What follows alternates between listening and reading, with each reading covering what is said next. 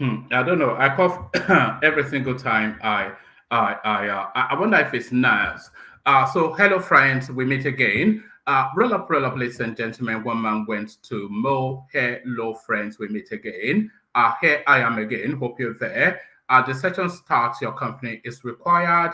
Almost three times a day in this instance because we had to do a special broadcast to bring you the live streaming of the Kwakwanso interaction with Kadira Ahmed. So stay tuned because we're doing that all the way through the week. So the session starts, your company is required. So that thing now that happens several times a day, I can say that for this instance, that thing that happens several times a day is happening exactly right now. So if you are available, avail yourself of what is going on here. One man went to Mo. The eagle has landed. Another Savior. Holy, holy, holy, holy, Adimebujuku. Another Savior. Another Savior. Holy, holy, holy, holy, Adimebujuku. Another Savior. Well, this is Mobien. This is dedicated to the gallant heroes of the Nigerian Biafra War and IPO families all over the world. I remember the Nigerian Biafran War, in the thickness of the Biafra genocide. Hey, one man revived the vanishing hope to life. Let the great Biafran army to fight, and they were singing out, holy, holy, holy, holy, is another Savior. They were singing out, holy, holy, holy, holy, is another Savior. Holy, holy, holy, holy, is another Savior. Many years after the genocide, whoa, yet another great leader has risen up now. Oh, and he's leading the Biafrans to victory. Inyamadika yabika kwa namno. Hey, anamekele mazuche mefo. Mwanemo, it's an honor having you on board. When I'm singing along, holy, holy, holy, holy, Namdekano is another Savior. Just sing along, holy, holy, holy, holy, Namdekano is another Savior. When I sing along, holy, holy, holy, holy, holy, holy, holy, is another Savior. Getting it right and getting it faster now.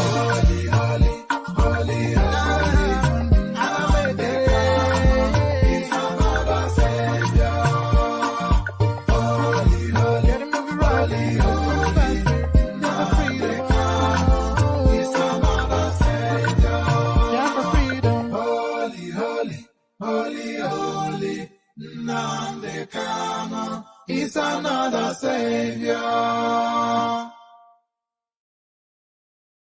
Another Savior. Holy, holy, holy, holy, Adimebujuku.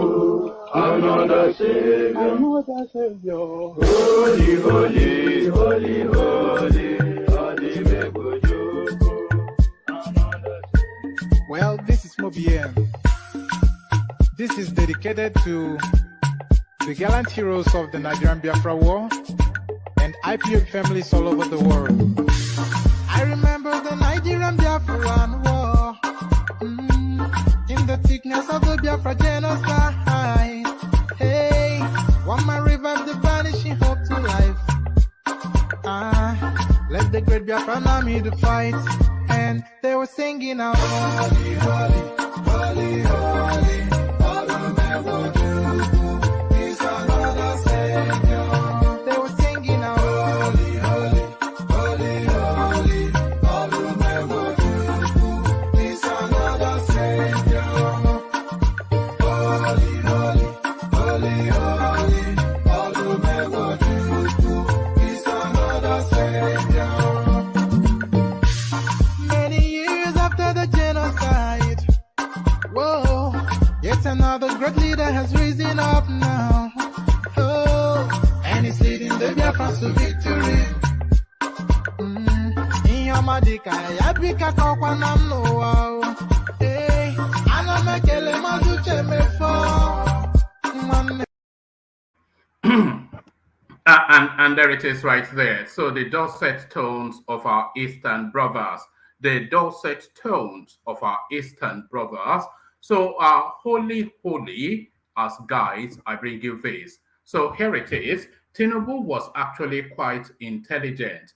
PDP chieftain says after verifying APC candidate's background. So here it is now. A man that prides himself on facts and the coldness of. So a man that prides himself on cold facts, Reno Omokri, at least that is how he likes to imagine himself. A lot of people will see it conversely and just see him as a random dunce. But this is what he's coming out with. Tinubu was actually quite intelligent. PDP chieftain says after verifying APC candidate's background. So was is different from is, of course. So, but how are you quite intelligent in the past tense? So that is a question that we hopefully will find out in the course of engaging with that piece. Wrongly interpreted, Peter Obi clears air on Peter Odili being his classmate. So the debunking and the unraveling of Peter Obi is happening right before our very eyes and is happening at rapid speed. A verilous liar, a pathological liar, and truth, of course, very quickly to catch up. And it looks as though truth now hunting down the Anambra-born man. Wrongly interpreted, Peter Obi clears air on Peter Odili being his classmate. So quite what lie was told and what lie is being reversed, we'll find out in the course of engaging with that piece. We'll find out in the course of engaging with that piece. 97 days to election. Obi Tinubu article polarize Southeast. So quite how the PDP, or it's a long essay by the way, so this one, so brace yourself for me abandoning it halfway through. Once the facts of it have been established, I'll probably just abandon it because it's a long and winding essay. But quite how Tinubu and Atiku can polarize the Southeast, which a lot of people have considered to Peter Obi. Hopefully, this piece will add some flesh to that. 97 days to election, Obi, Tinubu, Atiku polarize the Southeast. So quite what is in play there, we find out shortly. How Saraki rallies support for Tinubu 2023. So I suspect this may well be a misprint because Saraki is many things. Tinubu fan he is not. He very much been the coordinator of Atiku's campaign. So quite what they are saying here, we'll find out just shortly. 2023, how Saraki rallies support for Tinubu. So quite what is in play there, we'll find out shortly. I shall reclaim my mandate from PDP's Ademola Adeleke, vows Governor Oyetola. So that is a particular narrative that we have been monitoring quite closely on this platform. Just what is in play there. So I have of the view, and I've expressed that view publicly, that I'll be very surprised if Senator Adeleke is sworn in as the Osun State governor. But what will surprise me more is if he lasts more than 3 to 6 months. So he may well be there whilst the courts are deciding, or the courts may decide before he even gets there. But I don't see Senator Adeleke as the governor of Osun State for any real time period. And it looks as though Oyetola concurs. I shall reclaim my mandate from PDP's Ademola Adeleke, vows Governor Oyetola. So quite what is in play there, we'll find out shortly. Atiku and Obasanjo fought over the use of PTF money to purchase cars for girlfriends. Tinubu claims at APC rally. So Atiku, of course, there are two things that Atiku is known for within the Nigerian space. He has two loves in his life. There are two loves that Atiku has in his life. the love of money and the love of women. And one does not go without the other, of course, especially the former has to be in place before the latter comes in. So both of them combined and being thrown at Atiku by the looter of Lagos State. Atiku and Obasanjo fought over the use of PTF money to purchase cars for girlfriends, Tinubu claims at APC rally. So quite how he's able to substantiate that, we'll find out shortly. The next president should come from the south. That is Otom now taking a position. So he, of course, being one of the stalwarts of the PDP space, saying the president should come from the south, the next one being the one to come in 2023, is to then tell you that he has jettisoned his principle to look in another direction. The next president should come from the south, a headline attributed to Samuel or Tom. So there it is, a rich and diverse menu, as always is the case on this platform. So lean back, kick back, take it easy, relax into it.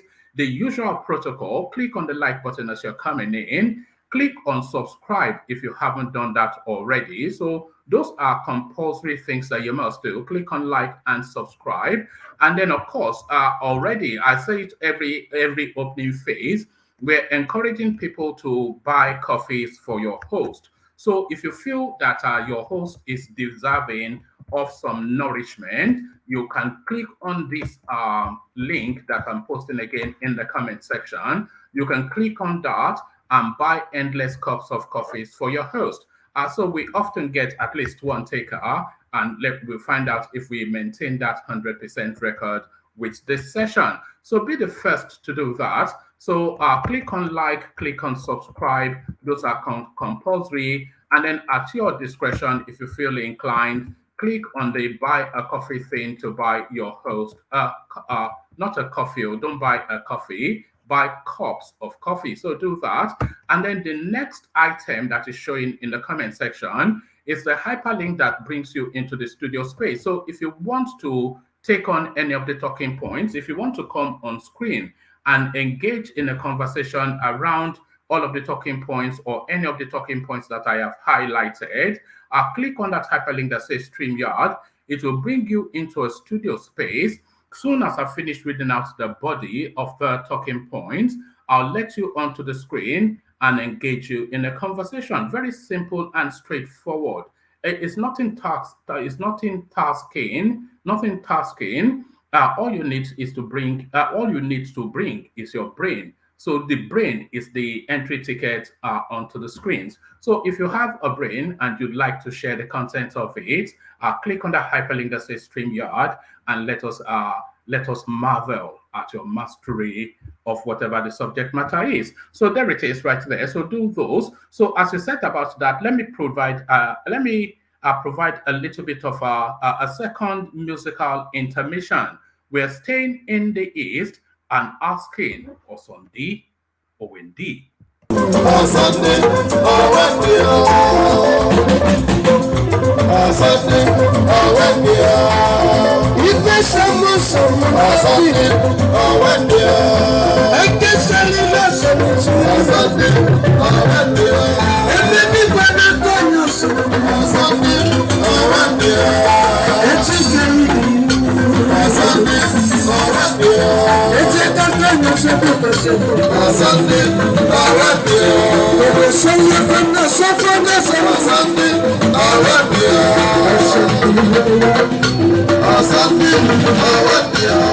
So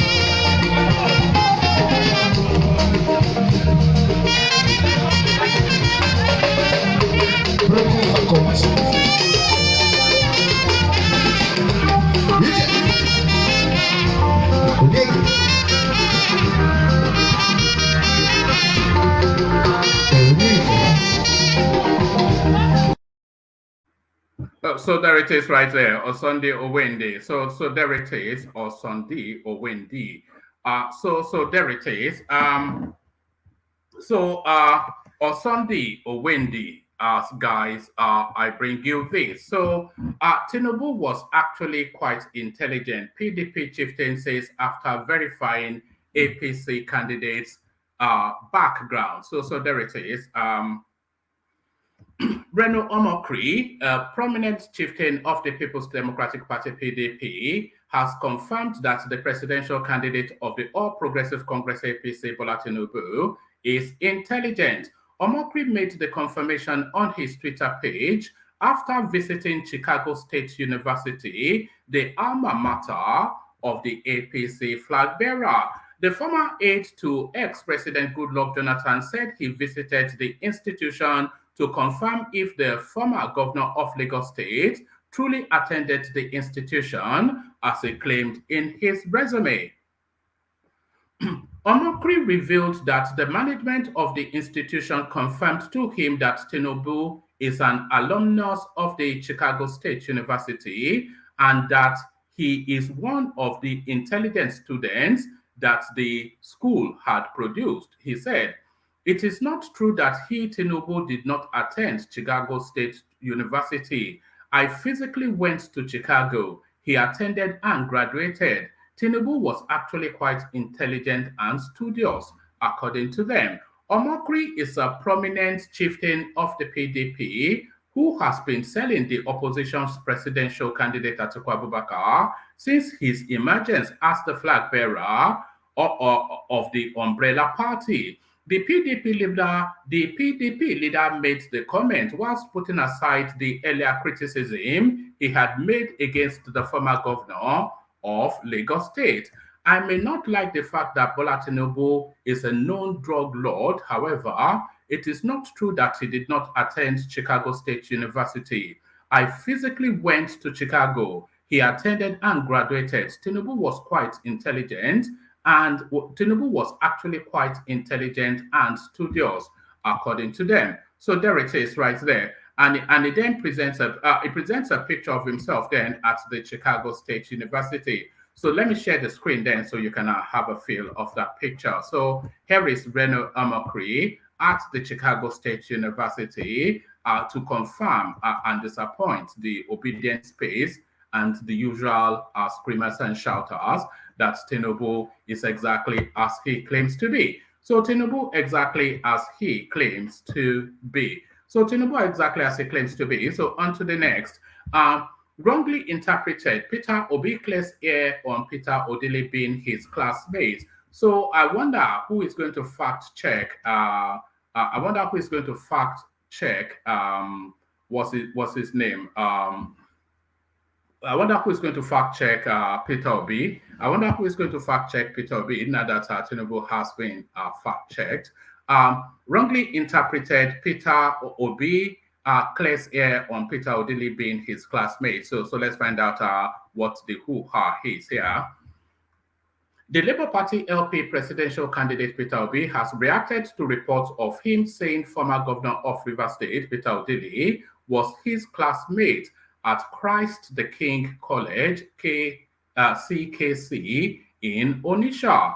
Obi said his comment on Odili at a function in Port Harcourt was misinterpreted. He was reported to have made the comment about Odili at the commissioning of a flyover in Port Harcourt, River State on Friday. Obi was urging people of River State to vote for him in the February presidential election when he made the comment. However, the Labour Party presidential candidate explained that he and Odili are alumni of the school and not classmates. In a series of tweets, Obi said he had described the former governor as a great footballer at CKC. According to Obi, my remark when I visited Port Harcourt have been wrongly interpreted by some people. The former governor of Rivers, Dr. Peter Odili, and I are amongst the prominent Nigerians that schooled in Christ the King College, CKC Onitsha, and we remain alumni of the school.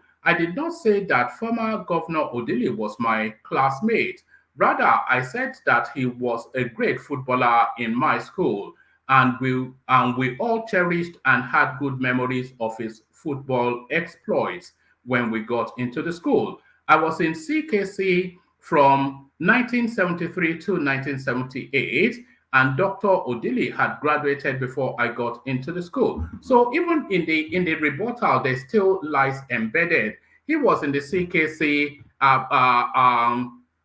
It was in the CKC in a period that Odili was not there. So it was in the CKC from 1973 to 1978. Odili had already passed through the school. So how is he then able to regale in his football exploits?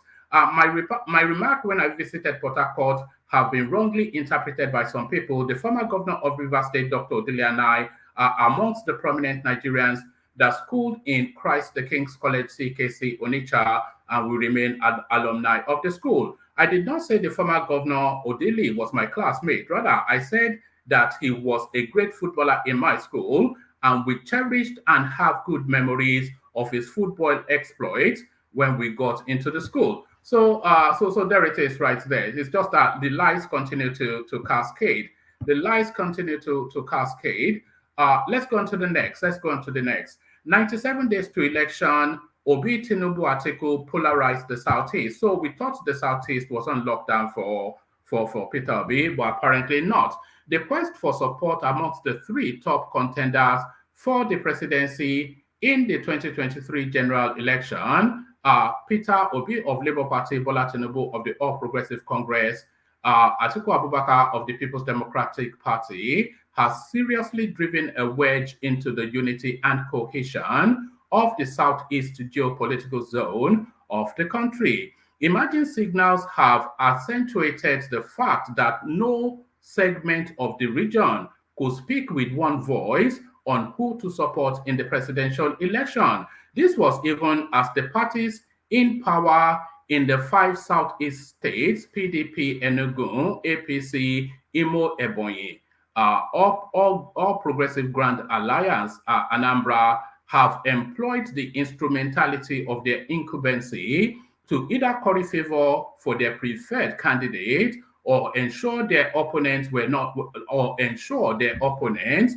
denied opportunities to canvass for votes. Surprisingly, even the apex Igbo sociocultural organization Ohaneze Indigo, which had before now championed the cause of a Nigerian president of Igbo extraction, is not left out of the polarization sweeping across the zone. Less than 100 days to the poll, the organization has become lame in a project that it has vested resources and time, as it has failed to endorse any of the contestants in the election. Going by its presence, a properly constituted Ohaneze would have been convened by now, where a pronouncement would have been made on the candidate of choice amongst the top contenders, and the task placed on the people of the region to mobilize and vote for the person in the election. It did so for former President Goodluck Jonathan on 2 occasions, as well as Atiku Abubakar in the last elections.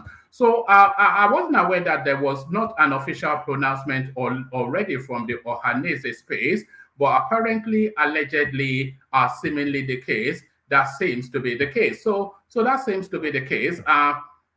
It's quite a spectacle actually because it's an easy go-to for them to endorse Peter Obi if we're going by his much vaunted popularity within that space. But apparently, allegedly, Ohaneze has not endorsed him yet. This is what The Guardian is reporting. However, whilst the campaigns have intensified, the much the Apex Eagle body achieved when it rose from its National Executive Council meeting that held in Owerri last Tuesday, November the 15th, was to ask Indigo to shun sentiments and vote credible candidates in the elections. So you have to speculate as to why that is the case. So you have to speculate as to why that is the case. And one of the speculations that you may want to consider is that they have seen the writing on the wall. Because everybody is saying that in this election, nobody wants to be on the losing side. Nobody wants to be on the losing side. And necessarily, if you endorse Peter Obi, you will be on the losing side. And that is not to say the incoming administration would then disadvantage you, because we're not having the anticipation that the incoming administration will be like the Buhari administration. So that is not to say the incoming administration would then disadvantage you, but in the pecking order of obviously by natural human instincts, you gravitate more towards the people that show empathy to your cause than the people that don't. So it looks as though the Ohaneses, they are keeping their swords sheathed. They are keeping their swords sheathed. However, while the campaign have intensified, the Apex Igbo body achieved. However, when the campaign have intensified, the much the Apex Igbo body achieved when it rose from its National Executive Council meeting that held in Owerri last Tuesday, November the 15th, was to ask Indigo to shun sentiments and vote credible candidates in the election. Meanwhile, sources told correspondents that the meeting might not hold again until the elections are over.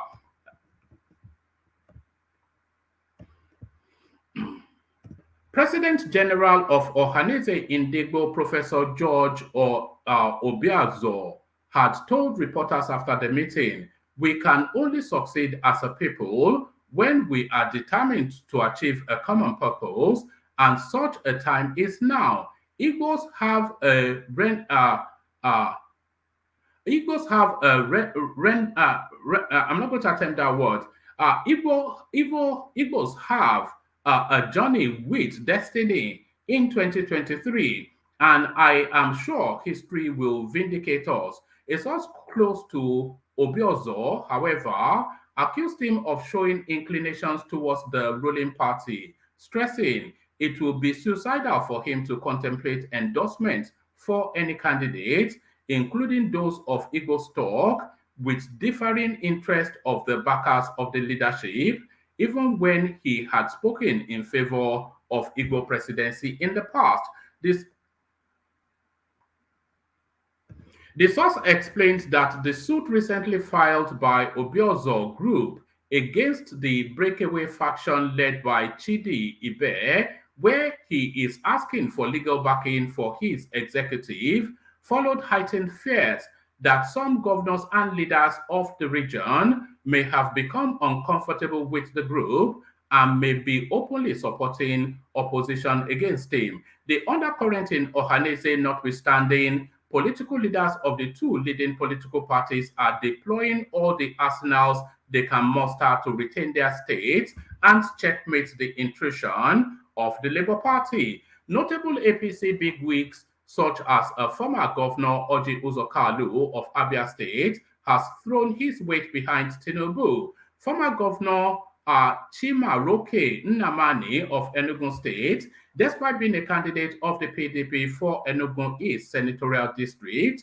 is also openly canvassing support for former Lagos State Governor, for the former Lagos State Governor. Also, other federal government appointees from the region.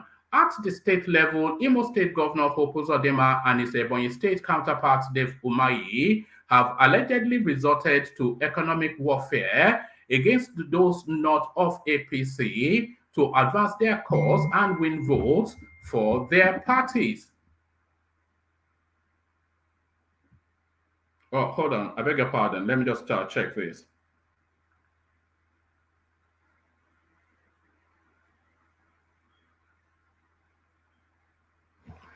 Pardon me.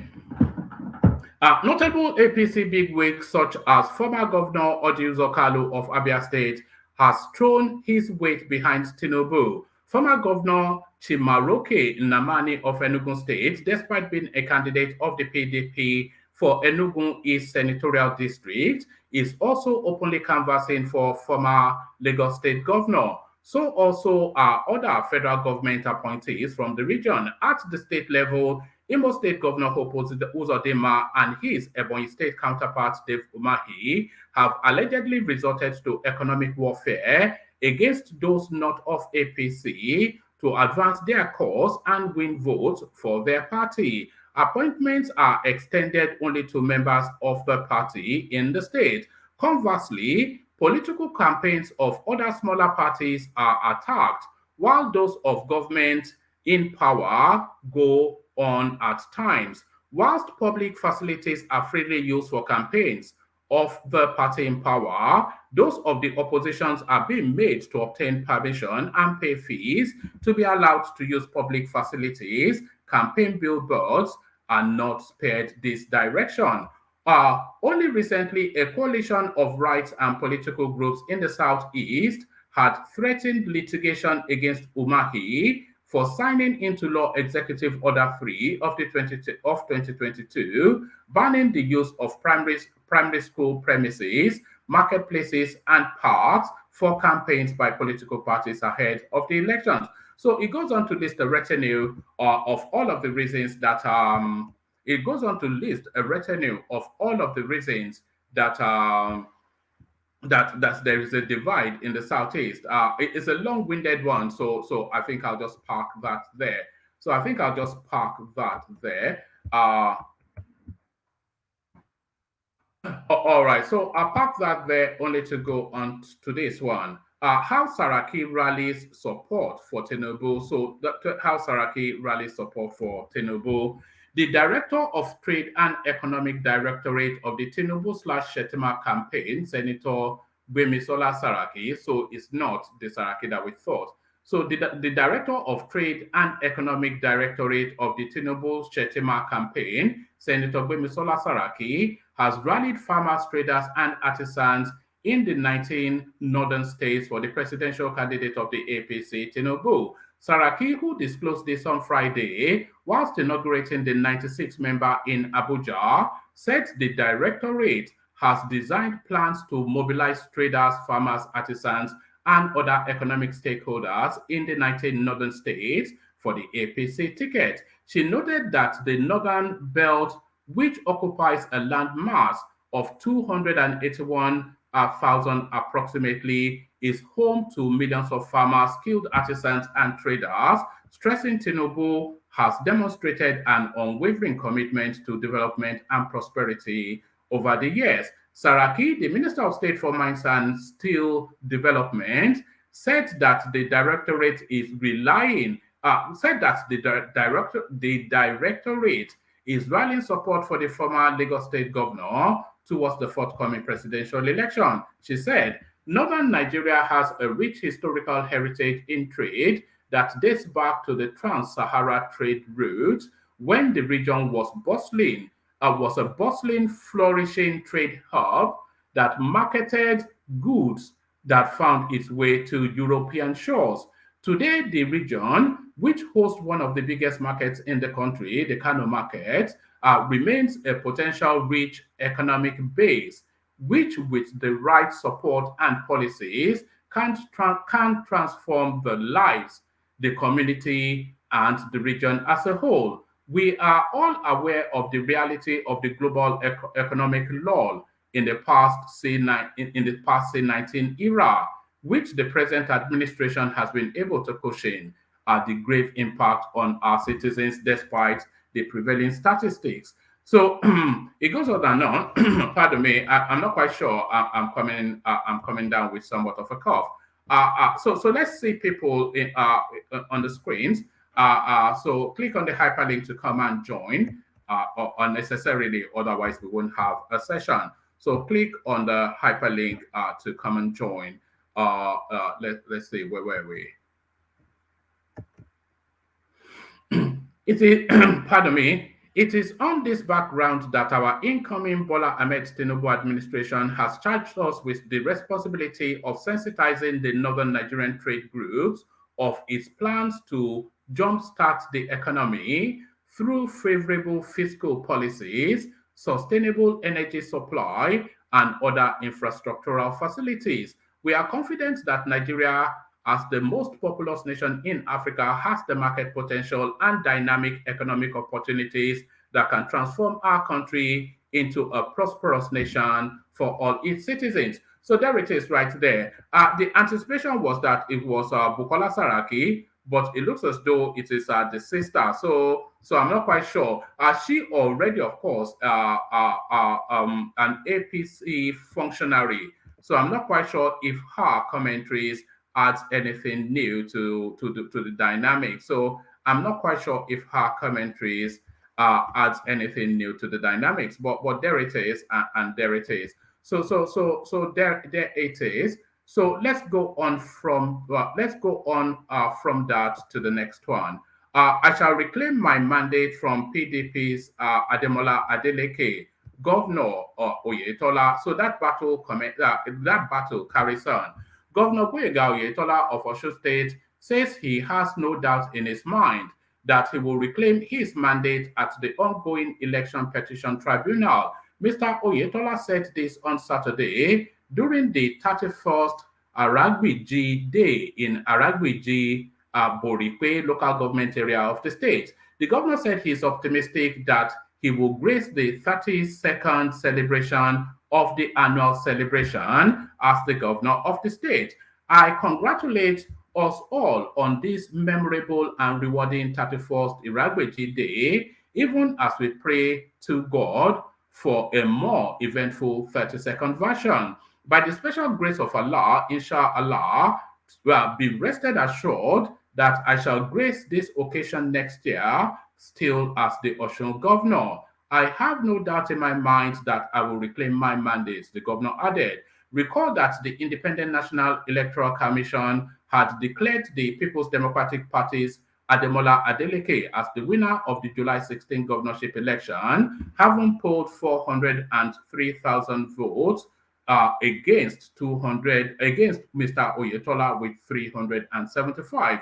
Oyetola and the APC have challenged the election results from 749 polling units across 10 local government areas of the state for various alleged electoral malpractices. On the annual celebration, Mr. Oyetola said that Iragbeji Day remains the best proof of who and what we are.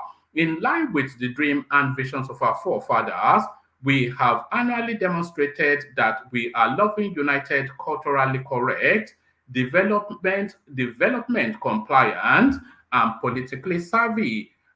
We have proved to the world that we are strong partners in the best demonstration of Omoluabi ethos. Mr. Oyetola said as governor and son of Iragbeji, he had showcased the best of the town through provisions of quality and equitable services in all sectors. I have managed the resources of the state using the lessons that I learned on your laps, the skill of probity, accountability, creativity, and innovation, rendering the best of services in a depressed economy and bringing our economy out of the woods and putting it on the path of sustainability. This is the signature which the Iragbeji put in my hands as a young boy growing up in a town surrounded by hills, and I've put the seal on the state for all to enjoy. So this is Oyetola not showing any signs of giving up at all on that mandate. I'm not quite sure. There must be something that emboldens that space, because there must be something that emboldens that space. Not Tinubu, but Buhari himself. He was one of the first people to congratulate Governor, not Governor yet, but Buhari himself. He was one of the first people to congratulate Senator Adeleke, to say that, okay, well done, because of course that election, with his own ruling party losing that space, solidifies then the new electoral rules that he, Buhari, had introduced. So that was somewhat of a win for him as well, for the ruling party to lose a state that they not only needed, but also a lot of people speculate that that is Tinubu's own home state. So for them to have lost that state, and for Buhari to very quickly congratulate Senator Adeleke, is to indicate that the center had considered it. But Oyetola continues to pursue. But why is he pursuing? Is the question. He can only be pursuing because he feels that he has sufficient and categorical enough proof to show that he actually won that election. But how that plays out, we'll see that just in the fullness of time. We'll see that in the fullness of time. Atiku and Obasanjo fought over the use of PTF money to purchase cars for girlfriends. Tinubu claims at APC rally. So there it is. The All Progressive Congress APC presidential candidate Bola Ahmed Tinubu claimed on Saturday his People's Democratic Party PDP rival Atiku Abubakar fought with former President Olusegun Obasanjo during their time in government. Abubakar served as Obasanjo's deputy from 1999 to 2007. The pair fell out shortly before the end of their tenure in 2007, a development that paved the way for Abubakar's switch to the defunct Action Congress of Nigeria ahead of that year's election. Tinubu, who spoke in Warri during the inauguration of the APC governorship campaign in Delta State, warned the people of the state against voting for the PDP in next year's election. The event was attended by APC Vice Presidential candidate Kashim Shettima, Senate President Ahmed Lawan, former National Chairman of the party Adams Oshiomhole, Plateau State Governor Samuel Lalong, and his Imo State counterpart Hope Uzodinma. Others are APC National Chairman Abdullahi Adamu, the duo of former ministers of Niger Delta, Elder Godsday Urobebe and Godswill Akpabio, Senator Tinubu Olaremi, and Chairman of Nigerians in Diaspora Commission Abike Dabiri, amongst others. The former Lagos State Governor accused the PDP of stalling the industrial development of the oil-rich state. He said, Warri is going down. They don't know the way. They don't have the vision, the brain, the knowledge, or the road to prosperity. Go to Lagos and see the development and records of beautiful people. Hope is here. Development is here. Progress is here. Ovie Omo Agege is here, and prosperity is here. These people, year after year, election after election, lie to you. They borrow money and celebrate market stalls. Where is the housing industry? Where is the opportunity to create jobs? They have no shame. Our rivals don't have shame. They fight in public. How can they think about governance? When Atiku was there, he was fighting his boss in public. They were telling us how they spent PTF money to buy cars for their girlfriends. Do they have shame? Will you vote for them again? So there it is right there. Do they have shame? Would you vote for them again? I think that is a real turn up for the books. As somebody like Tinubu accusing anybody of corruption, it's quite a spectacle that somebody like Tinubu would accuse anybody of corruption. Tinubu, of course, being the byword for corruption in Nigeria. So now this the last readout. So I'm going to put the link to the screen again. There's no one in the studio so far, so I'm going to read the last readout. And then if there's no one in the studio, then we have an early session only to reconvene tomorrow again. So there it is. So after this last readout, we may well just be shutting down. The next president should come from the south. This is Samuel Otom.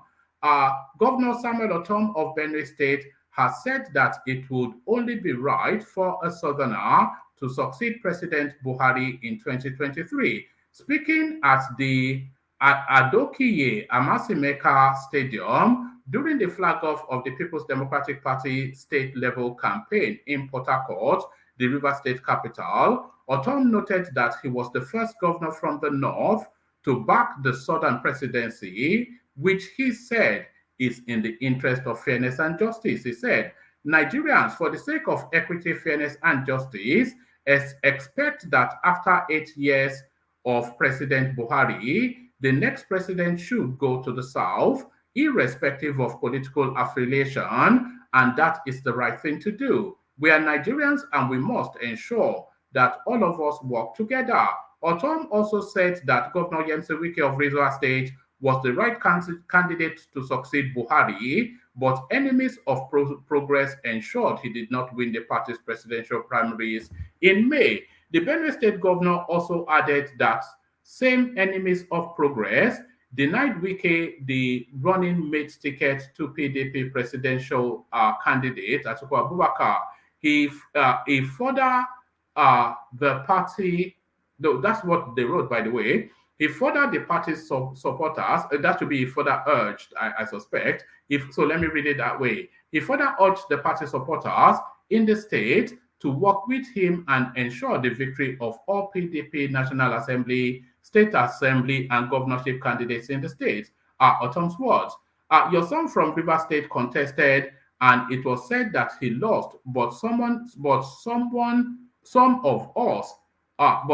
of us believed he was the right person to unite, bring us together, and ensure justice, fairness, and equity for Nigerians. So there it is right there. So the reasons why Wike is somewhat labored by the article space is really because of him not getting that presidential ticket, and that is essentially what Otom is telling us. So in situation we have the two that we just had earlier on. So it's Charlie Boy again who rejoins us, and the mighty Ajale Koko is here as well. So Ajale Koko, let's kick it off with you. We lost you abruptly in the earlier session, Ajale Koko. Yeah, one man. What did you say? I said we lost you abruptly in the earlier session. Yeah, I was gonna take care of some situation, so that was why. Oh, all right, brilliant. You sound like you're driving now. No. I'm not driving. I'm just outside. Oh, okay. So what's going on? Yeah, I can hear the movement of cars. Movement of cars. So this development now, Reno Omokri is taking the effort to go to Chicago, to the university there, to check on Tinubu'S records. And what the university told him is that he attended the university one. Let me see. It says, I may not like the fact that Tinubu is a known drug lord. However, it is not true that he did not attend Chicago State University. I went physically to Chicago. He attended and graduated. Tinubu was quite intelligent and studious, according to them. So quite intelligent and studious. So is this now the final chapter on that certificate, something or the other, and the usual hoo-ha? Thank you. Thank you, one man. Greetings to our listeners around the world. Please click on the like button, share, and subscribe if you haven't done so. That statement issued by Omokri is quite commendable. Quite commendable because he didn't play politics. He said it the way it is. If it were to be somebody else, he wouldn't have issued that statement that, according to his inquiry, the school said that Tinubu was quite intelligent and was one of the excellent students in the school. So I think I commended him. I really commend him rather for that. And that says something about Omokri.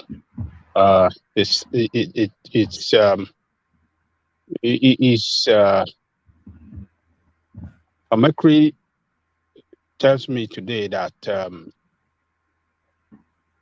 he will always say it the way it is. He will is a person that we always say the truth to power, though he's a politician. But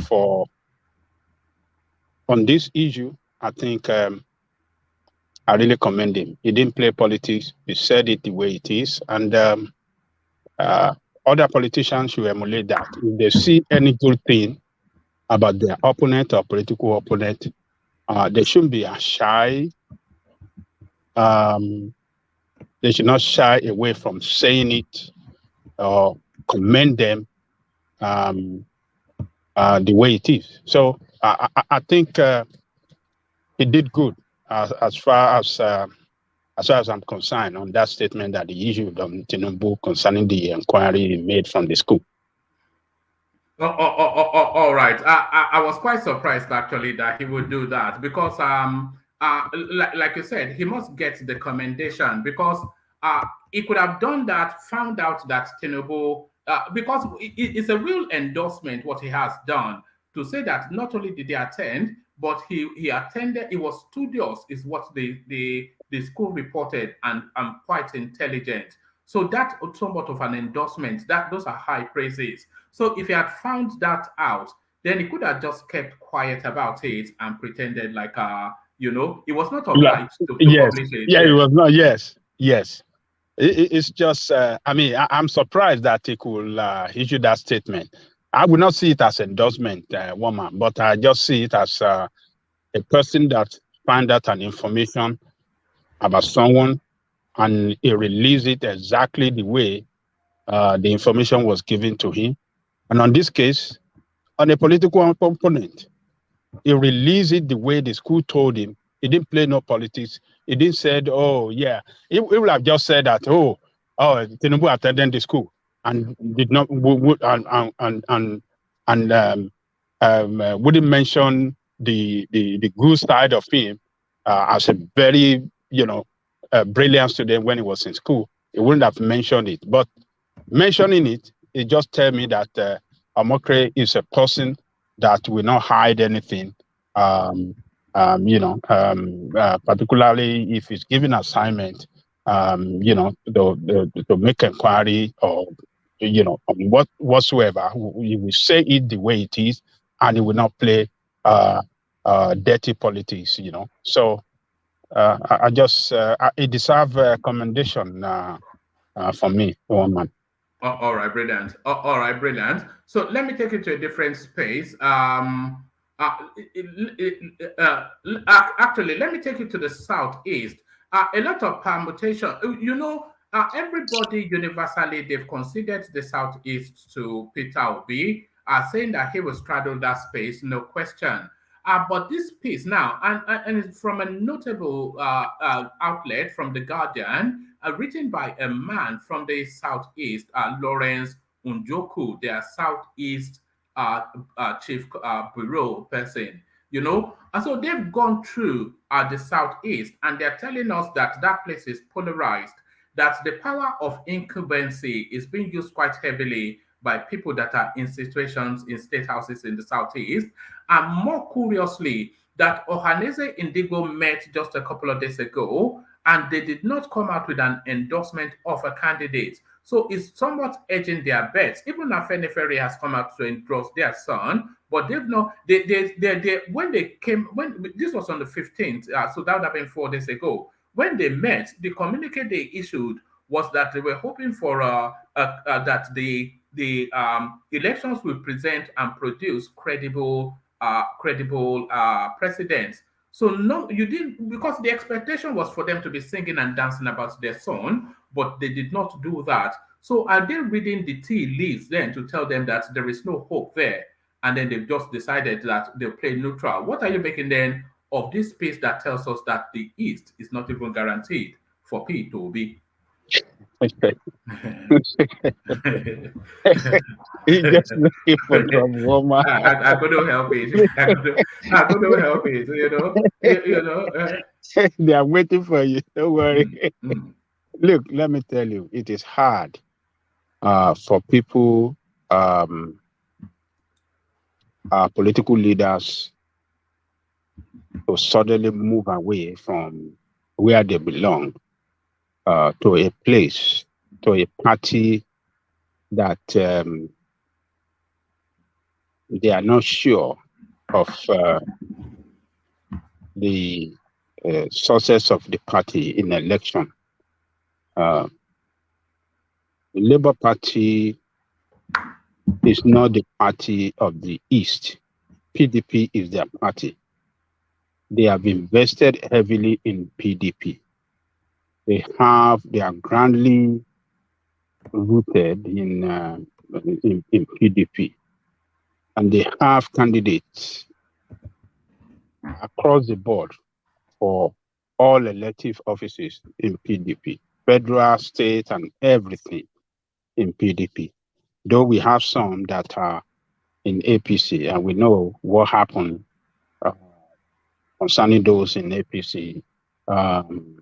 Opudozima was fraudulently given that position by the court. Umai ran away from PDP. It was PDP votes that got him to where he is, but because of the position of presidency being promised and being, for one reason, he moved to PDP. So PDP is the party of the Easterner. So to suddenly now abandon that party where they have invested heavily to another party, it is hard. It's very, very hard. Obi phenomenon is just something that they cannot, though Obi is their son, they want one of them to be in that position, but they are not seeing a clear way. They are not seeing a clear path through that route. So Obi is taken to the presidency. So it's very, very hard for those leaders. The younger Igbos, the youth, they're making loud voice, and support for Obi, yes. But the leaders have committed to PDP, and for them to just abandon and then start supporting Labour Party, they are in a very, very a very tough situation, and it's going to be very tough for them to make a decision. Though they will not condemn him publicly, but among themselves, they be saying it that, look, there is no way that he could get there. But that is the youth will not understand the situation the elders and the leaders found themselves, but the leaders are, trying to be very careful to give a public endorsement of Obi, because they don't know where the pendulum is going to swing. So between Tinubu and Atiku, and they want to be part of the next administration, because the Buhari administration denied them a lot of things because they did not vote for Buhari, and they were not able to be adequately compensated or adequately represented in Buhari administration. They are not they are not in the relevant. They are not playing. They are not in the game at all at the national level. So, but this time they're trying to see where they can go, who they can align with that can make the interest of the East relevant at the national level. I think that is why you see them They trying have to to be. negotiate. Sorry, Adale Koko, they have to negotiate that space very delicately, though. They have to be extremely delicate in how they set about that Oh space. yes, Because they being senior people in politics, they can read the landscape. Remember when Soludo wrote his piece, he told us that they are doing constant polling, and in all of the pollings that he has seen and that he has even organized personally, that he doesn't see any movement for Peter Obi, and that was what emboldened the piece that he wrote. So a lot of the people that see the raw data of politics, they are saying that this guy has no pathway. And they, of course, they have to, because in Nigerian politics, so if you don't back the winning side, you will suffer. you You are will suffer. abandoned. Yeah, You'll be yeah, yes. abandoned. So You'll be neglect. You'll be abandoned. of course now. So they saw what they suffered under Buhari now, and they know that Yeah. Peter Obi is not going to win. But they see this wild noise following him. But they want to signal to the Tinubu article space that we're on board, but they cannot do that frontally to Yes. because of their the The wild backing. repercussion. Yes, so they don't have to say credible candidate should. I mean, you know, Yeah. so for They, them they, to say credible candidate should win, then that tells us that they don't believe Peter Obi stands a chance.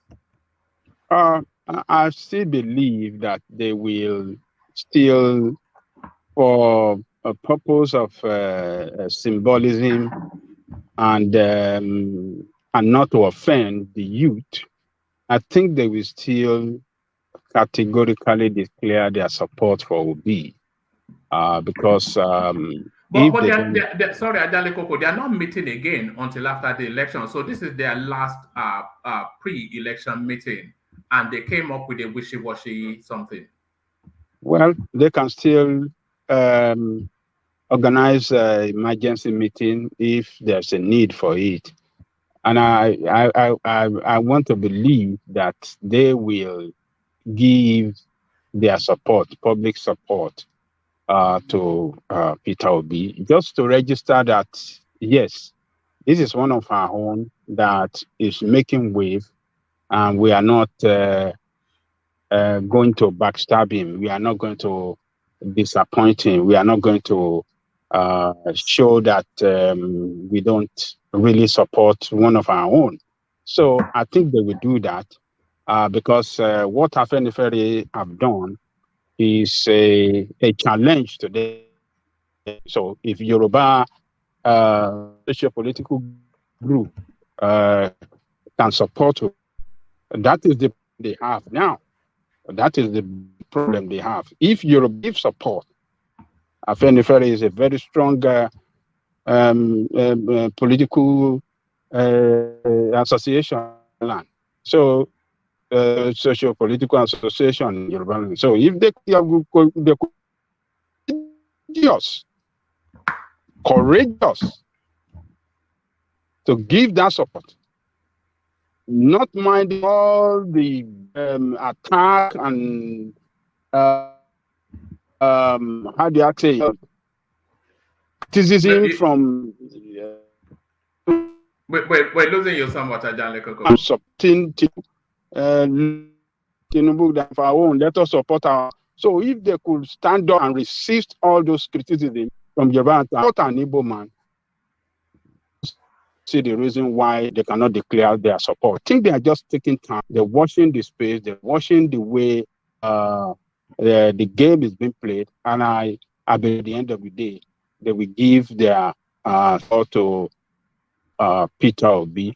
That doesn't mean that they will not steal for Fatiku. That doesn't mean that they have, because of the established relationship they have with Atiku for a time, mean that Adale Koko, you are dipping quite heavily. We are No, we've lost you now. Can you hear me? Adale Koko. I hope you can hear me. Look, can you see me? Look, we can't hear you. Oh goodness me. Adale Koko. All right. Yeah, we can't hear you. You are just not really, no. No, you need to move around a bit. Let me go to someone else and come back to you. Hold on. Say something. No, we can't hear you. I can hear you. No, I know you can hear me, but we can't hear. Oh, we've lost him. Well, what a shame. Now hopefully you join us back at Dan Lekoko because we were just getting into the throes of it. But let's deeper into the throes of it with the progressive. So the progressive, Adale Koko was just talking us through this rather ambiguous pronouncement by the Ohanese space, which somewhat befuddles the political space because we expected them to be singing and dancing and shouting from the rooftops about their own son. But all they came out with after their executive meeting was to advocate and admonish that a credible candidate emerges. So that is a language of ambiguity. That's non-committal. Certainly a lot lesser than what we had from Afenifere. The speculation then that the Southeast is polarized, and the author of the piece, he was also citing examples of the state governors moving quite aggressively to defend and protect the interest of their parties. And all of the state, there's no state, by the way, in the Southeast held by Labour Party, and all of the sitting governors. Certainly, we know that Soludo is not campaigning for Peter Obi. Peter Obi, Uzodinma doesn't want him. Dave Umahi is out there for his neck. So they're telling us that the Southeast even is polarized. What are you making then of that submission, the progressive? Yeah, thank you, one man. Greetings to you and to everybody in the house. Listen, you see this. It's a challenge. It's a difficult one for these guys. Okay, so these are forward-thinking, forward-looking people, right? So, and they at the same time they are very realistic about the situation that they find themselves. They understand, like a lot of people do, that the chances of Obi winning. I'm not saying he can't win because if you say that now, that is a crime these days. If you say Obi cannot win, it's a crime these days. So, but these guys have looked at the chances of him winning, and they are trying to play a clever game here. So, but for me, if I was them, they just come out and just make a decision, because what they've done now is just like, it's more like sitting on the fence. You're neither here nor there. Just come out and make a decision and say, okay, we are riding with this person or we are riding with that person. But the truth of the matter is this: you guys were debating now, and I'll try to come in the other day, but the place was full. You name any other region right now, maybe Southwest, because of this Adeleke's election in Osun State. If you go to the Southeast, they have 5 states. All the 5 states are for 3 different political parties. You have Abga in 2 states, PDP in 2 states, APC. And this is what Soludo was actually talking about. Say, listen, let's come together as one. This Tinubu that is running for presidency today, how did he get there? He formed a strong base at home. He took that base to go and negotiate with another base somewhere else, and then they form alliance. He was patient. He gave them the first go at it, knowing fully well that when it goes and come back, he will be at the top. Before Tinubu even announced that he wanted to run for president. One man, I don't know if you listened to an interview that Fashola granted. He did not say it was the turn of the South, Fashola said it was the turn of the Southwest. That will tell you that these people, they knew what they were doing right from day one. This was a plan that they all came together to hash up at the time. They knew the government, they knew that they have a base in the Southwest, but they couldn't take it to go and contest a federal election. They took that base and negotiate with another power base.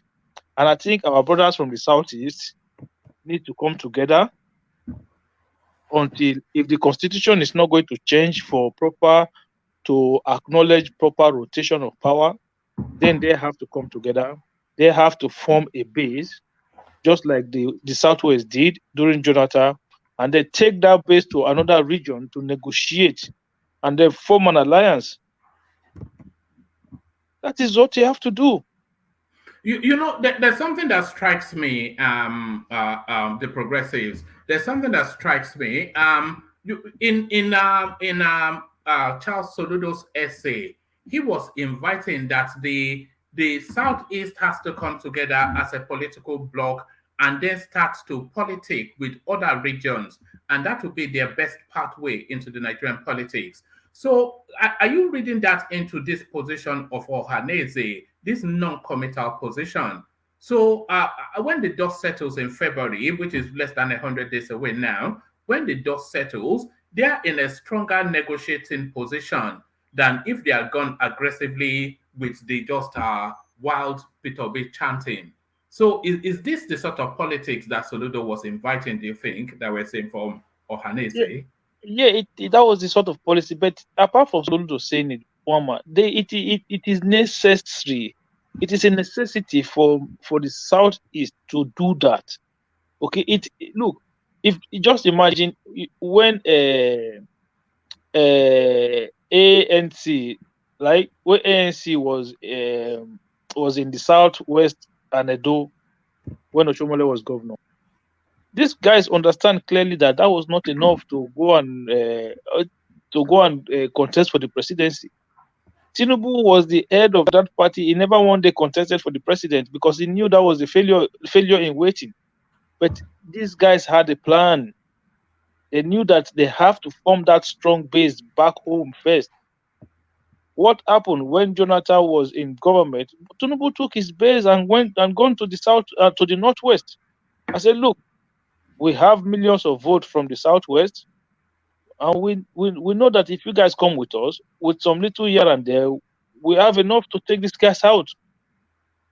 If the Southeast form an alliance today, I guarantee you, they will have some company from the South who will join them. If they take that strength level to say North Central and the Northeast, one man, that is an election winning formula.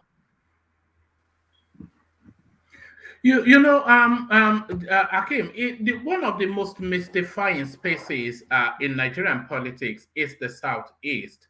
I think in terms of population count, if we're, pardon me, if we're limiting it to just Nigeria, in terms of population count, the Southeast, rather, the Southeast, they have the second largest population just after the Hausas, just as a sheer mass. So there's so many of them. But in terms of, and that number should translate in politics, but in politics, they always come at the bottom of the rung. So is it bad politics in their space? And are they too, do they even see themselves as, have they fully embraced the Nigerian project? Is this what is it about that space? It confuses me, the progressive. It is the nature. It is the nature of the people. Okay. I think what I understand about our brothers from the Southeast is that it's not necessarily a bad thing, but they don't, the way like in the Yorubas and the Hausa, they have leaders, they'll have leaders, and then people will follow their leaders. They will listen to their leader. Like even if that their leader doesn't really have anything, but the fact that they've taken him to be the leader, you will see a lot of people will follow that leader. So the what I've kind of noticed from the southeastern people, they are more independent-minded individuals. So, and that when it comes to in other areas of life, it's a very good thing.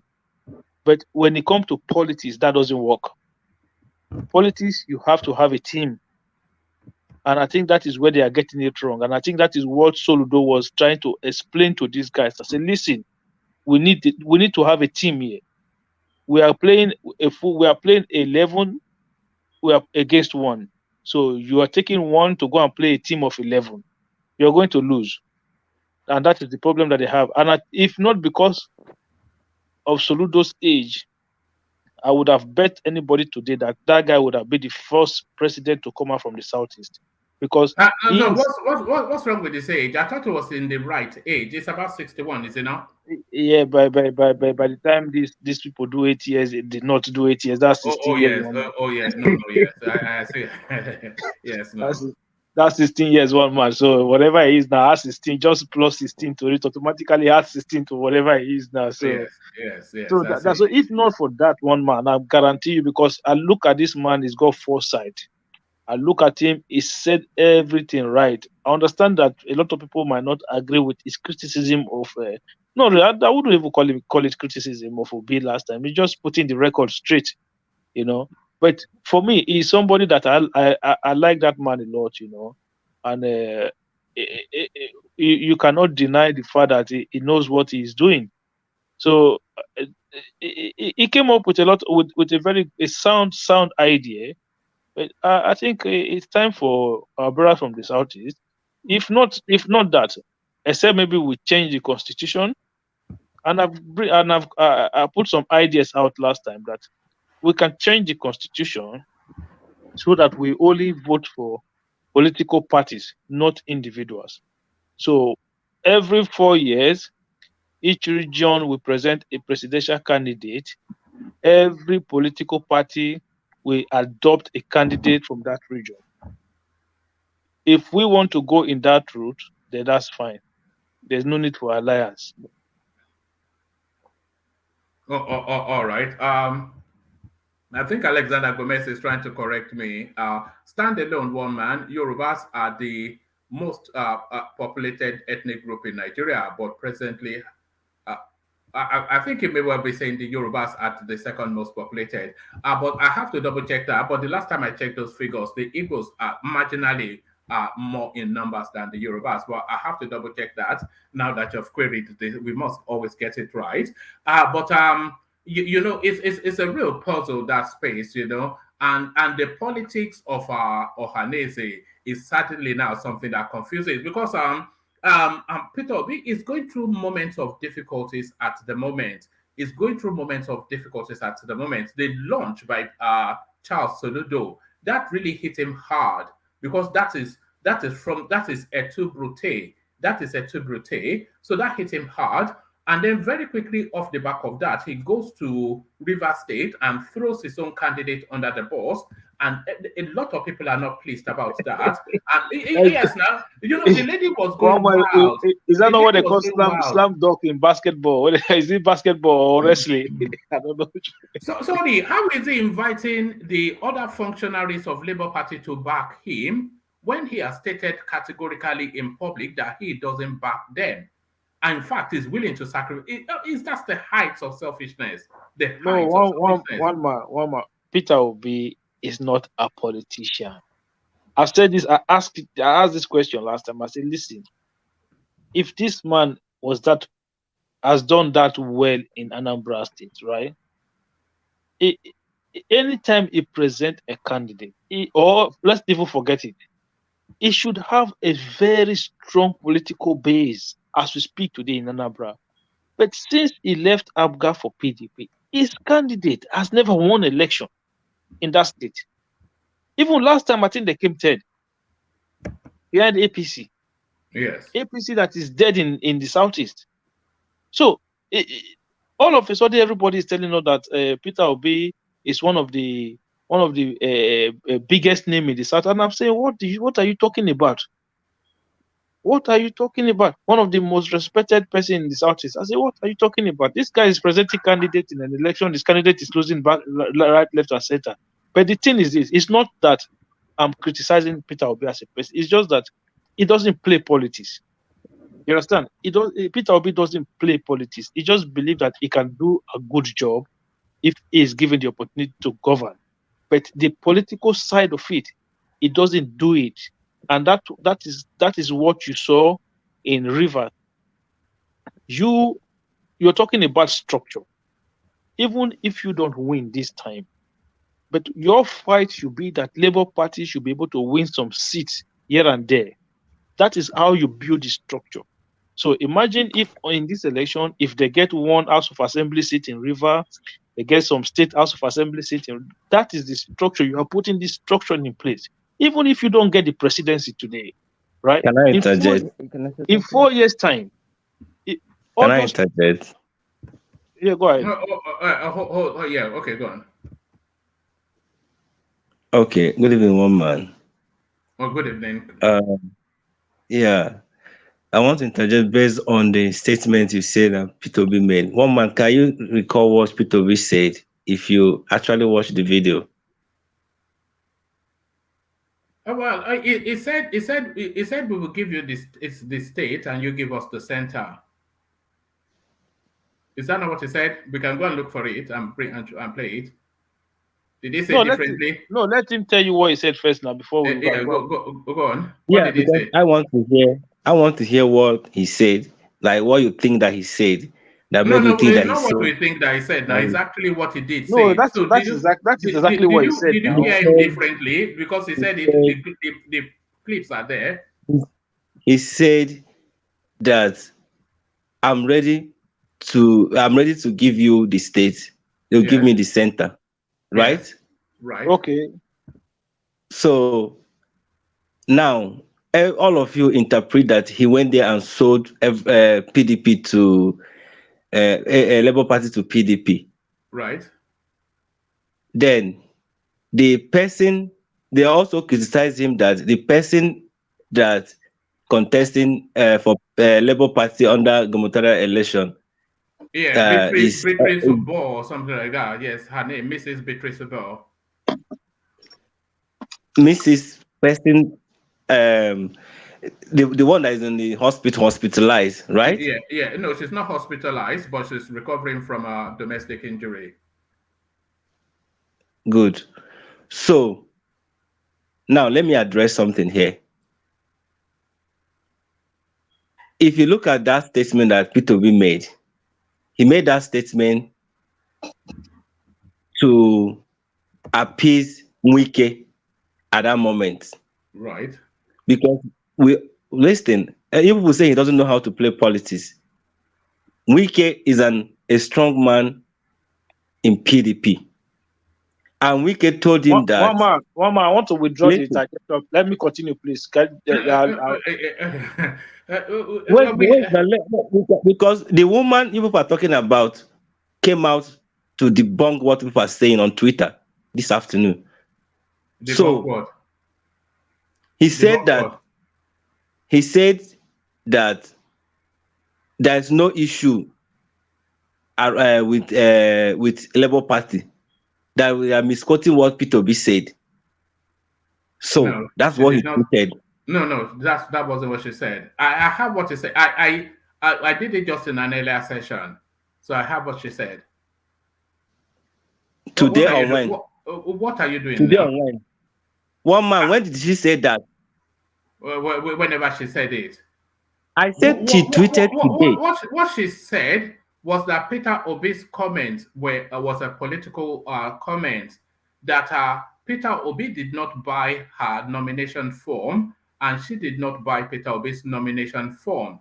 And therefore, Peter Obi is in no position to negotiate her ambition away. That's what she said. Today, she's now with Peter Obi. Let's get back to... I don't know what you're doing, man. What are you doing? I'm trying to understand. One man, what I'm trying to do that we are always misquoting what this man is doing, and you people say that he doesn't know how to play politics. He went to River State, to where Wike control River State with PDP, and Wike told him that he should forget about anything governorship election or state election here. As a strong man in your party, as a strong man in that state, and he control everything. You can see how he control the crowd. No, take He us told, to where. he told What the are you crowd that talking about? I brought this man here. No, we all So- saw it. We all saw it. So, what's your interpretation? So what I'm interpreting that was that politics that Peter Obi played there. To me, as my opinion, right? Right. I think that's a strong one, because he said that give me the federal, then take the state. Yes. Now, yes, because that's that is negotiation. But Labour Party has a candidate in the state. Meanwhile, the party they're talking about has been disqualified in primaries by the INEC, Which party? the Labour Party candidate.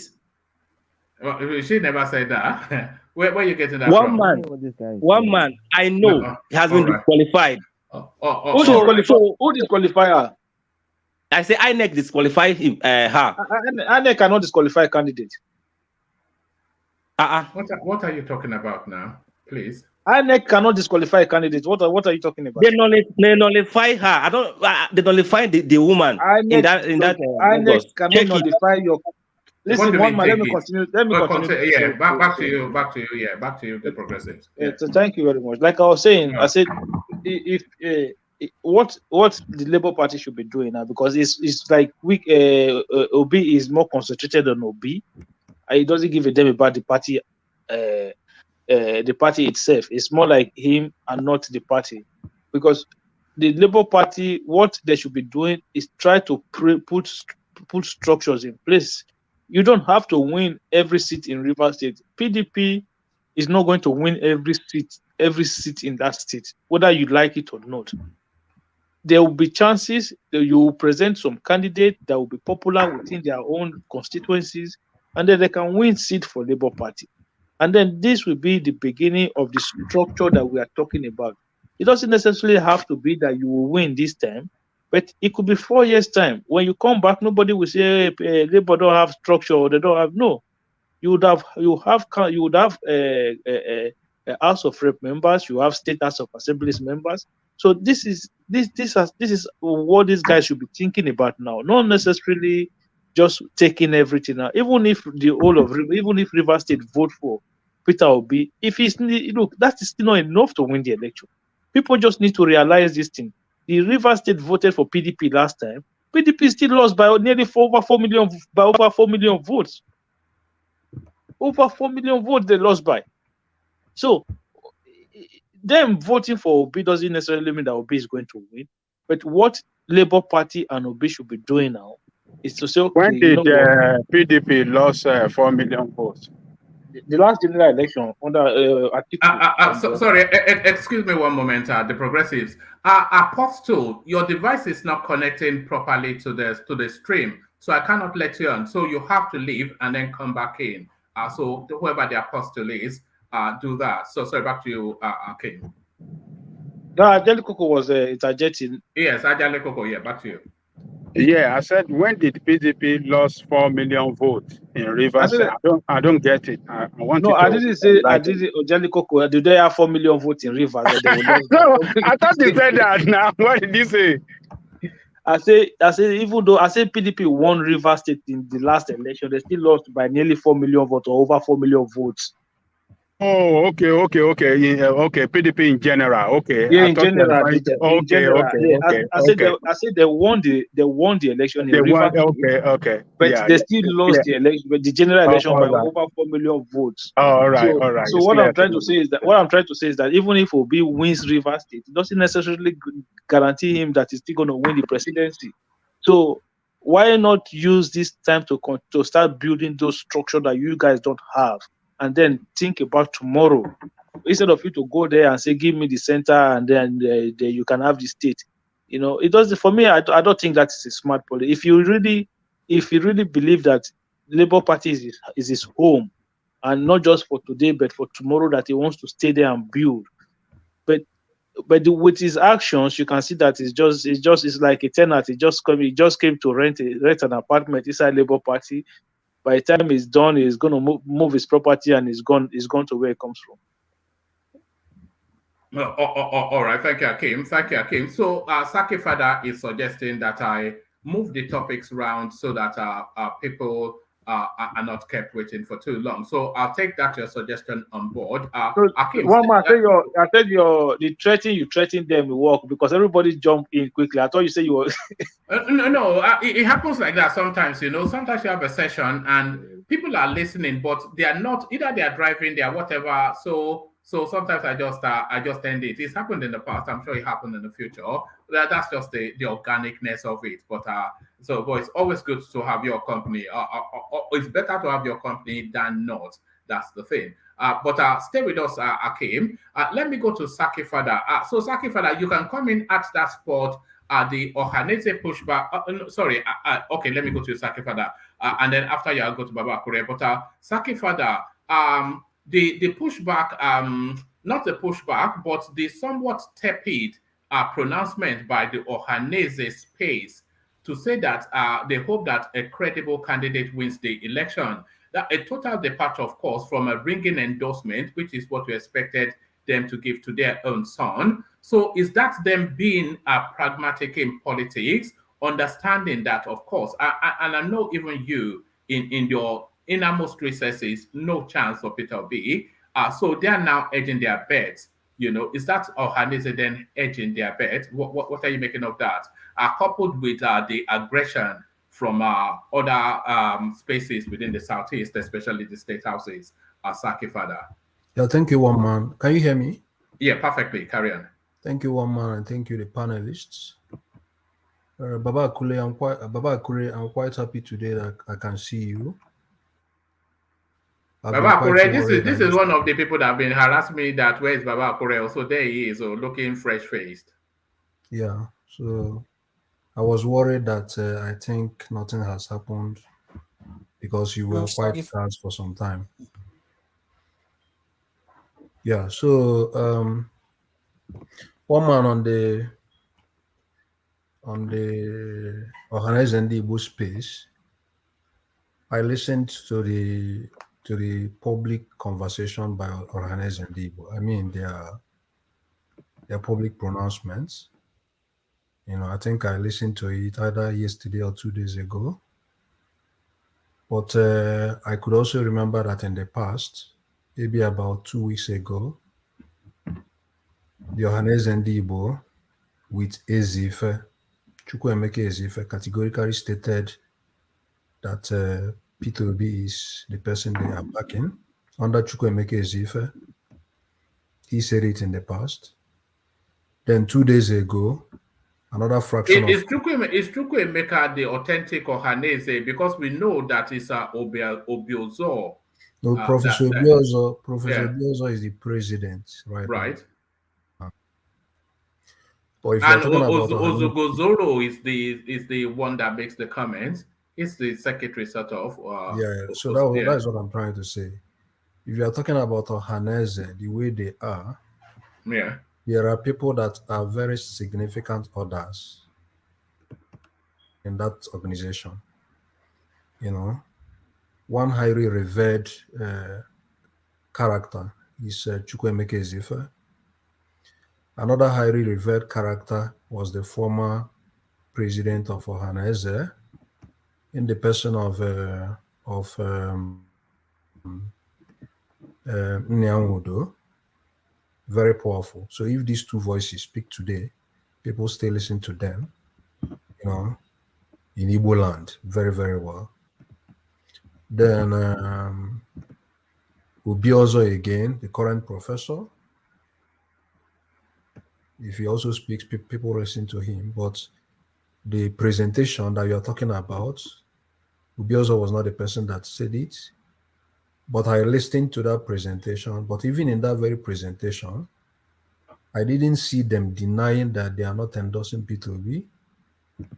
They even talked much about P2B in that presentation. But what I saw them doing is to tell the world that they are leaning towards this candidate because every other person, they even mentioned the Afenifere, that Afenifere endorsed him as competent and equitable. They also mentioned that the middle belt also have endorsed him, you know. So the conversation was centered about that the southern parts, that's the southern By the part. way, hold on, Saki. A lot of people are concerned. So Alexander Gomez, what has happened to Saki's voice? Has he just woken up or just tired? And Kulata is asking, Saki, are you okay? So are you just out of bed? Yeah, I'm a bit sick. Oh, well, is it the flu? No, no, no, no. Look at that. No. All those take away food that you've been eating is caught up with you. Now look at this guy. Yeah. All right. So sorry to hear that. Get well soon. But back to it. Back to it. Go and eat Isewu. So, You'll be okay. It's Zaki really Father, as good that you did. go As eat go forget. Isewu. Yes. You say that Ajale Koko, but Isewu is actually a lot of illnesses. They are toxins, and if you eat Isewu and you sweat hard, it will purge Yes. you of yes. Yes. Water is And one with kangaroo. Isewu with kangaroo. Kangaroo Look at Isewu. look at this guy. Don't eat kangaroo. I'm not sure that's even Kangaroo, legal. Eh? kangaroo head Isewu. Eh? I'm Send not for sure but, that's Thomas. even legal. You can Thomas get will get you arrested. that. Eh? but Do you know that one, Thomas is in Lagos as we speak? one man, Yes, yes. He said so last Yes. night. I was hearing him. Said he's Oh, in Lagos. all right. one Sorry. man, Back to you, Saki. one man. You really have very, very intelligent people on this platform. For them to have been able to notice that that No, they know the Senator, quality of your voice, and it wasn't resonating okay, in the way they were used to. But all right. back to the politics of it, how the Igbos have abandoned Peter Obi. So, like I've said, if you listen to that very presentation pronouncement by that faction of Ohanese,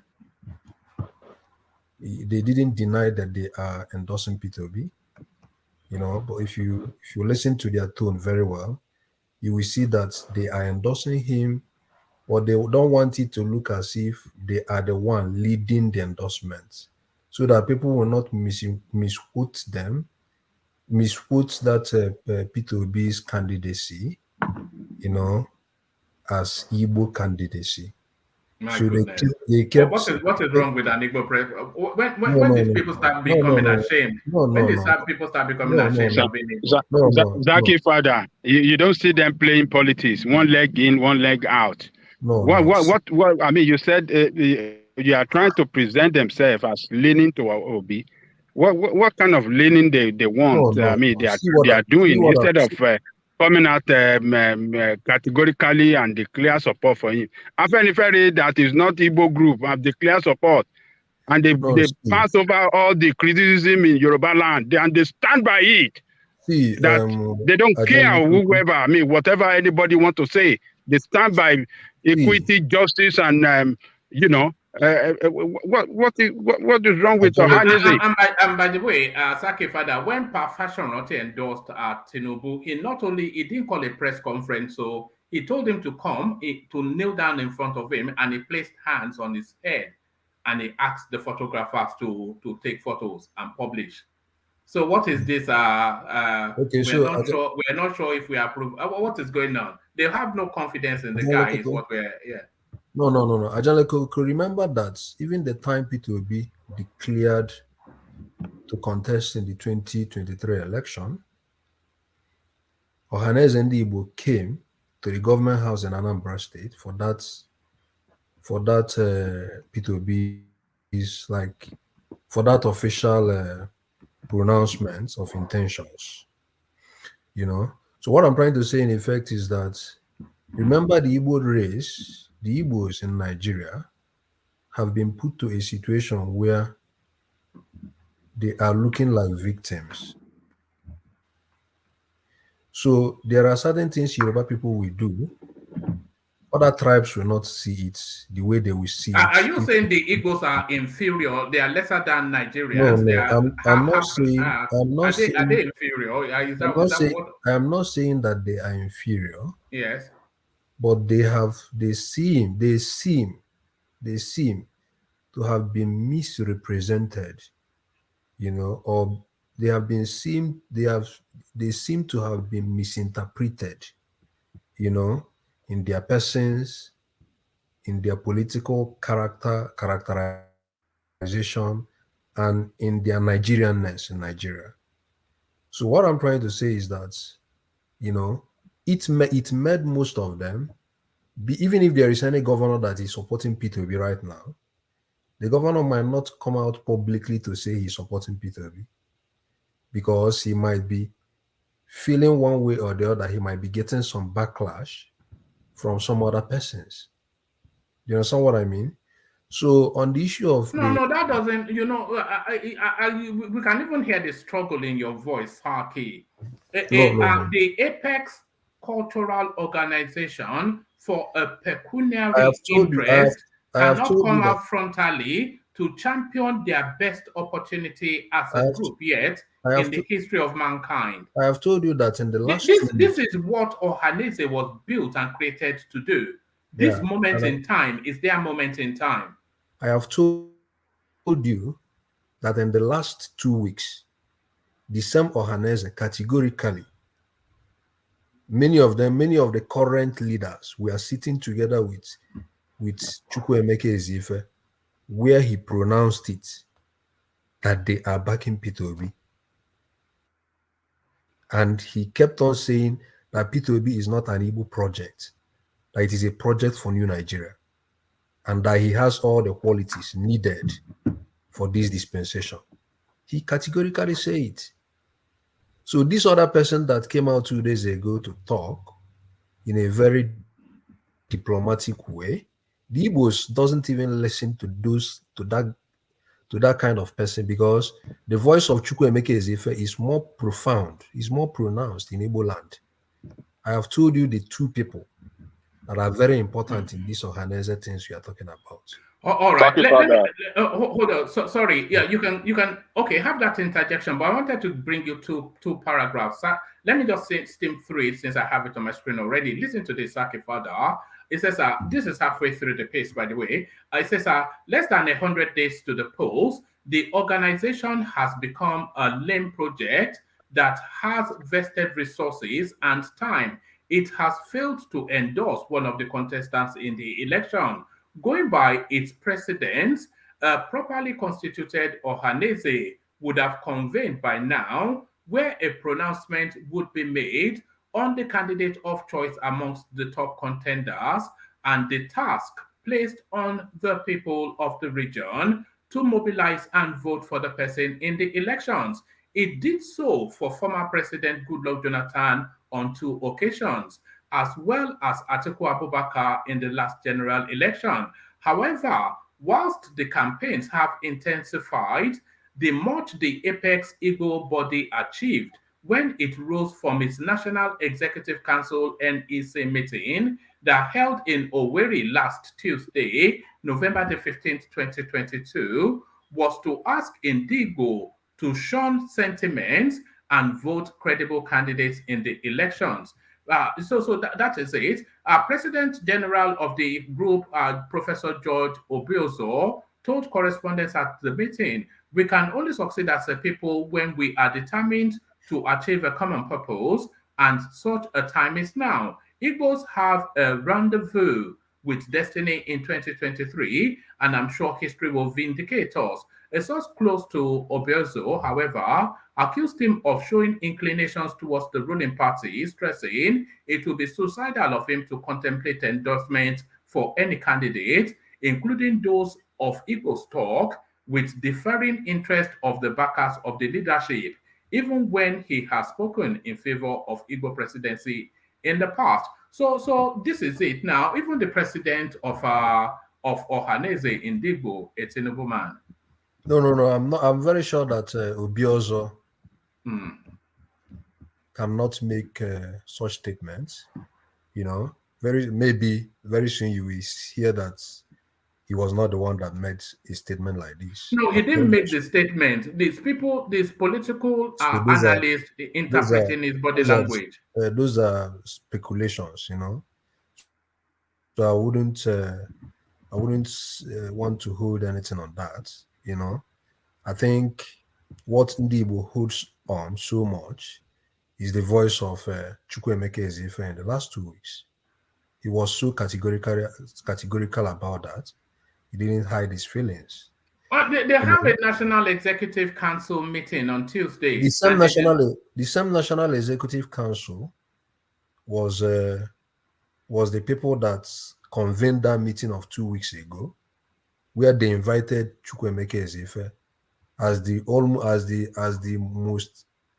most recognized elder of Igbo land right now. You know, they were the same executive council that had that meeting, and they invited him. And in that meeting, he was not given this thing to talk. You know, so and I know what I've mentioned two people that Igbos listen to in this Ohaneze, Igbo. You know, Igbos listen to those two people very, very well.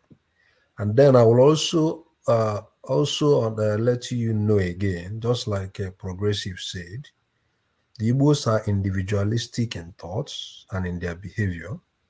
You know, there is nobody that will decide their pattern of voting.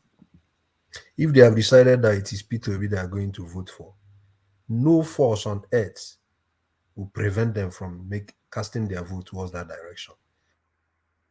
Not even the Pope, you know, we push them towards another actions. That is the way they do their decisions. And I was quite happy when he was saying that there are structures in Igbo land. So he gave example saying that Peter Obi has been bringing candidates in Anambra State, and none of his candidates has won election in Anambra State. All right, we remain unconvinced. You are making too many leeways and excuses for what they should have done is to come out and endorse their own No, son. I'm not That is just making anything excuses. outside of that I'm not making anything I'm not outside making of excuses. why can they not? This is the best No, opportunities I'm that not the making Eagles excuses. will have I'm had saying in history and time. I'm saying that Okay, do you consider that this opportunity that is Peter Obi is the best opportunity that the Igbos as a collective group have had in history and time? This is the best. This is their best moment in of time. course, of course, this And the social cultural organization for that space one man, with one remit one and man, one remit one only man, to of promote the course, interest of their region, they one man, cannot come out to frontally chest out endorse their own son. one man, of course, this is the best chance. Nobody is arguing that. They should be But at the shouting from same the time, rooftops listen, that listen, P2B, listen, P2B, that's listen. what they should be doing. No. But at the same time, does it mean that in an organization we cannot have factions? It doesn't prevent organization from having factions. I've told you that 2 weeks ago, a faction of the same Ohaneze endorsed him categorically. So, and these people came out and said what they say. They are not even saying they All are not right, endorsing all him. right. Let me push you further, Saki further. Would you concede that Peter Obi is going through a patchy patch, if not a reversal in fortune? And some people will say a reversal in fortune. So the first stab in the back that cut deep, the Soludo piece that just decimated him, and then The Soludo piece. hold on. Let me land it. And then the faux pas in River State when he went and threw the party's candidate under the bus and invited Wike to drive over her, and now the Ohanese distancing from him. Is this not a reversal? Okay, it is not, there is no reversal. Number one, the Soludo piece doesn't have any, what Soludo piece even did was to bring in more sympathizers for Peter Obi. Soludo peace didn't reduce the tempo of his what do we call it, of his supporters. That Soludo peace it didn't have any effect at all. If you are thinking it has any effect, it doesn't have any effect. In fact, the reply P2B gave the next day, received as at that day, Soludo's tweet was receiving like 20 about 20 something thousand reactions.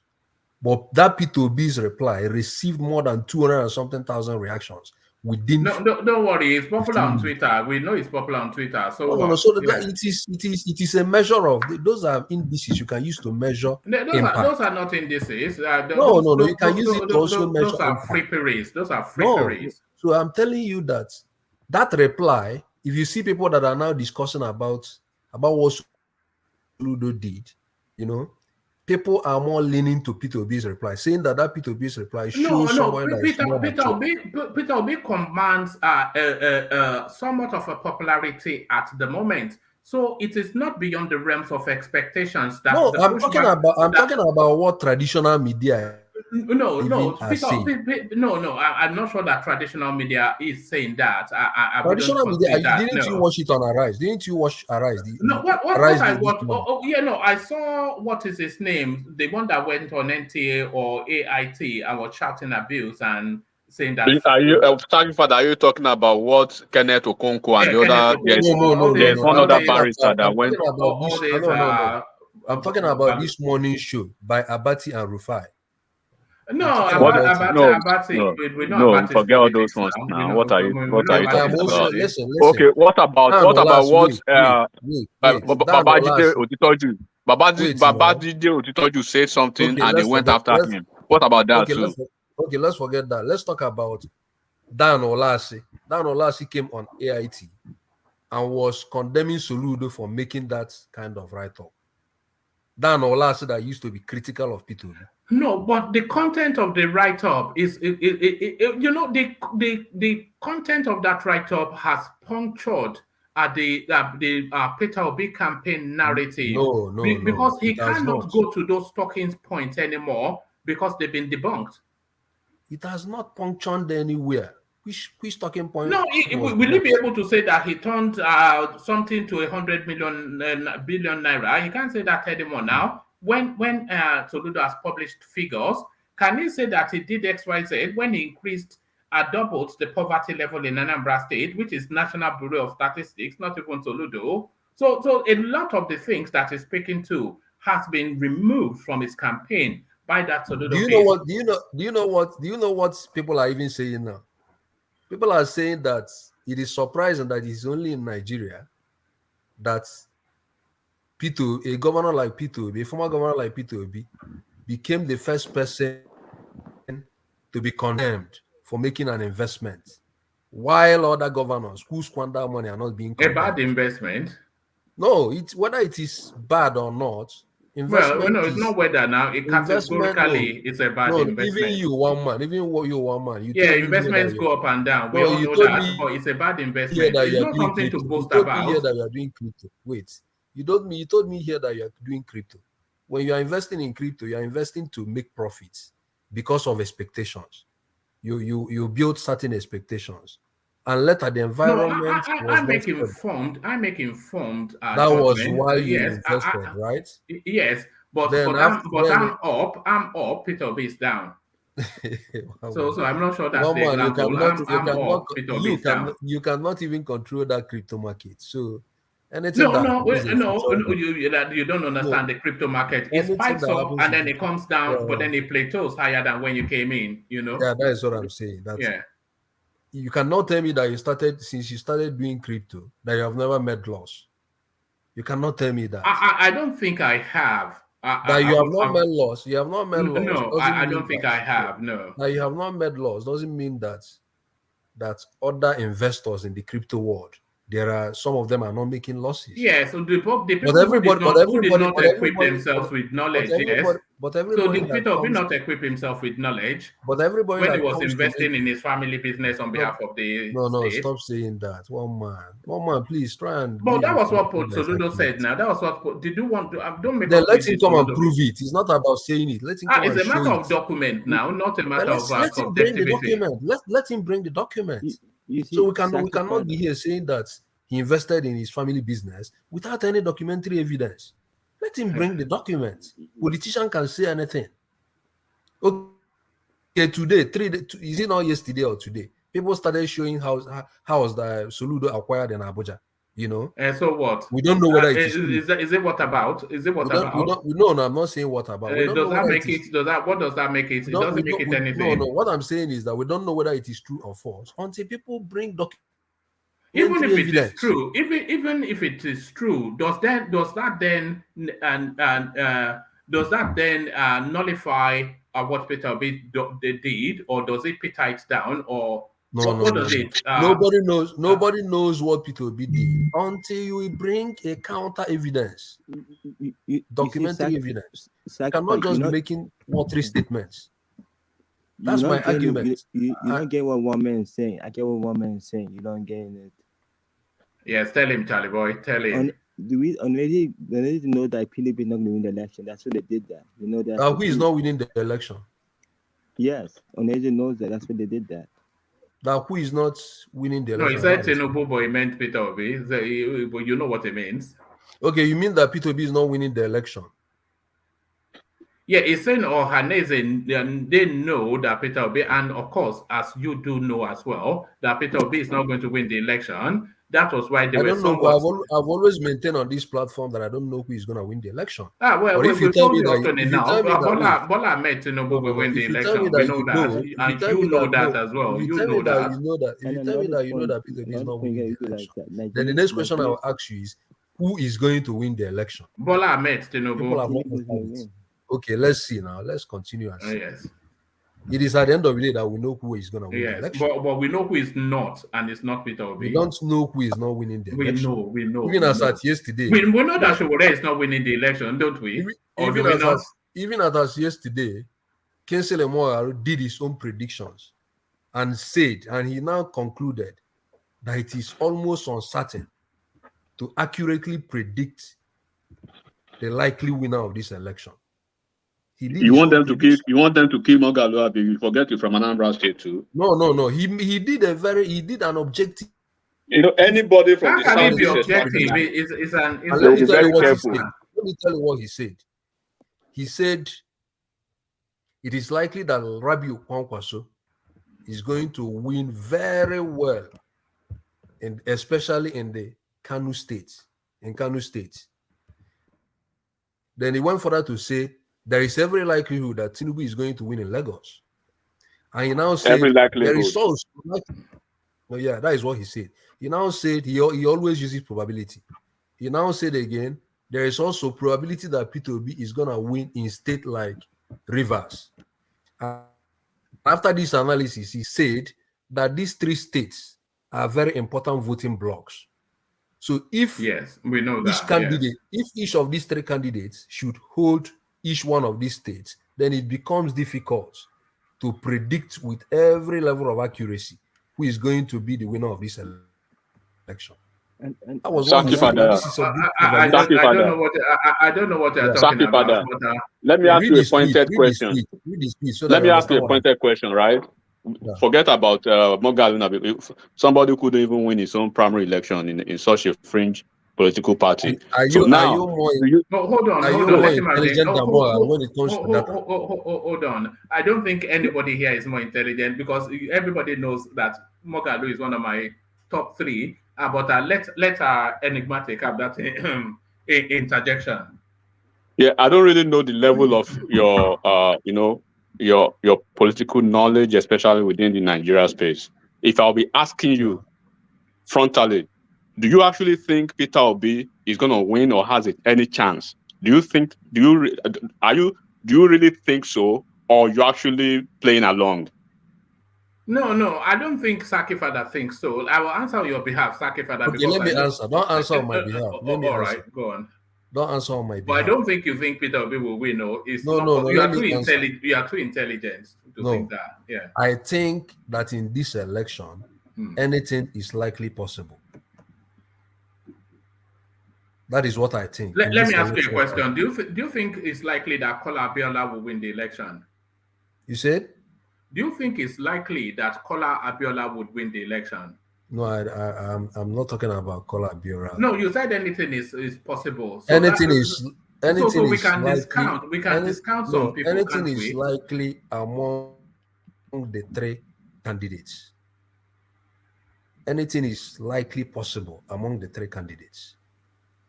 That is what I'm trying to say. Do you think Peter Obi can score more popular votes than Kwakwanso? Dan Kwakwanso. Hmm. Of course, P2B has, in terms of spread, P2B has more advantage than Kwakwanso. Then in terms of block votes, he still has his block votes from his region. But anyway, I suppose that's in question that if he has that block vote. But let me take you to another spot because but before I take you to that spot, let me actually acknowledge Kulata's super chart. So Kulata super charts to say, I predicted earlier on that obese support. I predicted earlier on that obese support will soften in the southeast as we get closer to the elections if people realize he's a long shot candidate. So I'm not sure about that prediction though, because So Bennett, has he softened? Has he hold on, softened? is it not softening? It's actually How? ebbing. It's ebbing, even not How? softening. It's One ebbing. man, you're not from the southeast. You're not from the Don't southeast. worry You about it should not tell being me. from the You should southeast tell me now. It is better. You should tell ebbing. me better about what is happening in the southwest. No, it I is speak with reversing. I speak with people from the southeast on daily basis. So you are not from the southeast. I don't speak with people from southwest, but I speak with people from southeast on daily basis. All right. Let me move it to another spot for reasons of time. But on my way to that other spot, we've not yet seen any activity on the buy the coffee thing. So I wonder if we'll maintain our 100% records today. To the space, Peter will be throwing the Labour Party candidate under the spot, under the bus. The ruthlessness of the guy, it belies his humility that he puts on as a veneer. So the veneer, it falls a little bit, and we see the blood fangs of the man. A real bloodsucker politician, like most politicians are, immediately he throws that woman under the bus in order to sacrifice her to Wike's exigencies. So what are you making then of the sacrifice in Port Harcourt? Well, I don't know what happened in that space. I've not I've not read exactly word to word what he said, you know. But some people were saying that he promised Wike of that they are going to he's going to negotiate with his party, something like that. So, but I don't know the exact word he used, how he used it publicly. I don't know, you know. So I wouldn't comment much on what I don't know. All right, you don't know. Yeah, uh, I don't know the exact thing he said. So, oh, oh, oh, but oh, what I heard some people saying Peter B said he's going to negotiate. That he and Wike people, PDP will negotiate and Labour Party, something like that.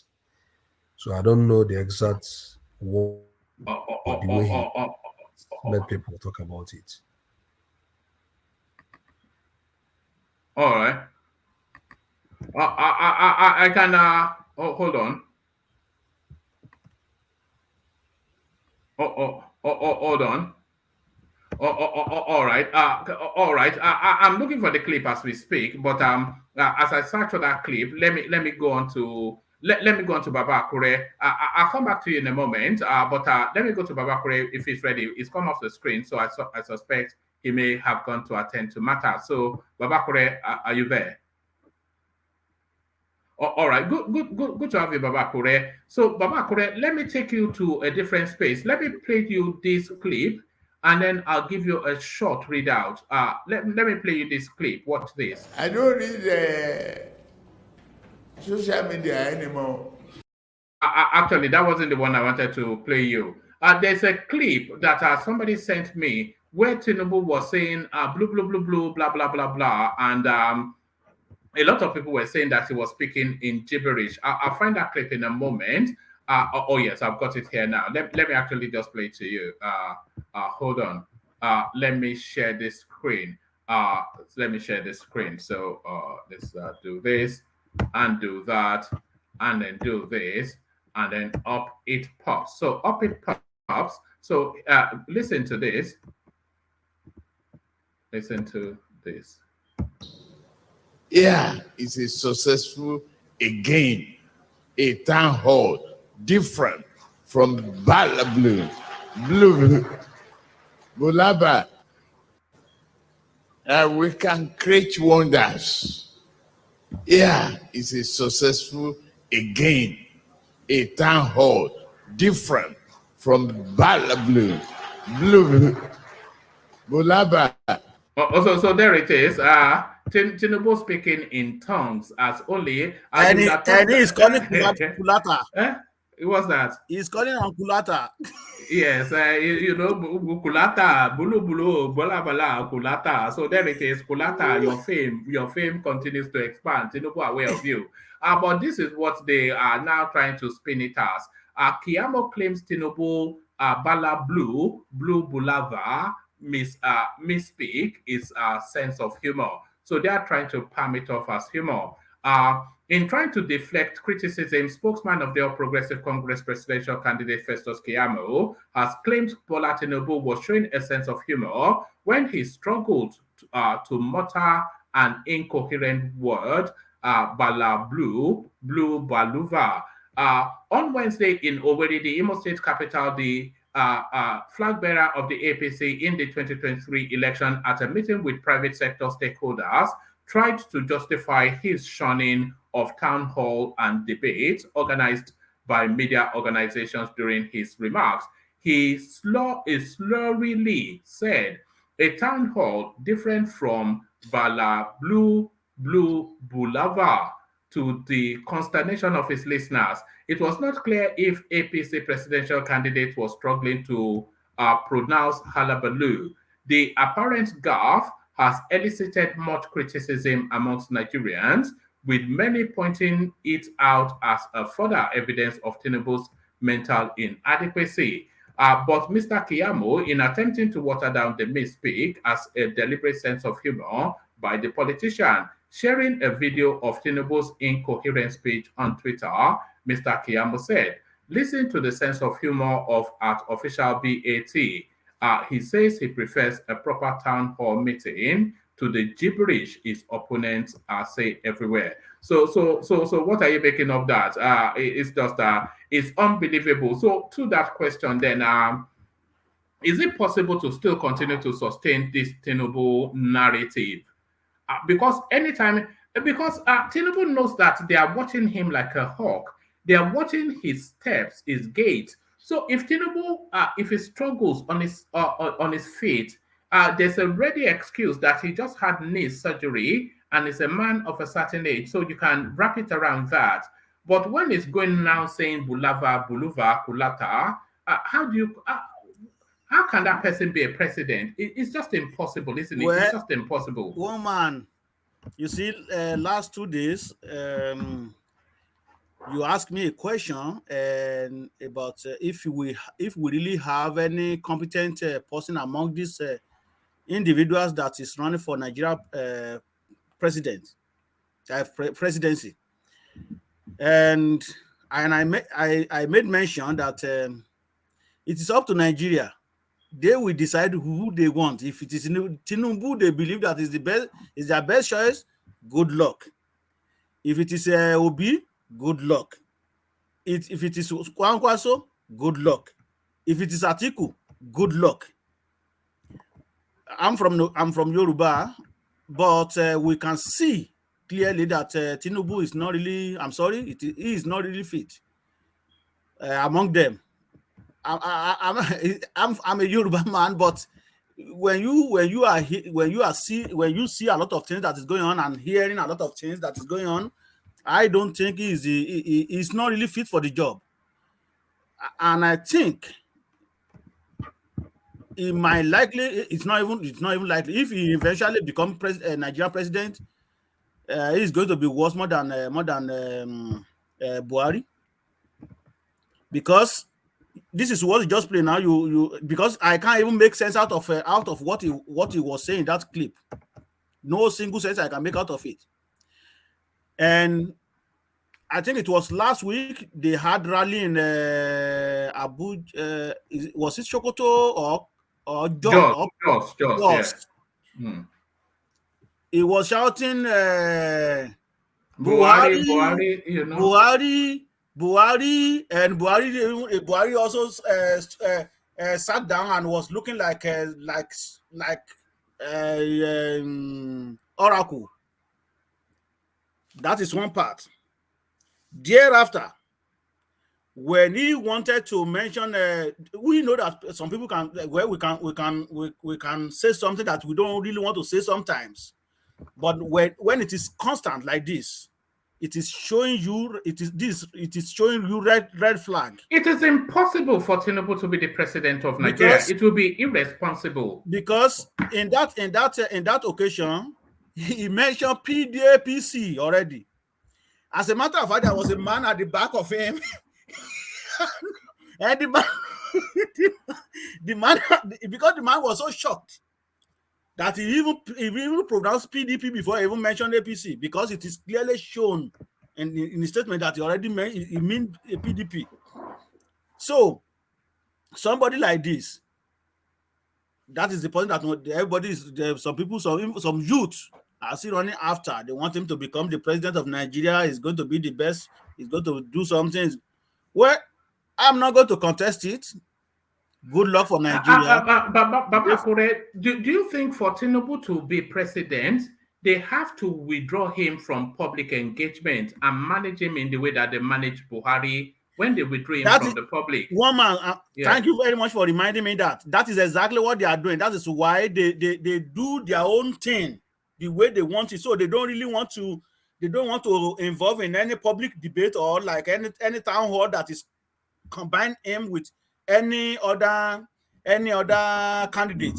Remember, they have to ask them questions, but in the one that they organize by themselves, they can caution, they can ask people. I mean, they can pinpoint who they want him to ask any question from him, or who they might already package it and tell them, okay, this is the type of question you will have to ask, and this is how you will answer. So I think this is the reason why they are trying to withdraw from public engagement, like this one of Arise town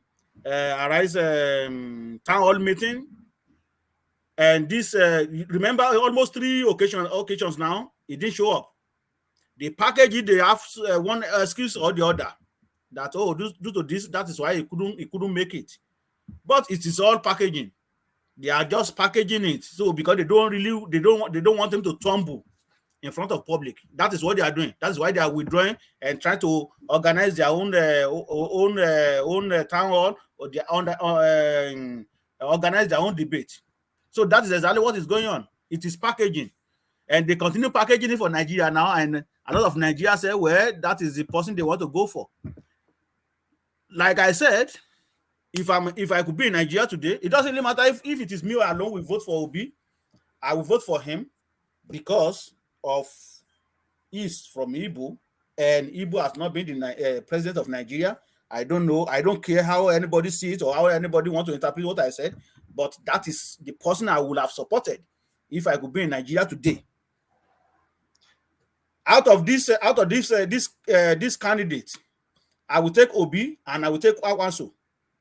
Those two. And I can tell you, are they been they agree right from day one? If Akwanso and Obi could merge together, they would have been what we are discussing here. We wouldn't have even discussing it that it is Tinubu, it is Atiku, it is this, it is that. Because to me, they are the 2 best candidates among all these people. Not really best. I'm not saying that they are not corrupt. Tinubu is not really a candidate. He's really Baba Kure. It's just an accident waiting to happen. if we end up with that guy, we're in serious trouble. Serious trouble. One man is not accident. That is if like I said, if you win the election, that is what Nigeria want, because you can see a lot of even young people that you don't even expect them to be running around for Tinubu. Because anytime it it comes out in public, it is more and more difficult to make excuses for him. Oh, we are saying, oh, is this him? He spoke, it this, that, and the other. All the excuses are now. The man is not well. Exactly. We've already seen it now. So it is up to Nigeria to Bulaba. I mean. Yeah, Kulaba should have sent his lawyer to him now and sue him for mentioning his name. So that is it. They are packaging. It is just packaging. They are packaging him, and but he's going to win by default, though, is the question, because there is nobody strong enough in the field, and then he has popularity, which is historic, and then he's also with the ruling party. So he's almost going to, by default, win, and that would be a tragedy for us, everyone. I don't doubt what you are saying, but let's just wait until February 28th, right? Let's just wait until February 28, 29. We should be able to, by the end of the day on 29, we should be able to have the results. So we'll see. But to me, I don't see any clear winner among them. I think there will be a rerun election. Quick question. Sorry. What if they let him win? What are you eating, Kulata? Don't worry about that. Carry on. What if they let him win and then they impeach him? Because if someone is saying blah blah blah, if he goes to make speech, he can say blah blah, and they will say he's incapacitated, and then they impeach him, and then Shetima becomes president. That is what worries me. PDAPC. Why does that worry you, though? Is that a bad thing? No, it's not a bad thing per se, but it's a bad thing that we're not going to rotate the presidency back to the south anymore. Does it really matter? Shetima is stronger than every other person on the field. Shetima is stronger than Peter Obi, Atiku, Kwakwanso, in terms of just sheer capacity. So would it be the worst thing in the world if we end up with President Shetima? It's not the worst thing in the world, but I think this is where kind of like the way the country structure comes in. It's just kind of weird. You've had 8 years of a northern president, then you're going to have another 8 years of another northern president. Then there's not going to be another Yoruba Igbo fight again in another 8 years. That's just weird. I'd rather have a southerner get in now and do it for 4 or 8 years. So even if that southerner is Peter Obi, you would have that. It's okay now. I mean, I've always said it before. I don't know why. If Peter Obi becomes president, it's not the end of the world. And it will make the Southeast happy. Would that be advantage Nigeria or advantage the Southeast if Peter Obi becomes president? Well, anything that advantages the Southeast is an advantage to Nigeria, because finally they will feel integrated. There won't be that they won't have that resentment feeling like everybody treats them different. I mean, the marginalization talk will die down. And then it will go to the reverse, like they will feel more proud to be Nigerians. So it's not the end of the world, because at the end of the day, if even though the Yorubas will not smell the presidency for 16 years. Yeah, but Yorubas are used to not smelling the presidency now, not today. Yorubas have been in opposition since the 60s. Yeah, but hold on. Under this democratic, this your system, rational mind, man.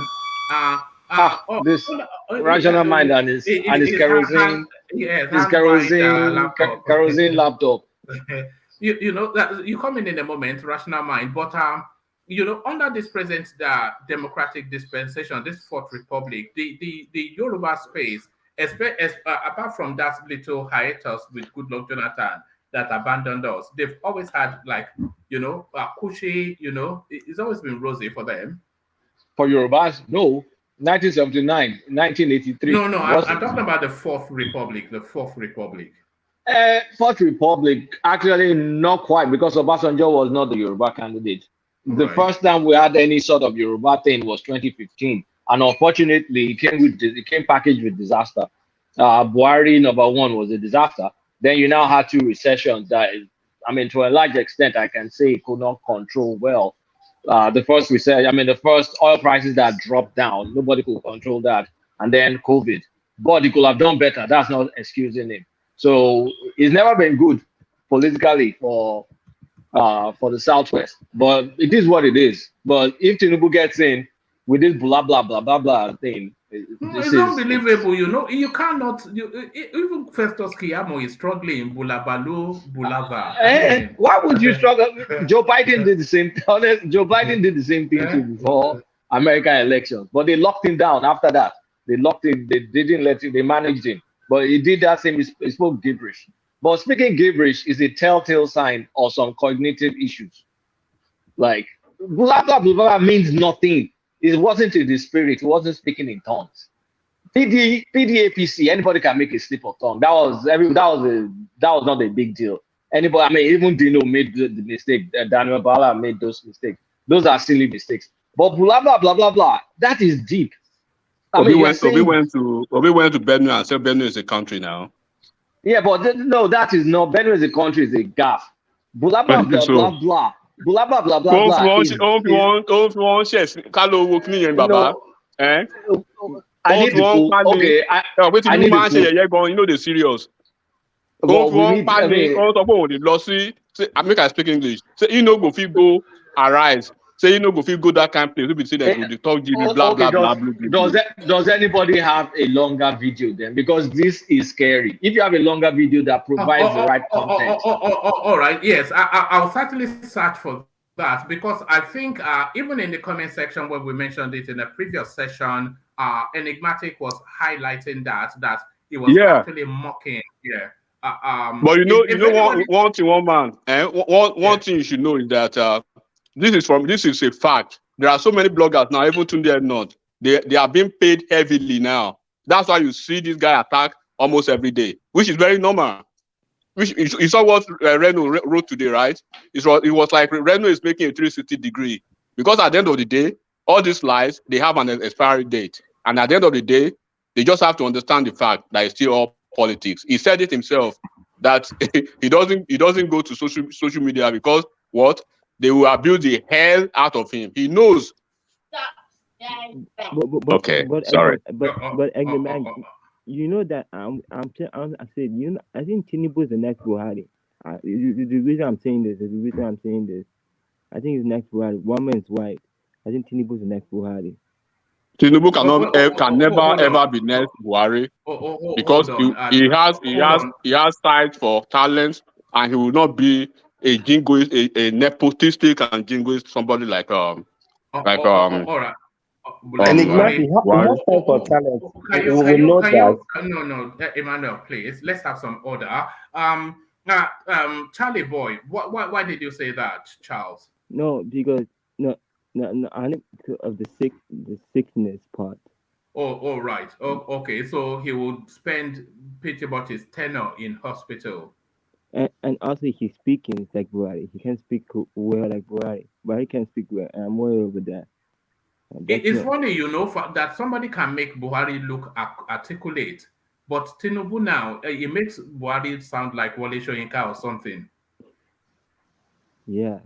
One man to take a look. Look at that. If you listen to Buhari and you listen to Tinubu, it's almost like Buhari is now Wole Soyinka. No man, but that's true. I mean, it's true now. It's true, one man. It's true. It's just unfortunate. Wait. Are you seeing what we're seeing? Let's be fair.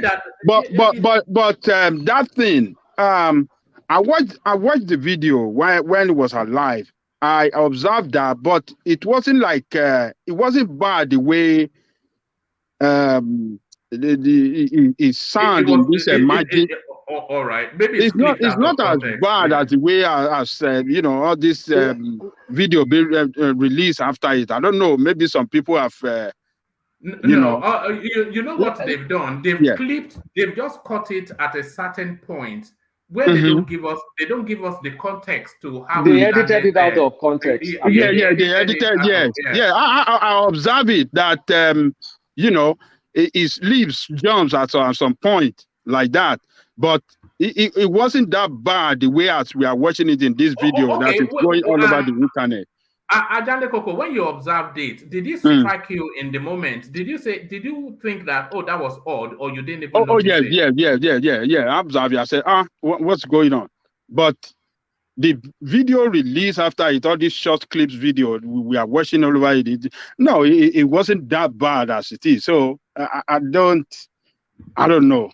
It wasn't that bad where that when it was alive. What are you talking When about? it was when He says it wasn't bad. yeah. It wasn't the clip. It wasn't the excerpt that he just played to us. Yeah, it wasn't that bad when he was making that. No, Ajande Koko is saying the longer form of it, because anything can look bad out of context. And it's clever. We watched the longer version, but that part of it where he just played to us is what shows that this guy is having some. He's having some issues. No. What is no? Hold on. If there's a longer version, I'm going to post my Instagram handle in the comment section. If anybody has a 5-minute version of that, please send it to me via Instagram so we can play it. If there's a longer version that gives context to that Bola, then it is within context. But if you just clip the Bola, then it sounds like it's talking gibberish. But then, if there's context, then we can see. The context he just played, one man, is that he was talking about other forums or whatever, and the next thing we had is blah blah blah blah blah blah. I mean, what does that tell you? What Wait, could it be about mounting those other forums and say I'm doing my own town? Wait, let me see if I get this. Could it be like he was saying, okay, I'm doing my town hall, and they're expecting me to go to this blah blah blah blah blah town hall from my No. It was this blah blah blah. Happened during. I mean, when it was not referring to anything whatsoever. It was he mentioned town hall. What my play again? He mentioned town hall. Baba, yes. Baba, so if go back, you understand within a second or two, one court can join them on the next sentence. So my make. They want me to come to their own their own organized town hall. But I'm doing my own successful one. We've done another successful one today. They want me to come to their own where they'll be speaking gibberish, blah blah blah, blue blue blue. One cut here, you won't join them on another sentence. So one pick it up straight up. Okay, so from reliable source, Baba Kulata, Baba Kula, don't buy 10 million, 50 million. Bloggers, one man gone $1 so go go join our obedience. Why are you speaking Yoruba now? We can't hear you. Oh, sorry. I say one man, you do yourself. Go join obedience, make you propagate for them, make you collect cash to the cash out. It's too late for me to join the obedience space, but the obedience space is where all of the traffic is now. I don't believe in Obi anyway. Someone do me a favor. That they collected money. Where are those people that collected money? Wait, let's not leave this speech. Hold on. Which speech? I just want asking. Hold on. Let's stay on topic. Sorry, Kulata, carry on. What's the name? Which speech? Which event was this? I want to go and try and find the original video. Okay. I'll send you the link to the original video. It's about 33 minutes long. So if you can spot where the Bulaba I'm good at stuff like that. Don't worry. Just send it. There it is. But one man, why do you allow other people get away with some things here, and then when other people want to try and shut it down? Sorry, how have I shut you down? Sorry, I was asking this guy a question here. He was saying something that is not founded here, and I'm challenging on him. No, because you are trying to deviate from where you wanted. Hold on.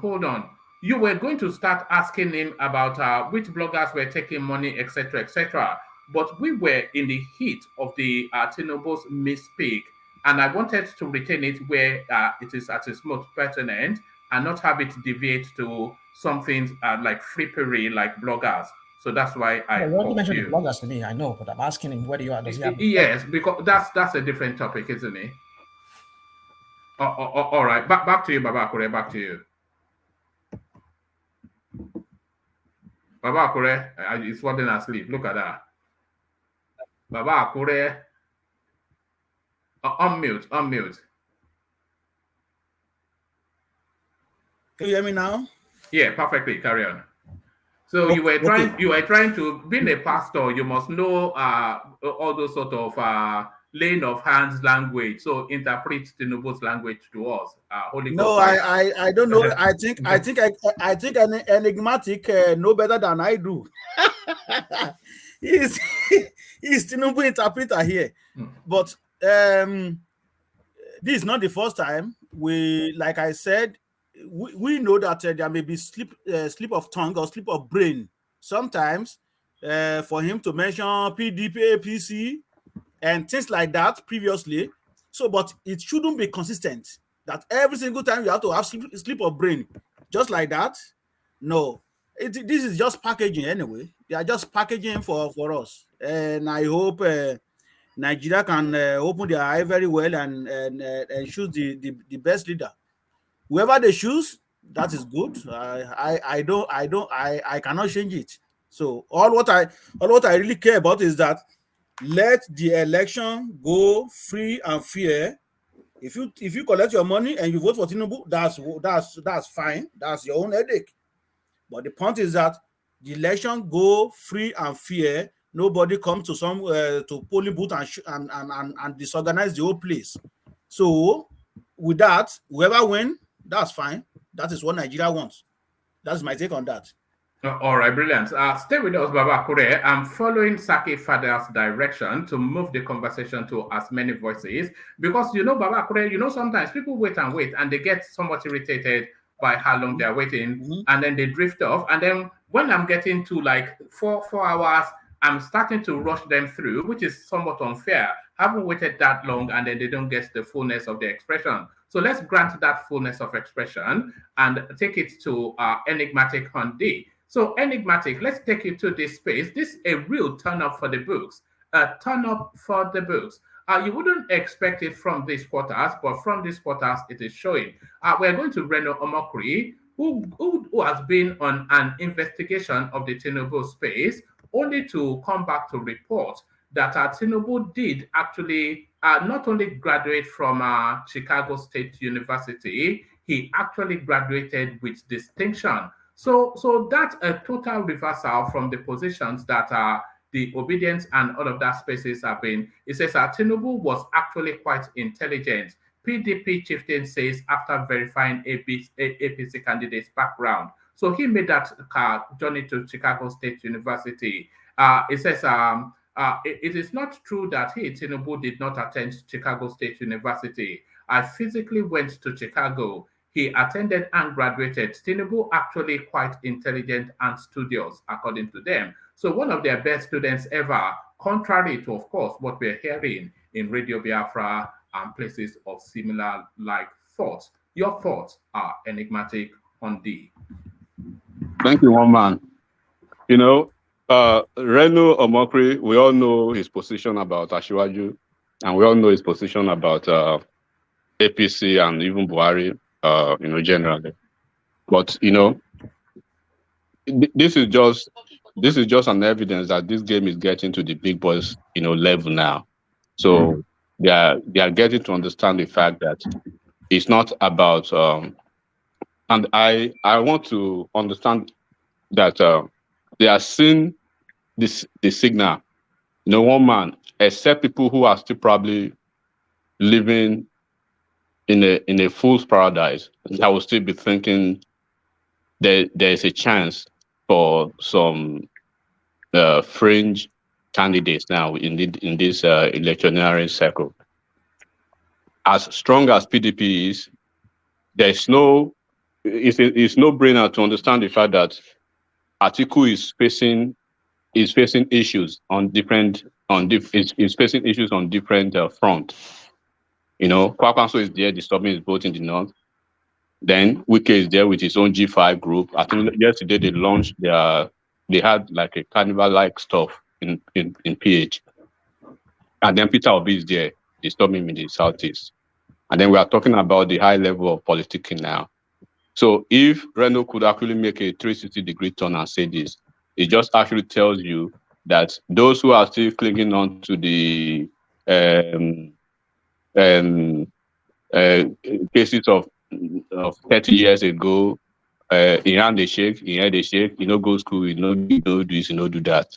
So when they tell you, when the constitution tells you this is the standard, this is the requirement, and then the guy goes beyond that to say, okay, I'm going to drop myself. Even their own candidate, those who are actually fixated and obsessed about that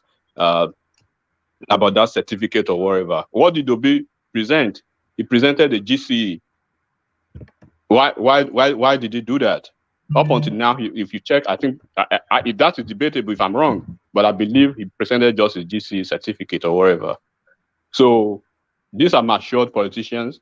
They are veterans. It's just like the position that or Anese or wherever they've taken in the Southeast now.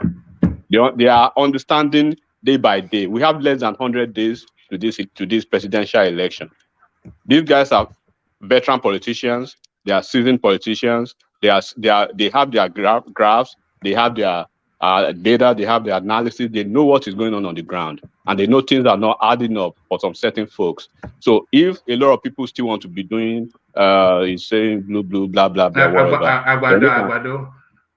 Agbado, you know, February will be here, and then they will see the result. I've said it over here. You know, at a point they said Tinubu did not even work at Deloitte, when the same guy that the hatchet man that is actually giving them all the information is talking from both sides of his mouth now. I think there was still an interview that he granted maybe some couple of hours ago that he basically said no, it wasn't a drug issue, it was a money laundering, you know. So he's changing his position here and there. And then this is a guy they actually commissioned to be the hatchet man for them to supply them all this stuff. When Chicago University, if you call my school and you ask about my details, within a second or 2 minutes, you get it from the US. You know, and for you to work for certain organizations in corporate America, they are not stupid.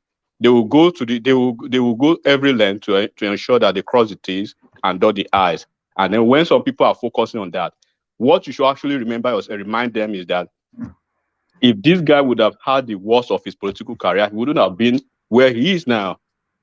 You know, there's nothing Obedient or whoever is trying to stop Tinubu now could have done that the PDP in Lagos State, with the backing of the central government then of OBJ and Gage, Jonathan, and with their Ngolo Kante in Lagos State, Baba Bode George, did not do, right? He wouldn't have completed his first term as a governor.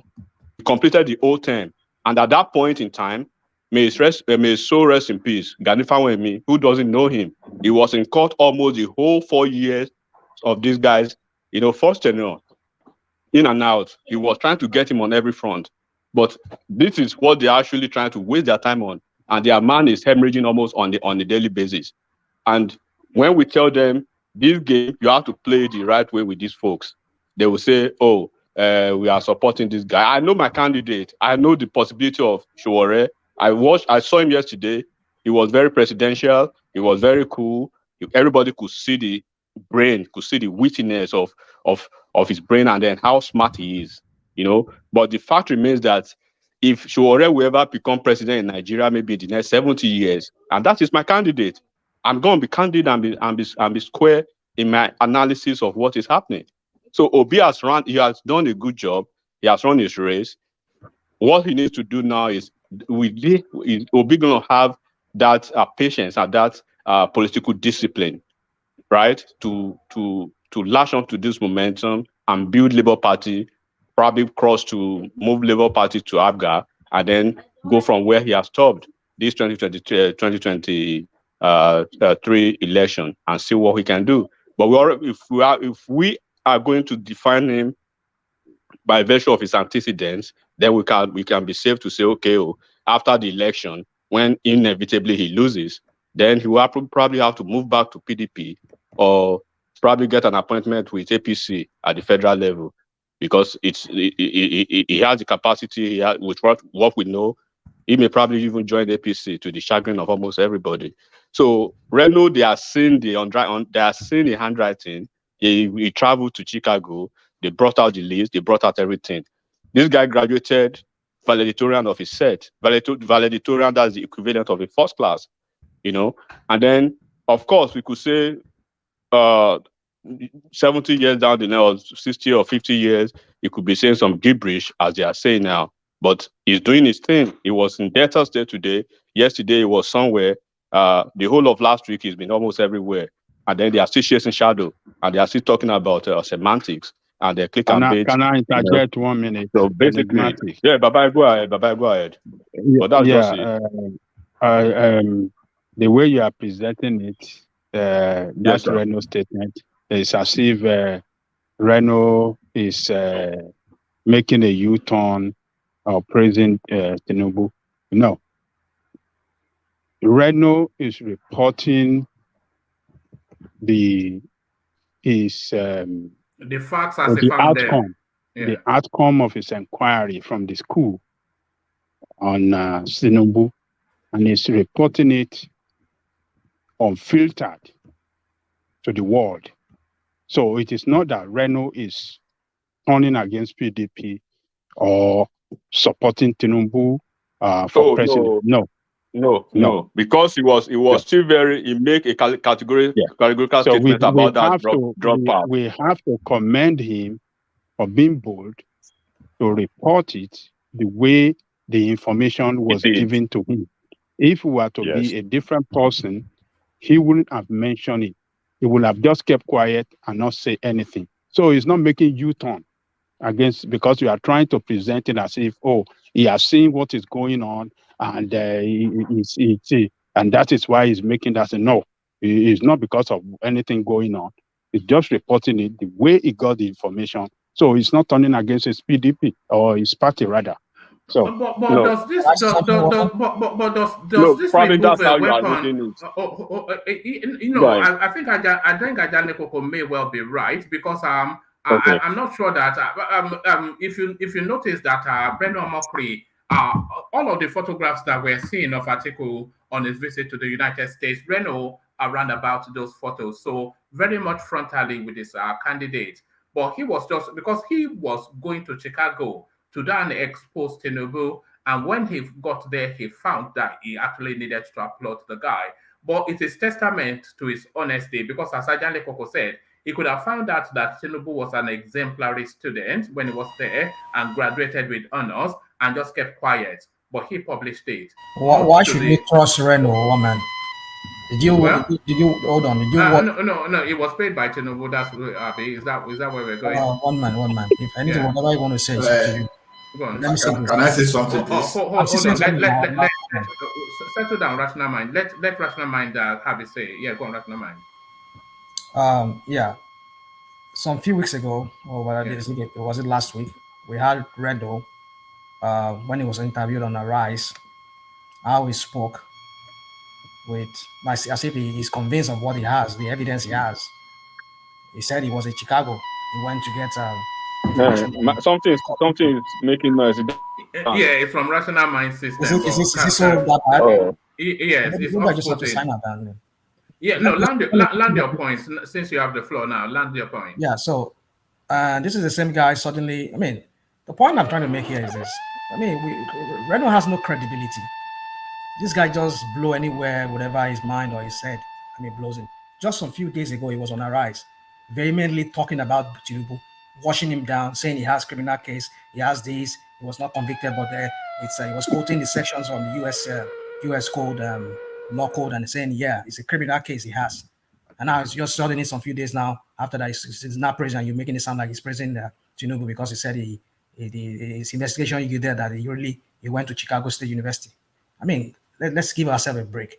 These guys are just politicians. They'll just speak from every side. No. Where are you finding the difficulty? So hold on. Where are you finding the difficulty? Because they can straddle those two spaces. Let me share the screen with you. Let me share the screen with you. rational mind, because he can straddle those two spaces. It can be of that thought and then also be of the finding that he found.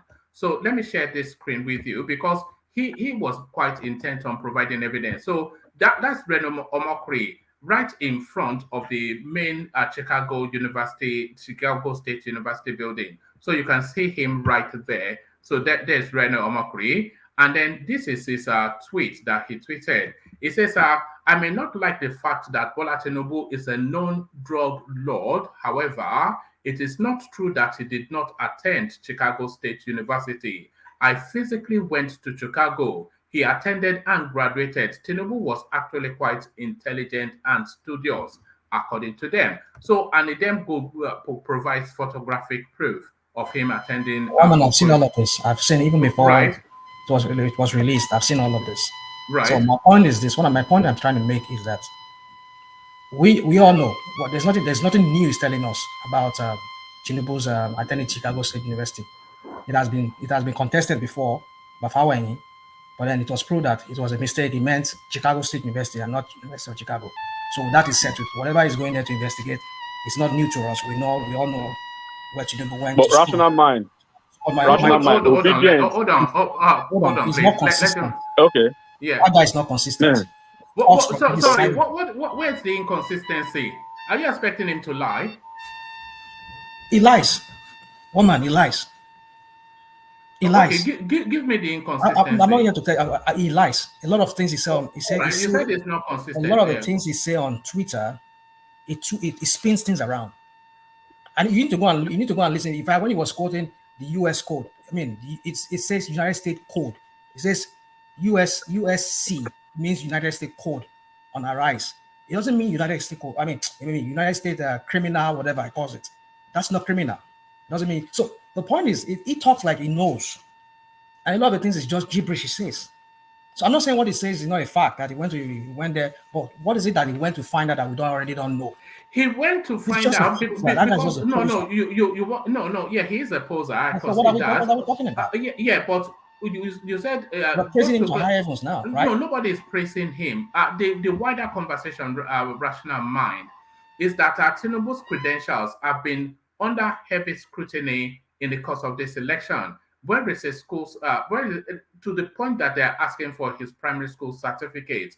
And a lot of the counter argument is that the requirement is O levels, and he has presented a distinguished university degree. So that had been a contentious space for quite a few months. So Reno Omokri has taken it upon himself to go and establish the facts that, in fact, what was that? Deola something or the other. She also sent an email to Chicago. The big YouTube girl. She also sent an email to Chicago State University, and she found the same thing. So this is essentially to put a final nail on that space that you need to move away from. Is the guy eminently qualified and supremely so? So that is what was established. Well, I don't want to argue this case with you. My point is this: I don't need him to confirm anything to me. I know that he went to Chicago State University. Right. Whether he's the person or not, that's another debate. But I'm saying he went to. I know. As far as there's a it's Tinubu, unbelievable. It's a never-ending story. Bola, let me make a point. I'll stop. There's a Tinubu Bola that went to Chicago State University. That is. So I don't need Reno Omokri to be telling me that it's confirmed. There's a Tinubu, but are you querying then that it is this Bola Tinubu that went? Well, let me not put that for you here. We're going to discuss that maybe at some other point if we have the time. We have the time, not now. All right, that's amazing. So, in fact, can you post a hyperlink? I want to use another device. The one I'm using now is all right. Should I continue? Yeah, continue. But there's no way out for Tinubu. I mean, even. No, Tinubu himself. Tinubu, when you look at Tinubu, right, Tinubu stepped into the political arena in Nigeria. Yes. He has always had one issue or the other from the opposition each time he runs for office. 4 years ago, 8 years ago, did you hear anything like this? But you are hearing all of this because he's running for an office. It happened in Lagos when he was running for Senate, when he was running for for the during the gubernatorial race, and then now in his presidential race. You know, at a point somebody was on here on this platform that was almost crying on your platform here, was almost crying on this platform here. I believe that person could have sworn that Tinubu probably did not even, you know, so they queried almost everything, and the only smoking gun that they believe they have now is the drug case now. So they always come with some smoking gun, and at the end of the day, it will prove itself to be just a fallacy and a fluke, right? And right. this is go on. Okay, and this is why you see most let me say veteran politicians, they don't really pay attention to it because they know it's going to be a waste of time. It's just like trying to straddle onto some matters about Atiku Abubakar. Regardless of what you do, Atiku will do what he has to do, and he's going to win votes. So Peter Obi is the only one odd now.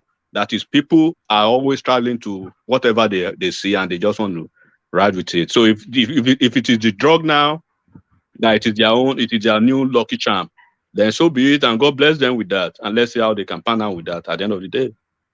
All right, thank you. But I'm not sure that this is only the drugs that people are latching onto. Hybrid electronic performance. He's gonna, whoever that is, he has gone and dug out now. Because the biggest thing that would do Tinubu in is his physical well-being and mental well-being. And so somebody has been able to trace down the clip of the Bulabalu. So let's hear the context of it. I come back to you. Your Excellency, the Director General of our party, of our campaign, the Governor of Plateau, thank you for the good job you've been doing. But all along, we are succeeding. And you see the innovation. If we lend ourselves to innovation, we can create wonders. Here is a successful, again, a town hall, different from Blue Bolaba of the other parties. Your Excellency, the governor of Ebonyi. All right. Yes. All right. So I think that establishes that. So you tell us what's enigmatic. So that gives us context, and that's not speaking in tongues, is it? Enigmatic. Can you hear me now? Yeah, we can. Carry on. Yeah, like I said, right? So let's we've debated this, and then it's been trending for the past 24 hours now, and I believe they are even making tracks of it already. So I just find it very difficult to take I don't like to use the word, but this obedience. People who can actually come to say Buhari is not the Buhari that we have in Aso Rock, and people who can actually go as far as going to Deloitte to forge some papers, and who can bring out so many forged documents. You can't trust them with any of these stuffs. So of course we know the way he speaks. He probably have slots sometimes and stuff like that.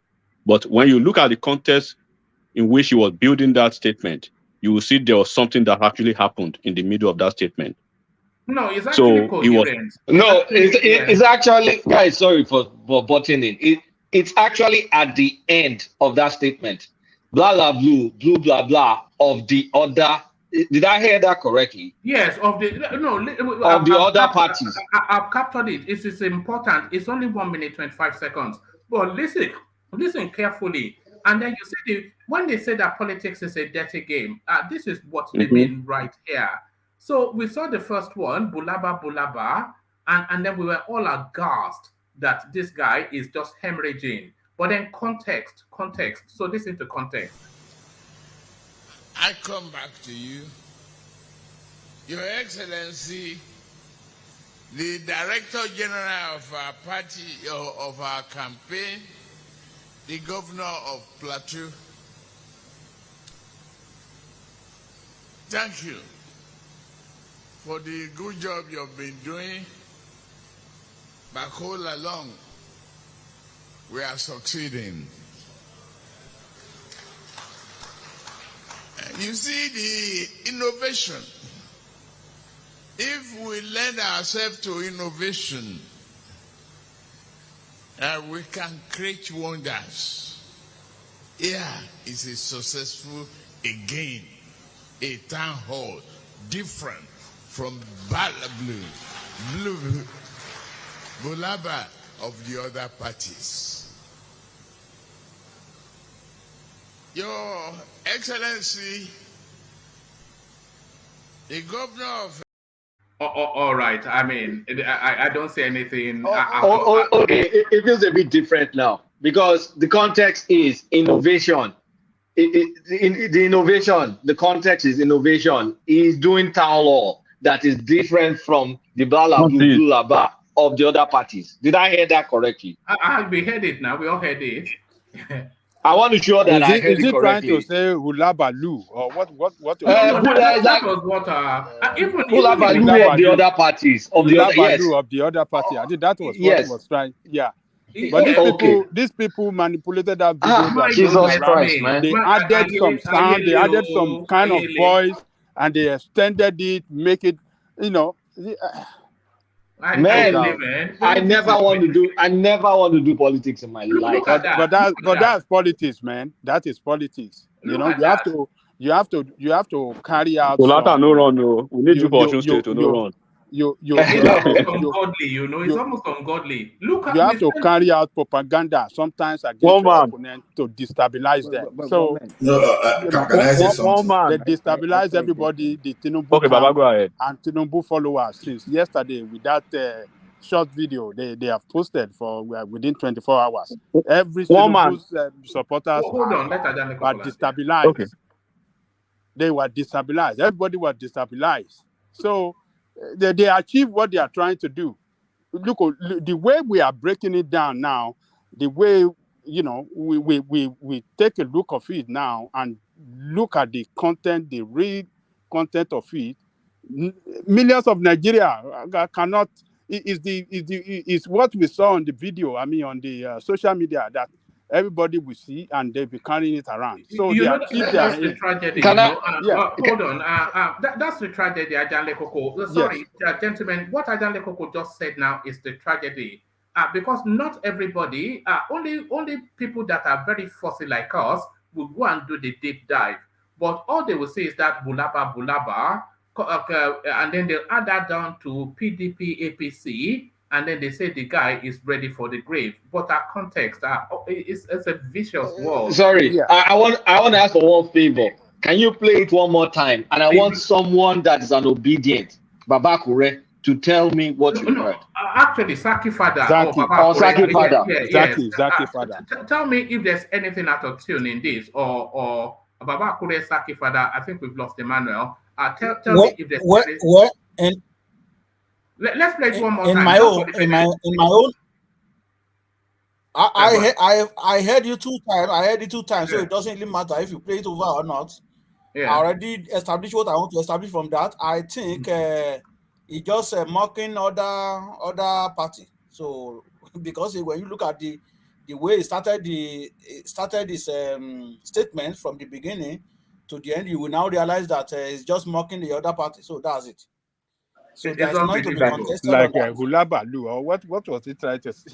I think it's Hulabalu that was trying to say Hulabalu of the other parties. Of the other parties. But he didn't say the Hulabalu properly. You said the Hulabalu. You got it. Yeah, the Hulabalu. He was he would have said Hulabalu in Yoruba, then it would have been better. It wouldn't even have, sorry, it wouldn't have mattered if they had said Hulabalu or not. what he was essentially saying is gibberish. And if you use the gibberish language to describe gibberish, that is still perfectly accepted in speech. I Yes. saw nothing at all in that. Yes. You know, Yes. You are right. Adale Koko, Ayele Yes. o, Ayele. No, they have Ayele. achieved they have achieved what they are trying Baba to Mo achieve. sọ fún yín now. They've achieved what they're trying to Who will say achieve. what we have just seen now? Nobody will say What that is it now. that they do that? They've achieved what they're trying What is to it that achieve. people are doing? But they are not winning despite saying that though, because No, it's on But this I one told man you, went with one. It's on one man went to mow. They are not winning. They have already yeah, won in that video. The because process is yesterday. Everybody have because seen it. I was involved in an argument earlier today. You know, see, and when I say argument, I'm talking of intellectual, highly educated people. I'm not talking of just one person that just managed to get certificate. You know, those, like Nigerians that are so obsessed with getting PhD or those stuff. We were just doing some kind of argument today. And the guy was even telling me that David Udeyin, for example, has thrown BAT camp into chaos, all those things. And now ask a guy to sincerely tell me that if you understand how American system work, for example, now you are celebrating that Tinubu didn't work for Deloitte. How did you establish that? Even if Deloitte come today, anybody that knows how American system work, if I'm a contractor today, assuming a recruiting firm employ me, let's say I'm working for one oil and gas company, Shell, and the recruiting firm is the one paying me. But if I want to write my resume, I put Shell there. If you go to Shell tomorrow and ask if I've ever worked for Shell, Shell will say because I'm not on their payroll, they will say no, you never work for God me. bless you. Does that mean that I didn't work for Shell? It's just because Shell was not the one paying me. So if I want to do my resume now, will I go and post up my HR when that HR was not the site? It was just my recruiter. So those are the things. I lecture that guy say, Allah, don't say that. I saw it As a contractor, you want to tell me don't say that? When you want don't to say tell me that. in the system where I We know live? how it works. Don't say that. As a contractor. No. Now, no, let me speak. Someone is now using You made that your point. now. Let me say something. Sorry, rational mind. You must. There's a certain prickliness to you today. Is everything okay? What did you say? No, you have. Okay, just go on. Let's hear you. I mean, okay. I'm just saying. I'm trying to say, when you are a contractor with a firm, they have information about you. There must be an information that we had a contract with this guy. No, not always, bros. Don't go there. If a recruiting firm, wait, hold on. Get it right. One man, rational mind. Sorry, Ola, let me quickly speak to this. I know a lot about. Look, it was Deloitte and Askins. It's transformed. It's a partnership structure. So it's transformed many, many times. And we're talking about the 70s here. So if you're a contractor or whatever, there's no way they will still have those records now. It's even doubtful that they may have record as far back because of the many transformation. It's not a public company, mind you. So it's a private. How does IRS? Kulata. Yes. Did you see that? I can't Did you really see that say. letter? Did you see that letter that day? Ajale keep record though. No, Ajale Koko. I can't say too much. Just take it like that. I can't say too much. But go on. But what triggered me was the last four digits of socials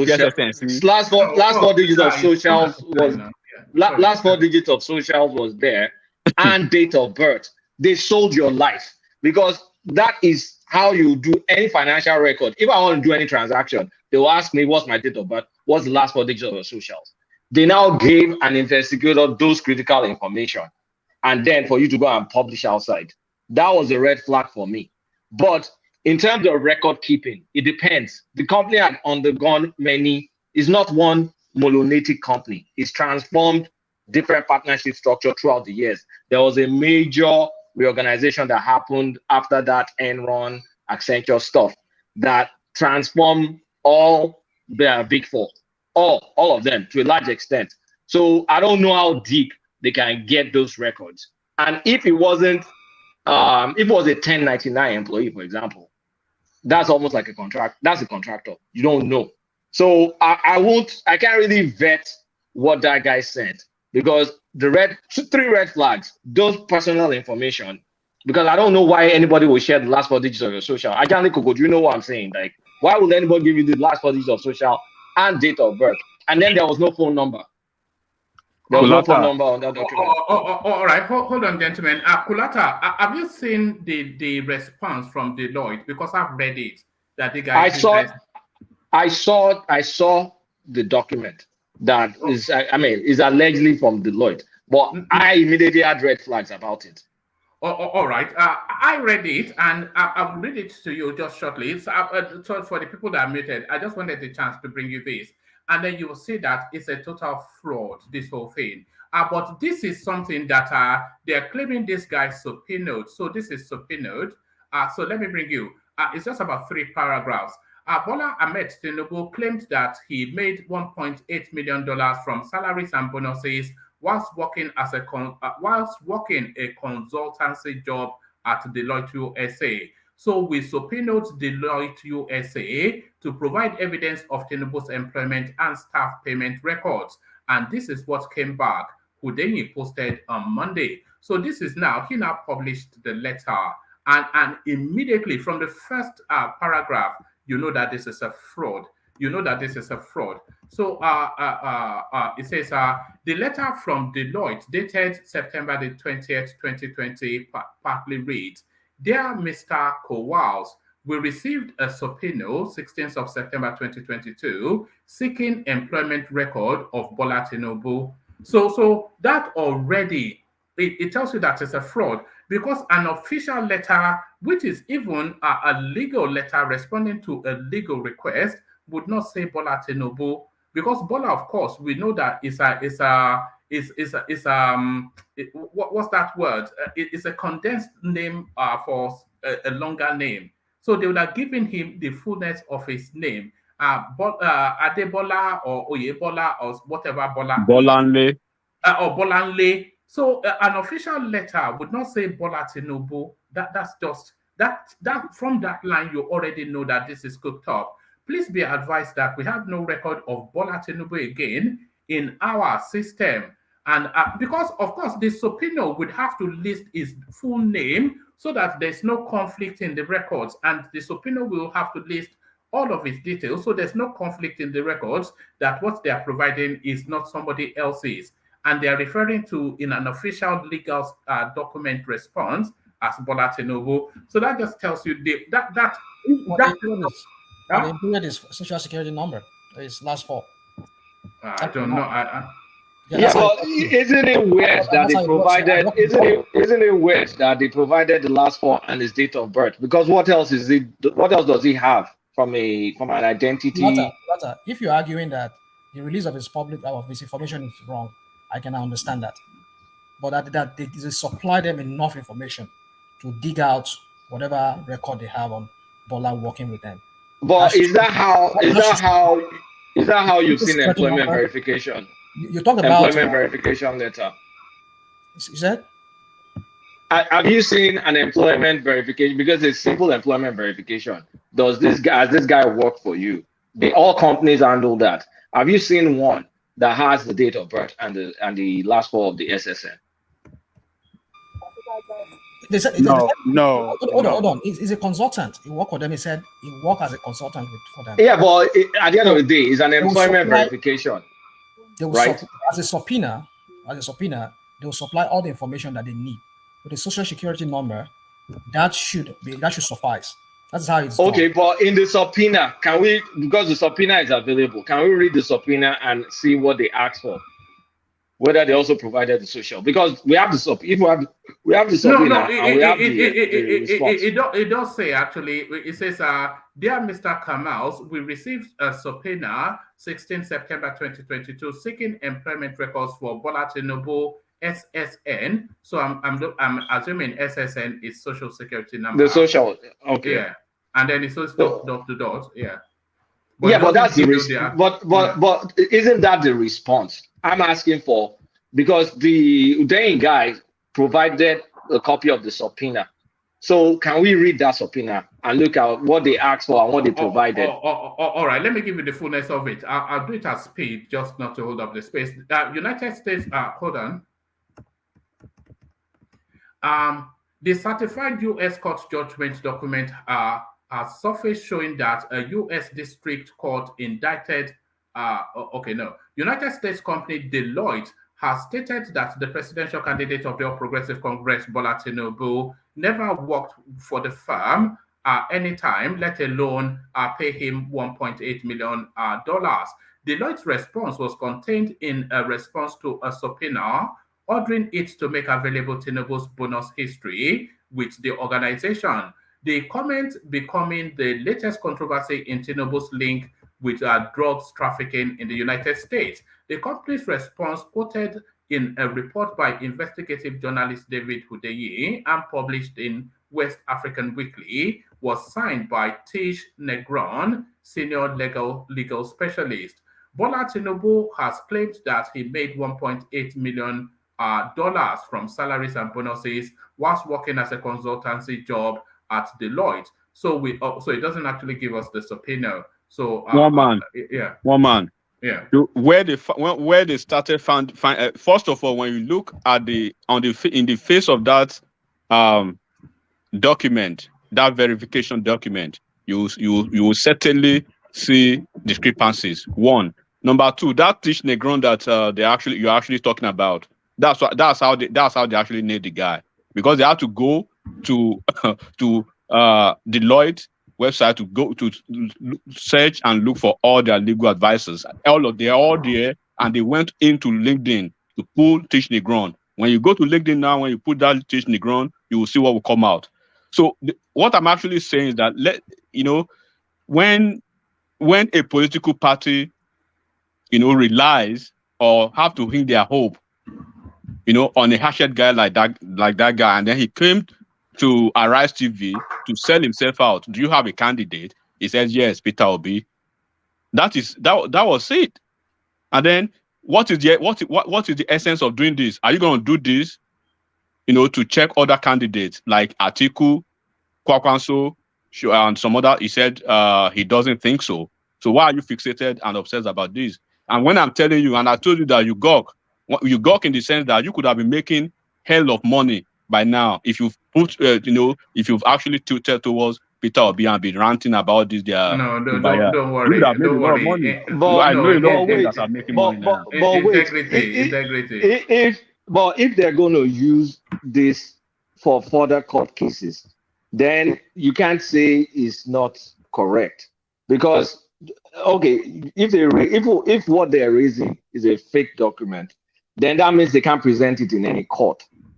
And if the intention is to go to a court, then the document should have some legitimacy. But Kulata, the intention is to mudsling. It's mudslinging now. It's a bit like I thought there was a lawyer. I thought there was a lawyer that's already one Edo lawyer that's supposed to go and open a case in court. But I just don't know what they're going to present, because it's going to be a case of perjury. Meaning he lied about employment, and he also lied about, what else did he lie about? I mean, they're building a perjury case. So if they're building a perjury case, they have to present solid documents if they're building a perjury case against him. So that's why I'm also thinking perhaps there's something to it. But who knows? I mean, who knows until they take it to court. But do you know this? Do you know there was a fake letter that came from INEC purporting to be written by an INEC official? Yeah, that was a fake letter, and I think Arise paid 2 million naira. They apologized and paid 2 million naira for that. Because of this situation in 2019, Raymond Okwesi almost went bankrupt until he had to settle out of court, and the ruling was that he should, for 7 days, he should be apologizing. And then when you look at the variables and the metrics and all these kind of cases, if they actually want to go toe to toe with these folks, a lot of them will be in trouble within the legal perspective of it. Because I can tell you for a fact, they debunked this thing within 5 minutes. That Tish Negron was the one that actually nailed them. So what I'm saying is that I don't see PDP doing this. it is you know the people that are doing But it. look, PDP, they are too let's elegant look to at do this. Let's look at it from a different space. perspective. Yeah. You can't say PDP not doing it. PDP may not do it now. PDP may do it after he wins to try and disqualify him. Because PDP is not talking now doesn't mean they will not talk. It may just be the obedient jumping the shark. Because PDP could you know why they won't still do it? use it against him. You know why they won't do it? Because they have a precedence in Lagos. They've done it. If I tell you now, if Bode George could have been the one to nail Tinubu finally politically, they've had almost the best of cases they believe they had in their lives. They went to court to the highest level, and they found out there was nothing.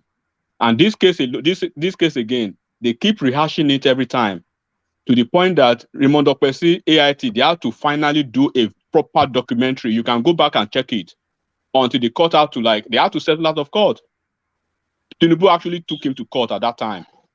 It took APC, Raymond Opesi and AIT. And I wish, and I believe probably they should do that too.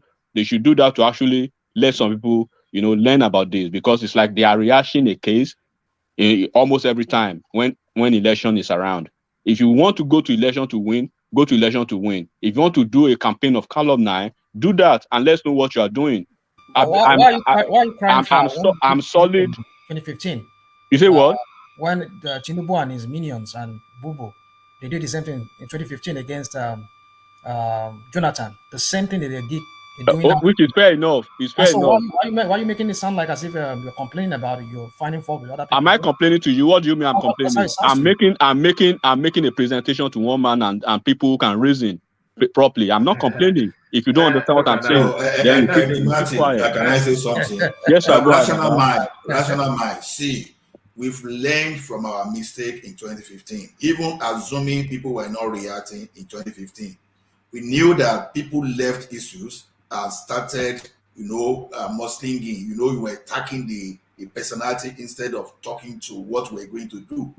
Now, because it happened in 2015, we cannot allow the same thing to go now. You see, when we move from talking from and the shake, this thing started discussing issues, you know that the obedience, they were losing out very fast. So don't say because it happened in 2015, we are in 2022, for goodness sake. But wait. Hold on. I have a question. Sorry, rational mind is right. It's part of the cut and thrust of politics. They will do anything to bring you down, and maybe not rightly so, but that's political practice, isn't it? Globally as well. Look, this was the system that gave us Donald Trump. He was just throwing invective at people, insulting their wives and everything. So that's just how it goes. Calling them all sort of names. Jebush, he named that one low energy. Yes. Ted Cruz. He said lying Ted. Crooked Hillary. He just named everybody. But I still just destroyed them. That's politics, though, isn't it? But I still think, like, on what basis will that Udeng guy lie that he subpoenaed for the records? Because if you subpoena the records, you want to use it for something legal. So if it's fake, why will he fake his subpoena? I'm hung up on that. No, don't be because Kulata, what is essentially doing, the totality of it, the culmination of what he's doing is that thing that he has published. And that's the end of that. It's just, if you look at it as mudslinging, and if you're saying some lawyer he's going to court to go and, these are just all for the cameras. So these are just big statements to color an opponent bad, to bring down his reputation. We're about less than 3 months from the elections, then all of these things will just, it just fades away. But it's just mudslinging, really. But it's going to be very, very brazen to fake his subpoena and to create all this. Is it the same guy that can call MKO a drug baron? Yeah, but no, that's besides the point. You can call anybody anything. I'm just trying to think like, why will you fake a subpoena? And again, there's some documents because I've seen some of what that guy posted. He posted some transcripts, like a transcript of a Bola Tinubu female from Southwest College. But in Tinubu's CV, he never said he went to a Southwest College. He said he went to Richard Daly College before going to Chicago State. So I don't know where that Southwest College or whatever is coming from in Chicago that has the transcript of a female Bola Tinubu. And then he has all these things. He went to look at what was submitted to INEC, the copy of the degree certificate, and he got one from the school. The one from the school wasn't exact copy from what was sent to INEC, even though he did go to that school and he did graduate from that school. So something, of course, I think something, this is my suspicion, I have no basis for it, but I feel there's something awkward in Tinubu's records in the US in the 70s that can be capitalized upon. There's just something awkward there. Some things don't add up. Speculate. So here's the thing, like, okay, there's the there's the Tinubu appearing in the US, not going to high school, going to college. He said he went to Richard Daly College. They, from what they subpoenaed, that's why I'm focusing on this subpoena. From what they subpoenaed, the transcript that they got was some school called Southwest, and he had a Bola Tinubu, Bola A Tinubu, that was female with a different date of birth. That the person's date of birth was 1954 or something like that, 1954, which means that person will be 68 now. Then in another document, perhaps from the Chicago State, there's a 1952 date with Bola Tinubu as known now. But so there's something, I can't wrap my head around something. Something isn't clear there. So, but when I think about it, before 9/11, before September 9/11, people used all sorts of means to travel and to do whatever.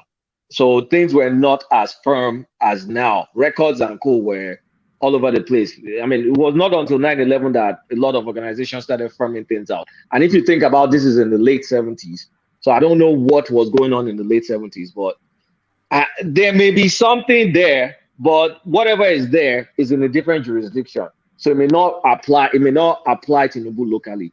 But I just think there's not much, some things are just not straight. Because where's Richard Daly College? I mean, if you did indeed subpoena the transcript, then where's Richard Daly College? Or did they rename Southwest College Richard Daly College? And then is the female shown there and the date of birth that is different? That's 1954. Too much wuru around that Tinubu self. Yeah, there's something weird going on. Life man Kenje Baba fi wo Yankee. There's something. I mean, I must confess. But you know, Baba Aja, you know the problem, man. The problem where these people know. Make I speak pidgin now, so that this when you go too much. The problem where these people don't understand, be say, right? You know, only Baba mo respecting you. Ere àṣekù ọmọ ẹdun àbí bá náà yín sọ kí nìyẹn ṣe nǹkan táwọn PDP wetin PDP don try wey they don use the best of legal minds for Naija. And imagine when you keep repeating yourself. How do you say this? Baba, now me you find come here rational mind. Make I dey talk now. It's all right now. It's all right. It's part of the banter. Let me quickly say something to Kulata. All right. Have that say, Ola, and then round out that spot. This Baba, rational mind. Baba. Yes, rational mind.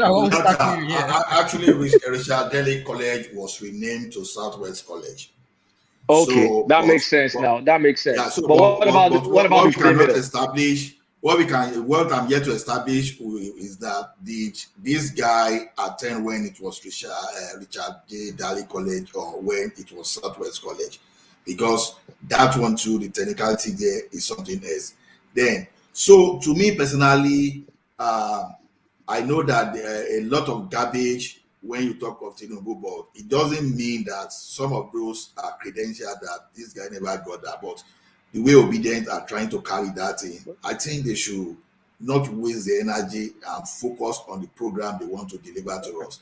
And rational mind, I say No, it's no, I that disagree with you, Ola, right there. They are doing the right thing. You see, when you are fighting a political giant, you have to deploy propaganda sometimes to destroy that political giant so that I agree. you can be accepted. So they are playing the game the way they supposed to play it. All they are trying to do, they want to ridicule his image before Nigerians so that Nigerians who are thinking of voting for him can start having a rethink that I think there's too much control. Maybe they can bring out something against this man, or let me vote for different party.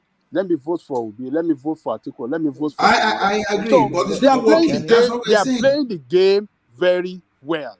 But it's They not are working. playing the That's game why very well. people So like don't us let us look at it as if they should focus on no. They are doing the right thing, the right way. They are playing it the right way, expected of them to destroy his image. Baba, But can they accept it? Can they accept criticism on their own side too? When Showore did not even say anything. He didn't carry any lie. He just criticized. He just say Obi is part of the established. It's not a third for. It's just a established one of the status quo. All of them went wide all over the world on internet, saying all sort of nonsense against Showore.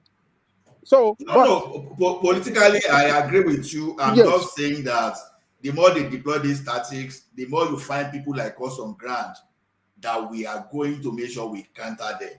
So that's what I'm saying.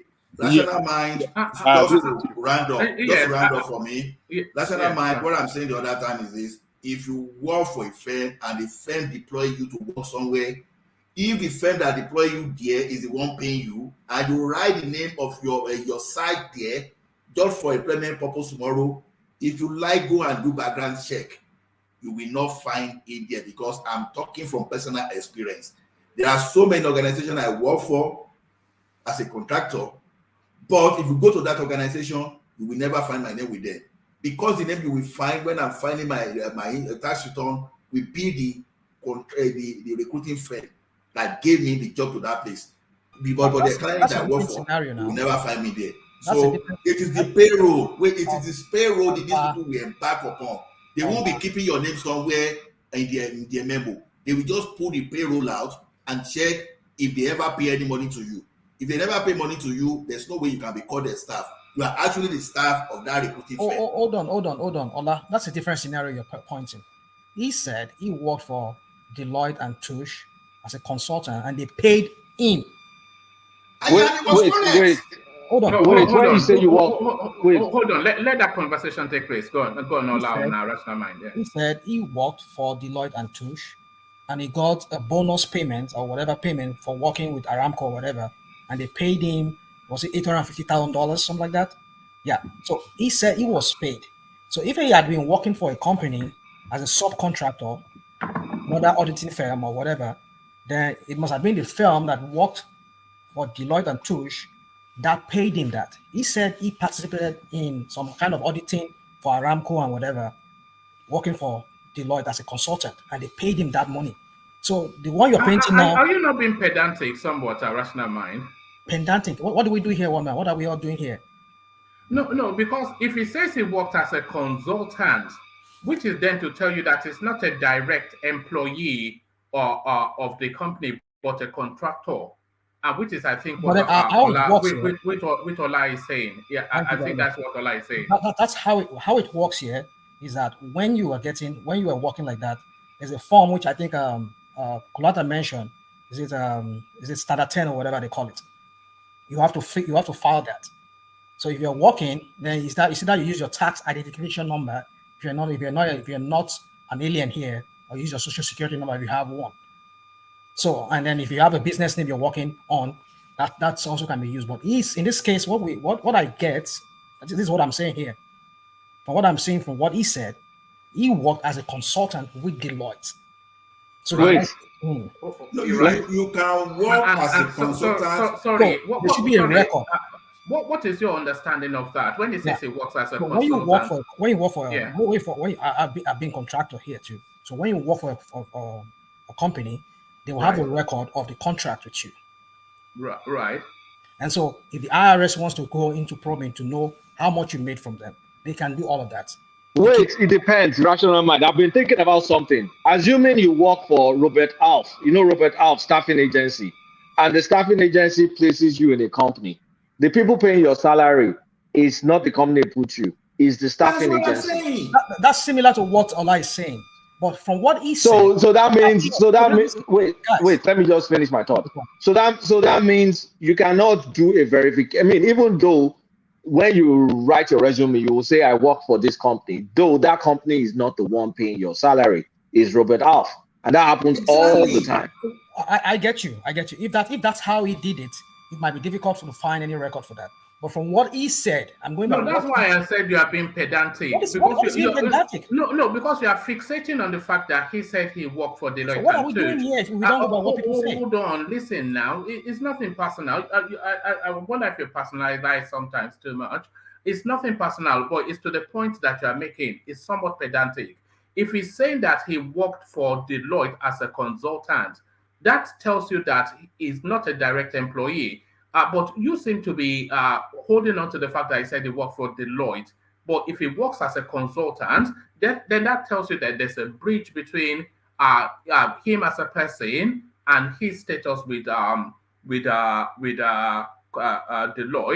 which, as Akulata rightly said, he may well be an agency staff or even a contractor under his own business name. But that opens up a hole. Wait, let me just say this. Let me quickly say something. But that opens all the hole in his story. If you work for a staffing company, the company that you are seconded to will not pay you a bonus. No, so that they can pay so, you. No. Ola, no. Let me explain to you. Ola, no, not a bonus of something. It's not going to happen. Let me explain to you. See, that's what I'm saying. If you are not a contractor and you've not been dealing with company on contract, then it becomes difficult for you to argue, right? If it's a full time, if it's FTE, you get bonus. Wait, even you FTE not directly under the company. It's FTE in Robert Alf. I'm just using Robert Alf as an example. If you are full-time FTE under Robert Alf, it's only if Robert Alf pays you a bonus that you get a bonus, not the company you go and contract with. They don't pay you a bonus. They just have hourly rate with you and Robert Alf. Kulata, we are making an example. Okay, let's assume you register Kulata Data Services, right? When you present to a company to work for a company, Kulata Data Services is your company, is your employer. But Kulata physically is representing Kulata Data Services there. Now, if Kulata Data Services use that you say there's a kind of a contract plus bonus. You do the contract, then you add bonus if you achieve a particular percentage. No, it's 1099. Hold on. Let him land that point. Go on, Ola. Wait now. You as a consultant, you can promise a company that this is what you are going to achieve for this guy. But when I get to this threshold, I want this bonus. Yes, you can do that. I'm telling you. Not at the level. So we're talking about a fresh graduate here now. He graduated late 70s or something. He worked for this company maybe. He alleged to work for this company late 70s to 80s. And you're now saying someone is not even directly in the company. He's working for another company. He will now demand bonus, and that bonus will have that number. Come on now. We don't have information on how those bonus flow. Okay, look at it this way. Wait now, look at it this way. There was a time, because in my entire life here, I've worked about 3 years as a full-time employee. Other than that, nothing. It has always been contract, all my personal this thing. Now, there was a company that I worked for. It was clearly written that when you clock this hour, you move to the next stage of this, and I was on contract. If you clock these particular hours, you are going to get this. If I mention the company is a well-known company and nothing to hide, Walmart to be specific, Walmart Logistics. So this thing we are talking about is this. It depends on how your contract is packaged. So we can't just use a whole setting to qualify. Ola, do you know the amount this guy said he got paid as a bonus? No, it doesn't matter. The amount doesn't matter. I do not bother myself about the amount. It does matter because you can find out a lot of all this information even as of today.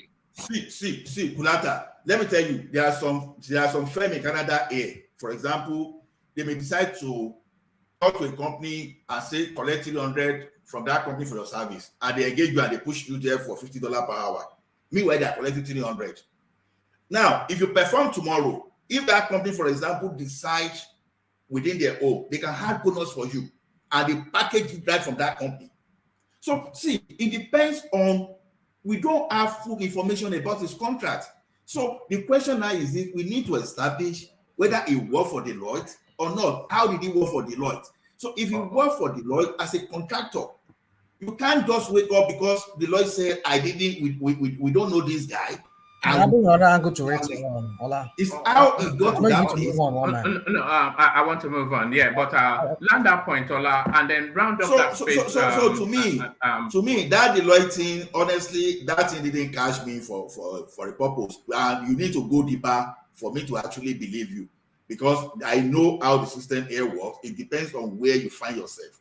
If you find yourself as a full-time employee, you may find it difficult to believe. But if you find yourself as a contractor, it's another story entirely, where you can even be working for about 6 companies at a time. So, so how do you want to prove that? How do you want to write 6 companies at a time, for example, on your resume? If I decide to choose one, does that mean I'm not working for the remaining 5? So if you write that one, I say, oh, you didn't work for me. Does that mean they are lying? They are not lying, because I'm a contractor to them and I'm not on their payroll. Payroll is what will determine whether you work for a company. If you are now going to the contract department, administration department, I want to know those people that's another thing entirely. But on payroll, you will never find my name there. Let me just quickly wrap up what I was saying. Look, it doesn't add up. And I repeat, it does not add up at all. It's not plausible. So let's take that. Another thing is no, we can't take that now. That's my opinion. That's my opinion. Not on your say so now, because I'm reinforcing my belief that it doesn't add up. Like if you're a third party 1099, I've worked in this country for far too long in different ways that I know that is not a plausible. I mean, we're even talking about the late 70s, early 80s, that there was a massive recession. That was when savings and loan crisis. It just doesn't add up. But I'm going to say one thing. There's something wrong with this guy's background. It's obvious enough to me. Whether that thing will disqualify him in Nigeria, I do not think so, because it's a different jurisdiction. So you really can't use it against him. But it's obvious enough that there are many stuff that's not straight. But I think everybody has known this for 30 years, and it hasn't affected this guy. So maybe it's best not to focus on it, except they have something that they can prove some sort of perjury. If he lied in the form to INEC now, and they can prove that he lied from the INEC now, then it becomes a legal case in Nigeria. But if he didn't lie, or a lawyer can't prove that he lied in Nigeria, then it's a moot point. All right, thank you. So, Enigmatic, round off that space just in very short commentaries, and then I want to move on to Kulatas. Just summarize it for us, Enigmatic. Oh, I think we have lost Enigmatic for a moment. So yeah, I'm here. Yeah. Let me unmute. Yeah, just yeah. So yeah. What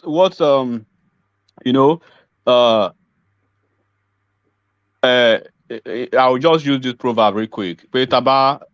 Taba le ni taba bani iwon labani shotamo. I don't know how to translate that in maybe Baba Ajale Koko help me translate it.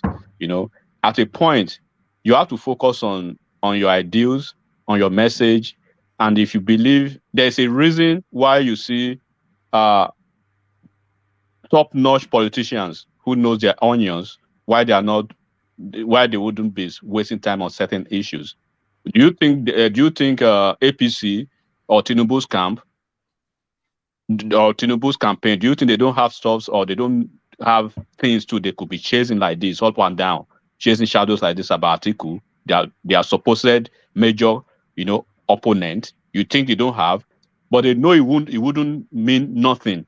There's no way. It's just like you are pulling stuff here and there about Peter Obi, his 250 million case, his Pandora case. No matter what you say, right? It goes to a deaf ear. So no matter how you beat these kind of issues in a political circle like this, those who will vote for Asiwaju will vote for him. Those who will never vote for him will never vote for him. And that is the dynamism and that is the fun about politics. And if you want to keep wasting your time about that, then you have to reassess the value of what you actually pursuing.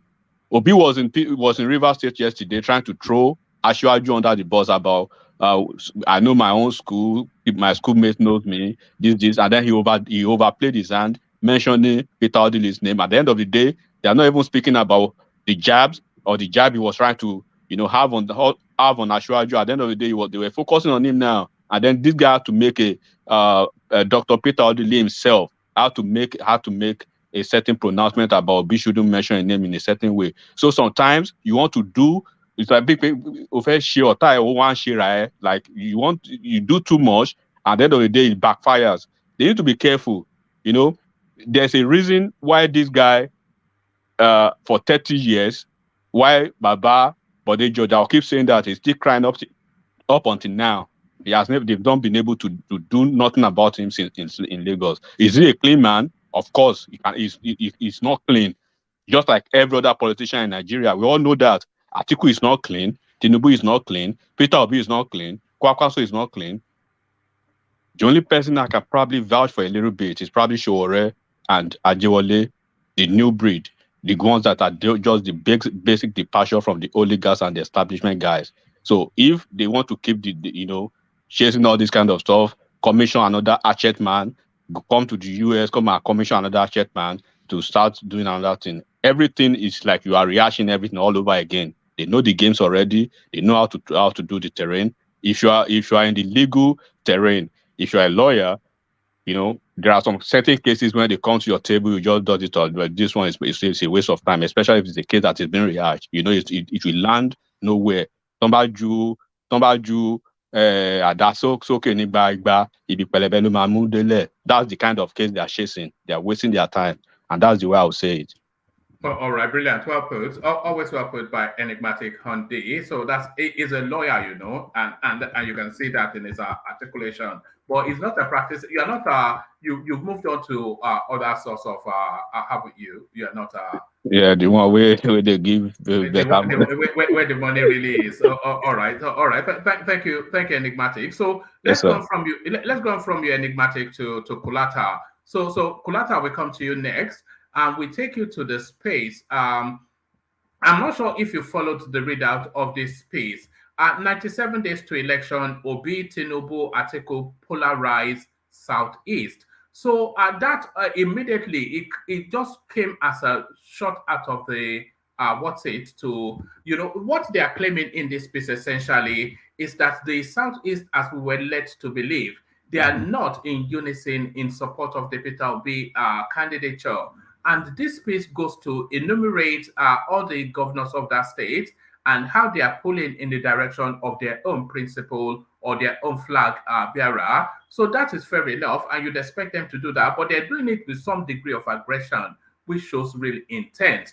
But the real space that shocked everybody was that, let me give you this paragraph. It says, however, while the campaign have intensified, the much the apex Igbo body achieved when it rose from its National Executive Council meeting, NEC, that held in Owerri last Tuesday, November the 15th, was to ask Indigbo to shun sentiments and vote credible candidates in the elections. So the lack of endorsement, a frontal endorsement from the Ohanese space, really surprised the political space.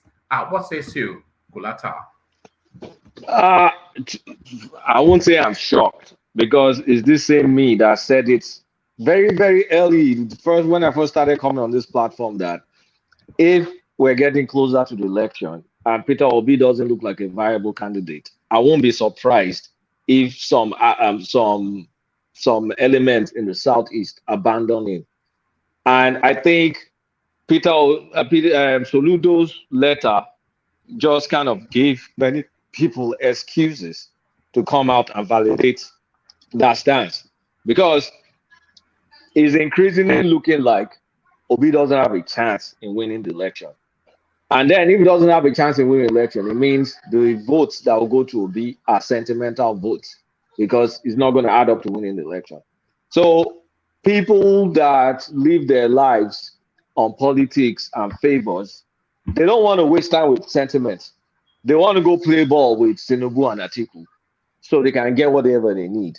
So it's not shocking that you don't see a lot of big name Southeast politicians following Obi, because they've done their calculation and they don't see viability there.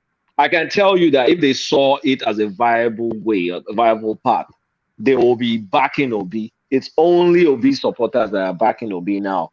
And I mean, those ones are, I don't think they're enough. So it's just kind of, I mean, it's very unfortunate that I predicted something like this will happen, but it's happened real, real fast, because in 90 days, there's no miracle Obi can do to win over some northern states and get 25% in some northern states. Because I've said on this another platform today that if you add up southwest, south, southeast, north central, 6 plus 6 plus 6 plus 5 is 23. So the best case of Obi, he still doesn't have 24 states. So anybody can, I mean, I'm not, anybody can figure that out. So abandoning Obi now. Yeah? No, I was going to say go get. I was going to say go get some water, but carry on. Yeah. Oh no, I'm good. Like anybody can figure that out. But now you now have Ohaneze playing the Afenifere, almost like the Afenifere role, but in reverse, not like on stance or something. Just on expediency, political expediency, trying to see which candidates should they now follow that will give them what they need politically, and they know Peter Obi cannot do that. So it's unfortunate. It's unfortunate, but I think Peter Obi will get out of this election with a block of votes. But what is he now going to do with that block of votes after that? I don't know. Then is he now going to play well with Ohaneze, or does he even have a choice not to play well with Ohaneze? And if Ohaneze really abandons him, if they go, I mean, if they continue giving tepid endorsement, that would be a shame. It's the same way I felt with Afenifere. If you call yourself to represent a particular group, even though that's been corrected. And that's how I feel about Ohaneze now messing around. Why won't they back him? It's their best shot. It's the best shot. So anybody that comes from the Southeast that is upset with this could see why some of us were upset with the Afenifere decision as of that time, because you can't claim to represent a group of people and then abandon the best chance that they have. Doesn't mean you personally support the candidate. It's just kind of like, what kind of stance do you guys hold? If if Ohaneze is going to support Tinubu and Atiku in the back, why would anybody be happy that comes from the Southeast? So it's life. It's unfortunate and it's sad. That's how I see it. If you were in a position to advise Peter Obi, would you advise him to stick with the Labour Party after the elections and try to build from there? Or is he going to leave the Labour Party to start shopping around again? I think it's the only space now left for him is APC. If you were Peter Obi, if from whatever he gets from the elections, would you advise him to stick with the Labour Party and try and build from whatever he gets from the elections? Or is it your anticipation that he might well just make his way back to Abga? I think he needs to stick to the Labour Party, but stick to the Labour Party holdout block and expect PDP to fail. So if PDP fails or if PDP is weakened, we can do a merger with Labour and PDP, if that is possible. Because before you do that kind of merger, Labour Party needs to be on board to want to merge with PDP. But then how is that going to work out? You may ask. Because what PDP stands for, Labour Party doesn't stand for that. PDP is like a left of the center, I mean right of the center party. Labour Party is a left wing party. So how do you merge them? But it's Nigeria, all that stuff doesn't matter.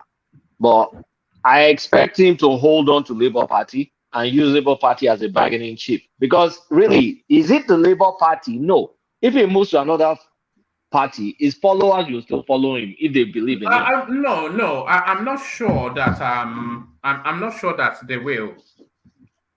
If he moves to another, so the people that love Peter Obi, the only they other don't party care. that he could move to that they will follow him is ABGA, and it's already been ABGA. there. Yes, But it's been to you already mentioned it, you said it's been there, but yeah. What's his aim? Does he want to really win the contest, Nigerian presidency? Because if he really wants to win Nigerian presidency, he can only do it under the umbrella of either APC or PDP. And APC is almost impossible.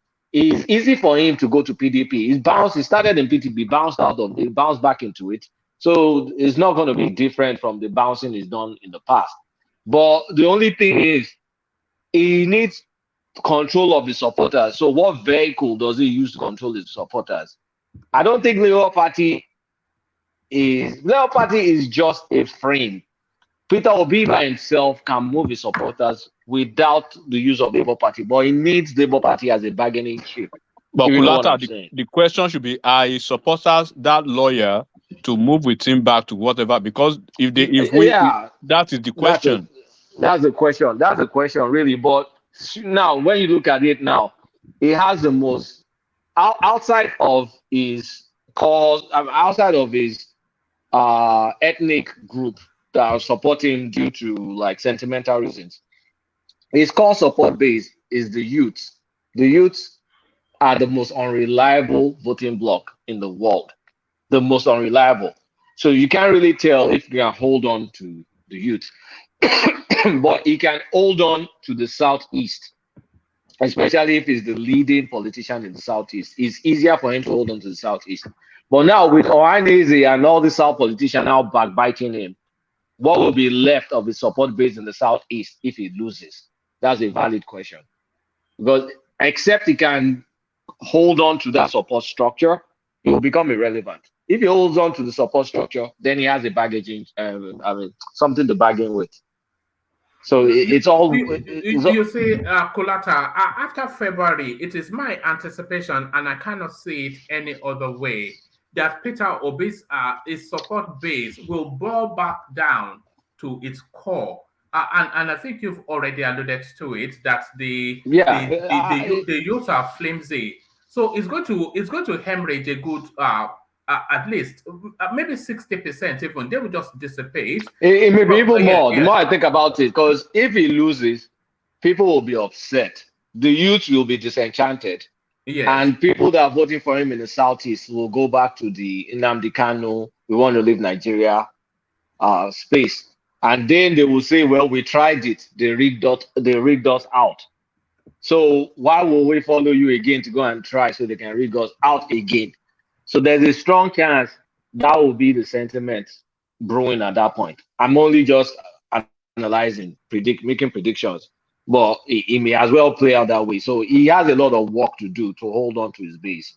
He needs one way or the other. He needs something. He needs a mechanism to hold on to his base. I don't know how he's going to do it, but as a politician, that's his job. He needs to figure it out. And also, you were saying that if he has any ambitions to be the next president of Nigeria, I'm suggesting that this window now is a one-shot deal. It's a one-shot deal. So, but there's no shot. There's no bullet to the shot. There's no shot. So it's an empty cartridge.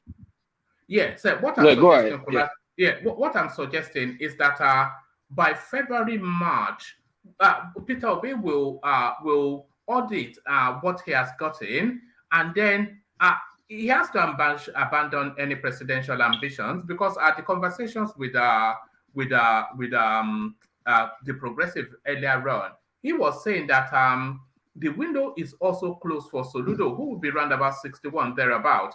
And if you had especially if you have a Tinubu presidency, if you have Tinubu 8 years and another northerner, another northerner 8 years, that's 16 years. So if you add 16 years onto the ages of these people, then They are both short. then you're looking at people approaching their 8 years. So this is just this one window. And by March, when he realizes that that this is it, what he has to do then is to turn himself into a power base rather than somebody that is aspiring to be president. So each just needs to be, you know what I mean? I know what you mean. If he misses this opportunity, he's done. Because if Tinubu enters, that's 4 years at the minimum, and then it goes to the North. The North know they handle power better, so most likely they may be able to keep it for 8 years.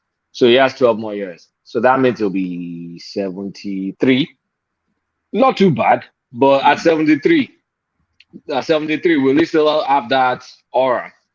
I doubt it. Many new players will have come up. Same thing with Soludo too. I think Soludo's chances too are short.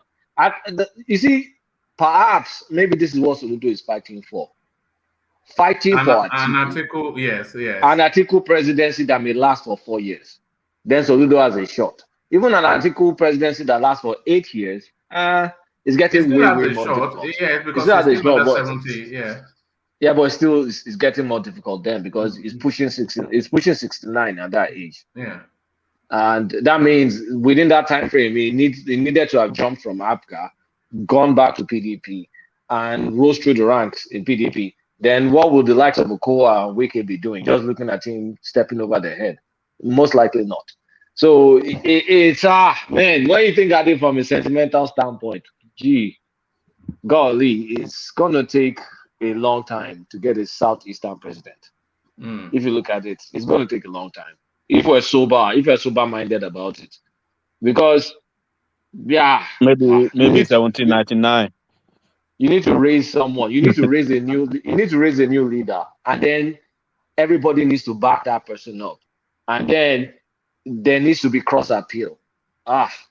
It's awful, honestly. If you look at it from a sentimental standpoint, it's awful because this could have been the moment. But it's sad. No, it's going nowhere, Peter Obi. But if I was to project to 2027, my anticipation that the ballot would read in 2027 are Tinubu versus Yemsen Wike. So that's what I see. Tinubu versus Yemsen Wike. But we see how that plays out. Thank you, Kulata. So I've been holding this comment on the screen. I was accusing Rational Mind of being pedantic just earlier on. So let me be pedantic because I am by instinct a pedantic sort of a person.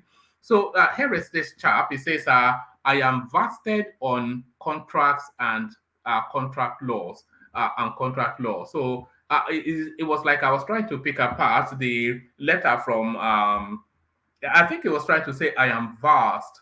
How are you vested? It doesn't even make any sense. But so that then brings to question if you are vast in any form of law at all. But that's me being pedantic, of course, which is always my way. But thank you. Is that guy that called me a liar? And I posted that school from a high lining commission so that you can post it so that they can learn. When I send the school name, they call me a liar. Okay, I'm a liar, but not me. It's the commission that is a liar, not me. It's vast, I think is his intention, but there it is. Thank you, Kolata. Before I go on to the next one, I've not actually been highlighting the coffee, and I thought that but it looks as though World Peace has found its way to that spot anyway. So thank you, World Peace. And of course, that window still open. So let me put it up for whoever wants to join World Peace. And you can go there and be as wild as World Peace has been. So go there and be wild. So as they are going about that wildness, let's go to Rational Mind and take his thoughts. So Rational Mind, of course, you have a different view on the Tinubu space. especially Reno Omokri's excursion to Chicago to establish facts from fiction. So your take on that space, Rational Mind. Mom, I think I already said my piece on that. That I don't take that guy serious. It's just a poser. That's all I have to say. All right. Let me take you to a different space then. Do you want to speculate on the Ohanese space, their lack of endorsement of Peter Obi, which then brings into question their confidence or not in him having a real chance at the presidency? So if they are not even able to endorse their own in the manner that people like Afeni Ferry has done, does that then make some validity of what Soludo was saying, that this guy just a busted flush? So is this now, are we actually seeing the unraveling of Peter Obi in slow motion? Well, man. Well, I won't use the endorsement by the Ohanese as a yardstick in determining if it's unraveling or not. Um, I know these socio-political groups, they do not carry much weight. Um, like we know among Yorubas, they are fairly fair. The only way I know a fairly fair would have, or any socio-cultural group would have carried weight, is if we have a repeat of what happened in 1999, when we have two candidates, especially two major candidates from one certain region. Then you might say, yeah, for example, if it had been that Atiku was not in the picture, it's just between maybe between Tinubu and what's it called, Obi. Then you can say people will be rallied up by whatever their social cultural group says. But in this case, that we have this fragmentation, because I think one of the reasons why Ohanese would not have endorsed Obi would be probably because of Ifeanyi Okowa. You know, or Ifeanyi Okowa too is, even though some people say he's not an Igbo, I mean, he's not from Southeast, he's an Igbo man. So maybe they're looking at the fact, maybe some among the Ohanese who are sympathetic to the PDP bloc, they are kind of prevailing over the rest, not to take not to take side in this matter with one person. So I think that is my reading from what I'm seeing, because I think the Ohanese, these people are just, I've known them to be very, like, they are easily swayed by maybe money politics, I see, and a bit of sentiment and bias too is among them. They will say they are Republican, they are opinionated, whatever they could use that word. We know that's how Igbos are. But then, for me, I think it's if Obi could not get their endorsement, then it tells us a lot. That some people, like, I think Obi himself said it. He said some people refuse taking his phone calls among the Igbos, among some of those big people from the Igbos. I mean, Does that not strike you as curious that no leading southeastern name is showing public support for this chap? yeah, I think it's. I'm not too surprised why they're not, because it seems not to be. It seems, apart from the whole thing surrounding him, like people thinking that he doesn't have that structure.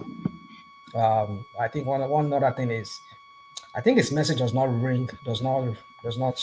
really ring with them, because I think this you see, Southeast is one very corrupt. Their politicians are even if not the most corrupt in Nigeria. We can say maybe Southwest and South. I mean, not too more corrupt. I think Southeast is more corrupt. I said it on your platform here because I take objection to. I'm not saying they should not come to the Southwest to do their business, but it is the failure of their politicians in the Southeast to put in. We know they don't have federal presence, but what has been happening over the years with the money that the federal government has been giving to their governors? They're not putting in place any infrastructure, so they are massively moving southwest, and it's weighing on infrastructure in the southwest. So what have they been doing with all the money they've been getting from the federal government? So the point I'm trying to make here is that they are very corrupt.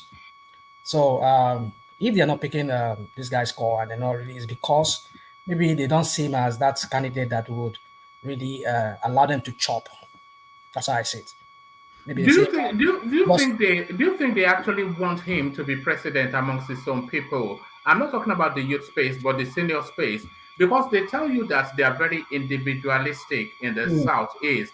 But there's a certain sort of I don't want to say arrogance, but there's a certain sort of self-confidence and self-assuredness to the mm, seniors in that space, that they see themselves above their peers, and they would rather that he did not get it if they are not the ones in that position. Do you understand what I mean? yeah, you see, among Yoruba of my own place, let me just say, I've been referring to wanted to say this, but let me just say it once and for all. Let me get it off my chest. You know, growing up in the 70s, I used to hear my people say, even in Yoruba, you do the Yoruba in Lagos, it says, talking about the Igbos, it says they are the kind of people that a son will use his leg to wake his father in the morning. I mean, it's derogatory, I know. That's to tell you the kind of way, because the Igbos, they don't even regard, I mean, they don't regard their Igbo's. You see a young boy will be telling an Igbo person, shut up there, you shut up and say, I mean, keep your mouth shut, you know, in a meeting that they have. Where you see, they are very individualistic. It seems that they have that arrogance, and that is really, I think, I mean, Soludo has some point in what he wrote, but it's just the way and the timing. That's what I have problem with. So, you see, the Igbos needs to put themselves together, and one of the failure of what's his name, this guy Obi, if he does fail, will be that the elites, the political heavyweights there in the southeast rather, they are not supporting him. And with Ohanese not really taking a position right now, when other social cultural group have already taken their stand. Pandef have done it, Afenifere have done it, the middle belt have already done it. What are they waiting for? That is what I'm just wondering. But like I said, I know they only have one vote. They don't really, because I know, like we said, Igbos are very individualistic. Everybody have said it on this platform. The bulk, I will agree with that assertion and that view that the bulk of the people supporting him are Igbos of the Igbo extraction. The same thing also applies to other candidates. The bulk of the people supporting of Tinubu too are, the majority are Yorubas. The bulk of people supporting Tinubu or even Kakwanso are Northerners. So they should not find fault with that. So everybody would support their own. But this Ohanese, they're not taking their stand. It's kind of, I'm not too worried, but at the same time I'm worried. Not worried not because I worry because they don't seem as capable, but because I don't know why they do not want to support him. Not that I don't know, but it's like my speculation would be that I think it's because they feel that because of what he did in Anambra State, which is what the opposition he had, he didn't allow them to eat, to have a free reign at looting, at just awarding contract to themselves, and everybody's having a chop and chop kind of business. Is it that he did not allow them to eat, or that he ate alone? Because there was certainly eating. No, no, we've been going through the record, so and there was eating. There was eating going on during Peter Obi's reign in Anambra, or steady, you know. But Yeah, well, he people say seemed that. to I be mean, eating I've had it. alone. Basically, you see, I won't got anything you can challenge this guy for, because that's what I'm not saying is an extent. I've always said that. Basically, up to this moment, I've not seen any corruption allegation against him.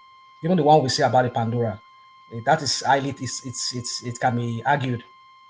We will try arguing it, but the only place I have is why didn't he declare it? That's just my own. But why did he declare it? That which is not, which he can also argue that because he already transferred it to his daughter's name, so I don't need to declare it because it's no longer my name. So why should I declare it? So, well, I cannot excuse him with that. But besides that, I don't see anything. Even the one you brought the other time, like I said, they caught stack of money with him in somewhere in a Papa area, and they called the police and whatever. I don't know how founded it is. I've not seen anybody really argue that. So I don't know any corruption case, maybe besides investing in his brother's business or whatever. So anyway, so I've not really seen any that And you think show. you've listed about 3 or 4, and you're still saying But you don't no, see those are any. not really one man. Those are not really. They're not killer blows. They're not really something you can say. It's not corruption as I would call it. It's just a way of I don't know. I mean, talking about the tax evasion, I mean, whatever I did with this Pandora, well, the Pandora issue, I don't think it's something most people do. So if I can have the opportunity of, I'm that wealthy and I'm giving that opportunity, I'll do the same thing too. If I'm allowed to do that. So anyway, so my point is, you see, Can I hear something from from National Mind? Yeah, carry on. You said the hiding your money from Pandora is not corruption. Okay, let's agree. But lying under oath, lying No, that's under what I oath. said. He lied. He lied on that oath. I mean, because he gave it. I mean, but that can be debated, it's debatable too, Ola, because he can say, I already transferred the whole wealth in my daughter's name. So why do I need to? Why do I have to? Why do I have to declare it? Rational mind, sorry. This noise that is this whistle, is it from your side? Because this is busting my eardrum over here. Oh, really? They are doing Oro there now. It's like it's a juju man. This is my, I don't know, inside my computer here, there's the, something is just, I don't know.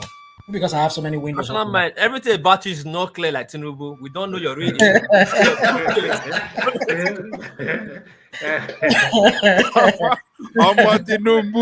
Look at that. Every trace I got it very well, so that I know some people can even say they know me. I mean, I got it very religiously, so I just don't want to reveal anything much. Not because there's anything, but it's just because I just don't want to. Let me not go into details. So anyway, so I know. Let me just quickly just round up so that this thing doesn't bust your ears, please. So I think because this chop and chop thing is not into it. It won't, I mean, they didn't allow people to chop as they want. Maybe that's the reason why they're not really buying into him, because they feel this guy no go allow us chop. You know, go give us free reign. You know, that's what I think. I might be wrong, but that's how I see it. And I don't see why Ohanese will not support this guy when other social cultural groups have already done the same. All right, brilliant. Well put. So brilliant, well put. So thank you, Rational Mind. So let's go on from Rational Mind and take the conversation to Ola. So Ola, you're up next. So take us to that space then, because you've been having private conversations with Kulata regarding the Tinubu yay or nay. If Reno Omokri has taken the effort to go to Chicago to go and establish this guy's credentials, I would think that at least that aspect of the controversy around him, that ends it right there. Because Reno Omokri, one of the most vicious critics of this guy, and if he has made the effort to try and expose him but found to the contrary, and he has the honesty to publish it, then that ends the primary school certificate and all that hoo-ha. But will that end that, knowing the obedience as we do? Ola. Yeah, Ola, please, before you, Ola, sorry, before you, I wanted to ask Mahmoud this question. That tweet or extract you read about Reno Omokri, what day was that? Hold on.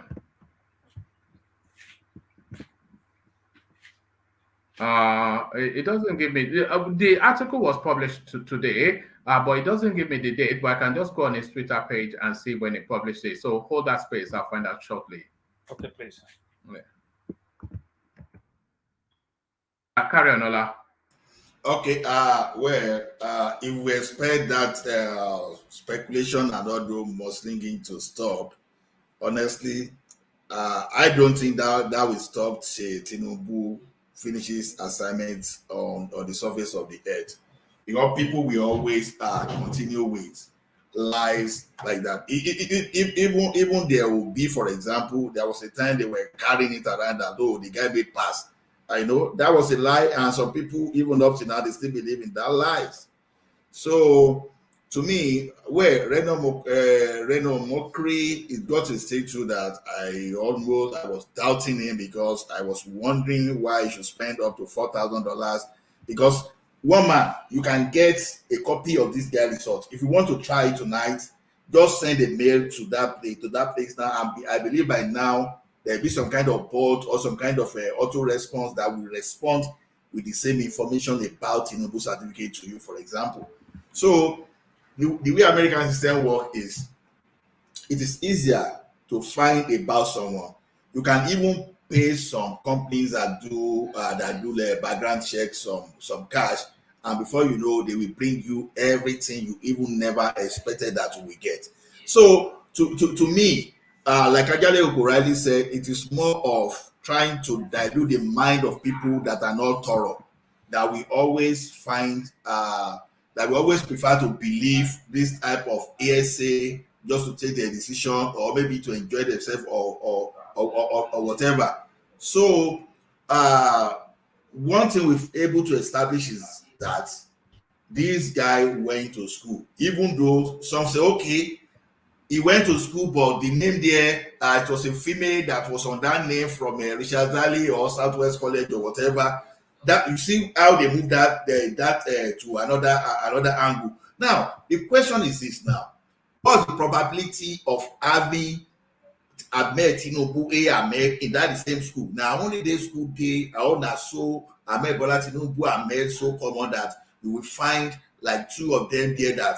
So especially in an American school, what are the probabilities of finding a different Bola Ahmed Tinubu in an American school that he claimed he went to? Exactly.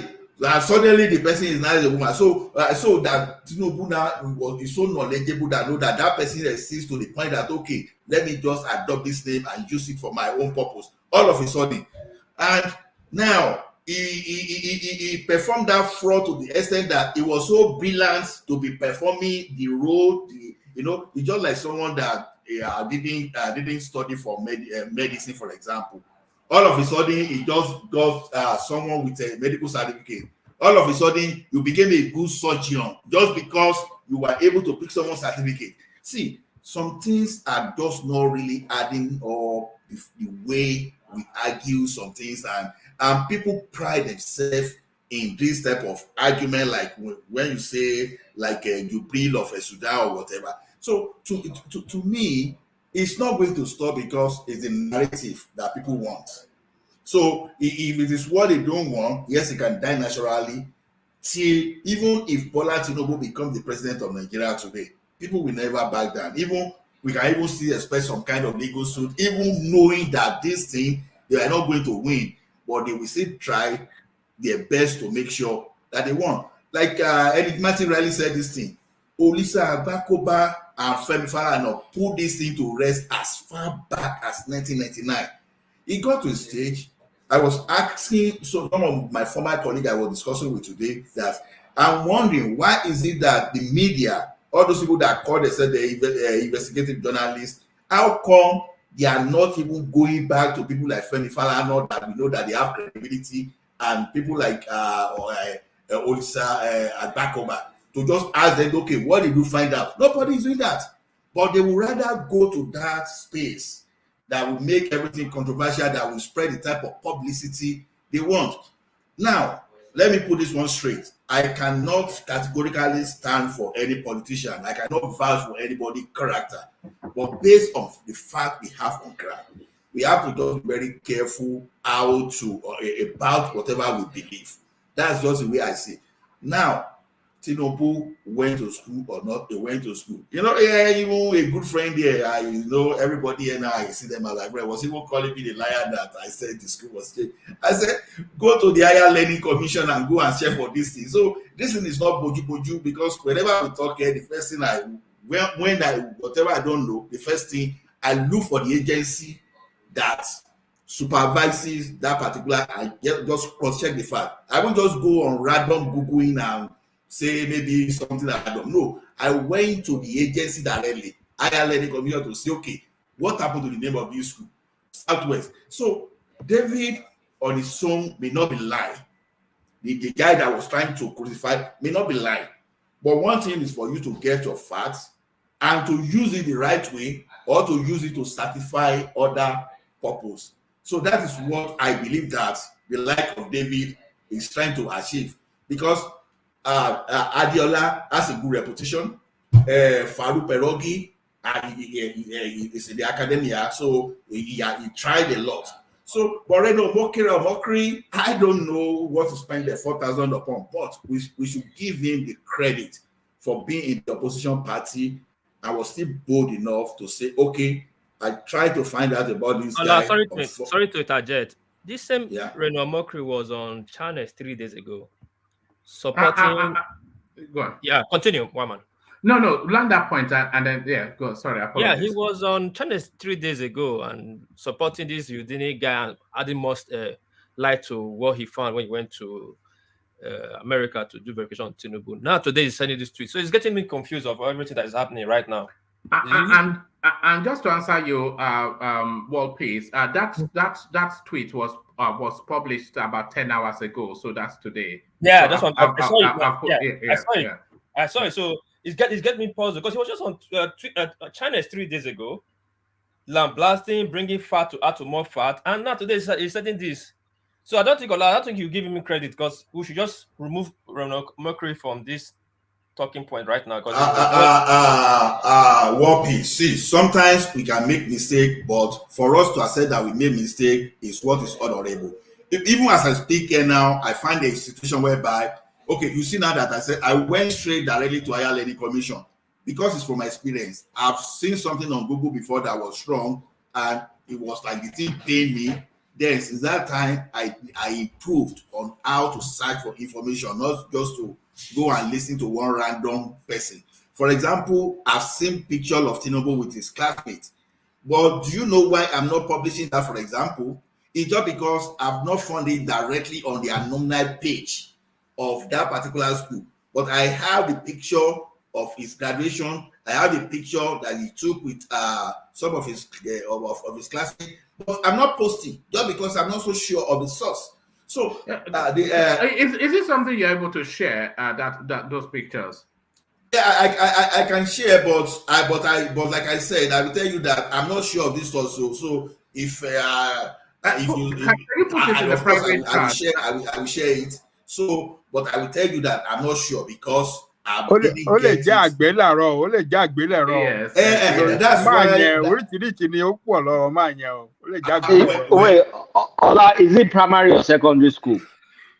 No, it's not primary. It's not primary school. University. We are even talking about this university stuff. No, university. We know some of his classmates. They've come out on interviews. It's the primary and secondary school one that you can never find.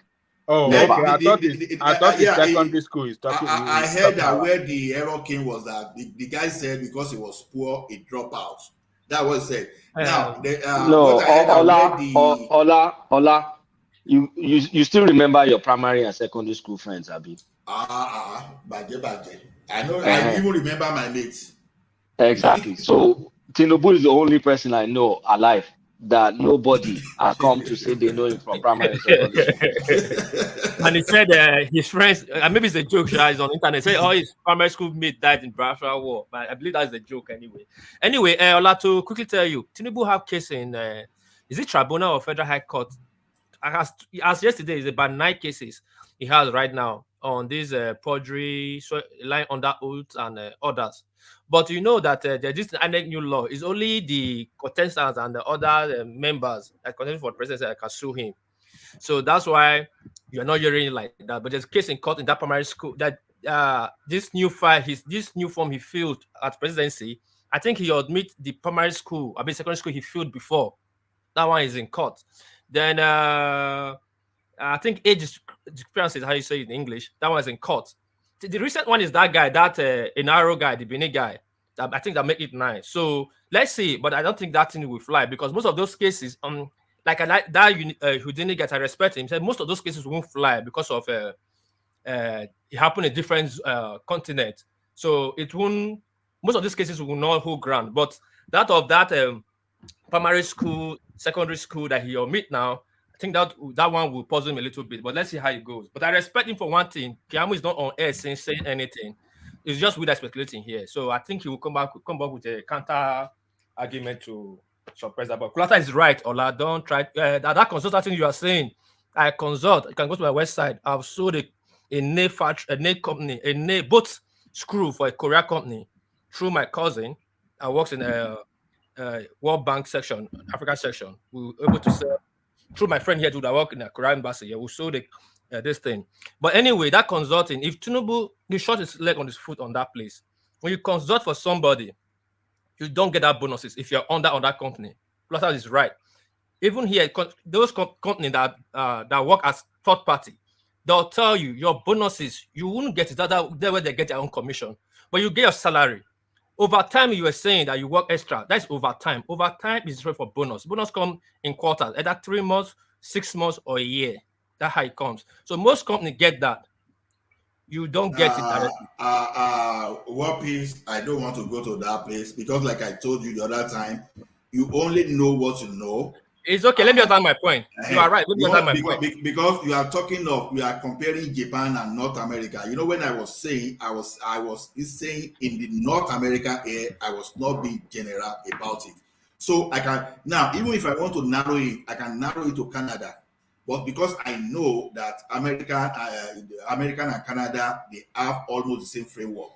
So, but it's only that we have more money in America. Okay. Let me just land my point. Let me land my point before you. Sorry, I know it's your time. Anyway, Closer was right in the sense that if the subpoena is it delayed, they call them, and they said Tinubu didn't work for them. There's no way they cannot say Tinubu didn't work for them, because his name will be on their file, even if we work for a third party with them, because he's the one, the CPO, they're kind of taking care of their kids at that time. But they would say, no, this guy didn't work for us directly. He was working with a franchise company or a contract company was working with us.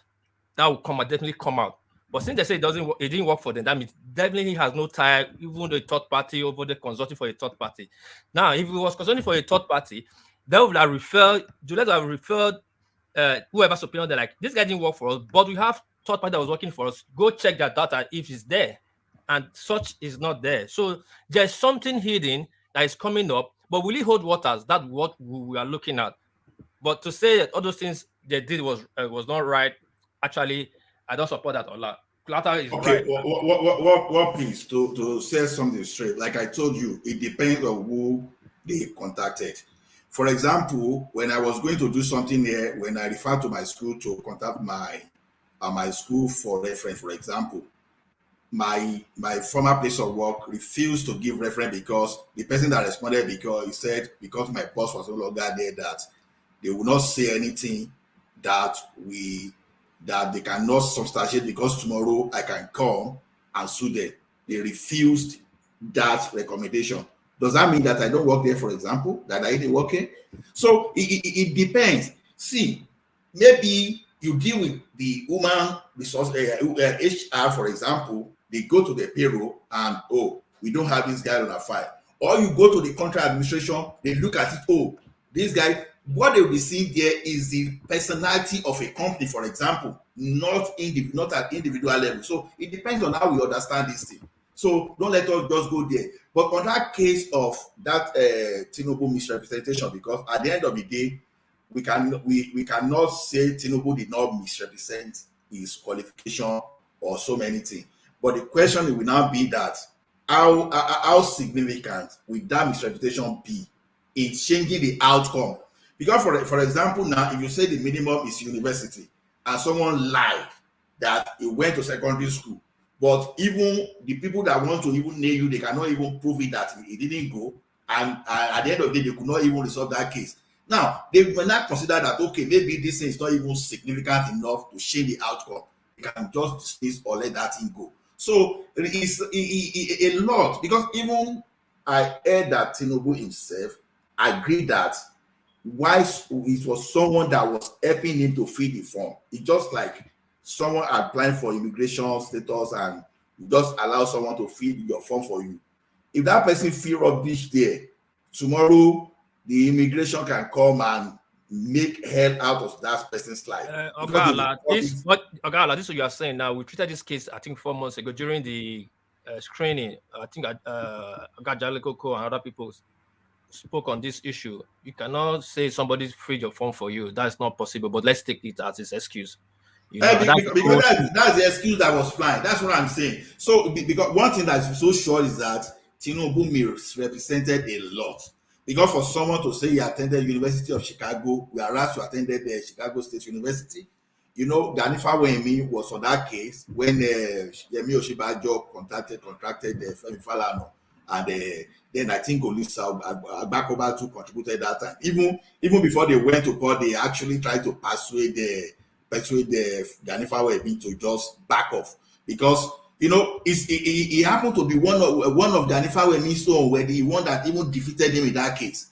So is for the case that was settled in 1999, for example, I don't see how it is going to be. The case was not settled. The case was taken out of court due to No, it was. He said they said he has passed the time of waiting. How they say in legal term. Okay. The So did the Supreme did the Supreme Court not actually make a pronouncement on it in No, 99? no Are you pronouncement. It sure? was very sure. Adelko, you can Kulata can bring out the record. It was start of limitation. They dropped it. That time it was contested for second term. Then I said it has passed because I know that it passed the new law.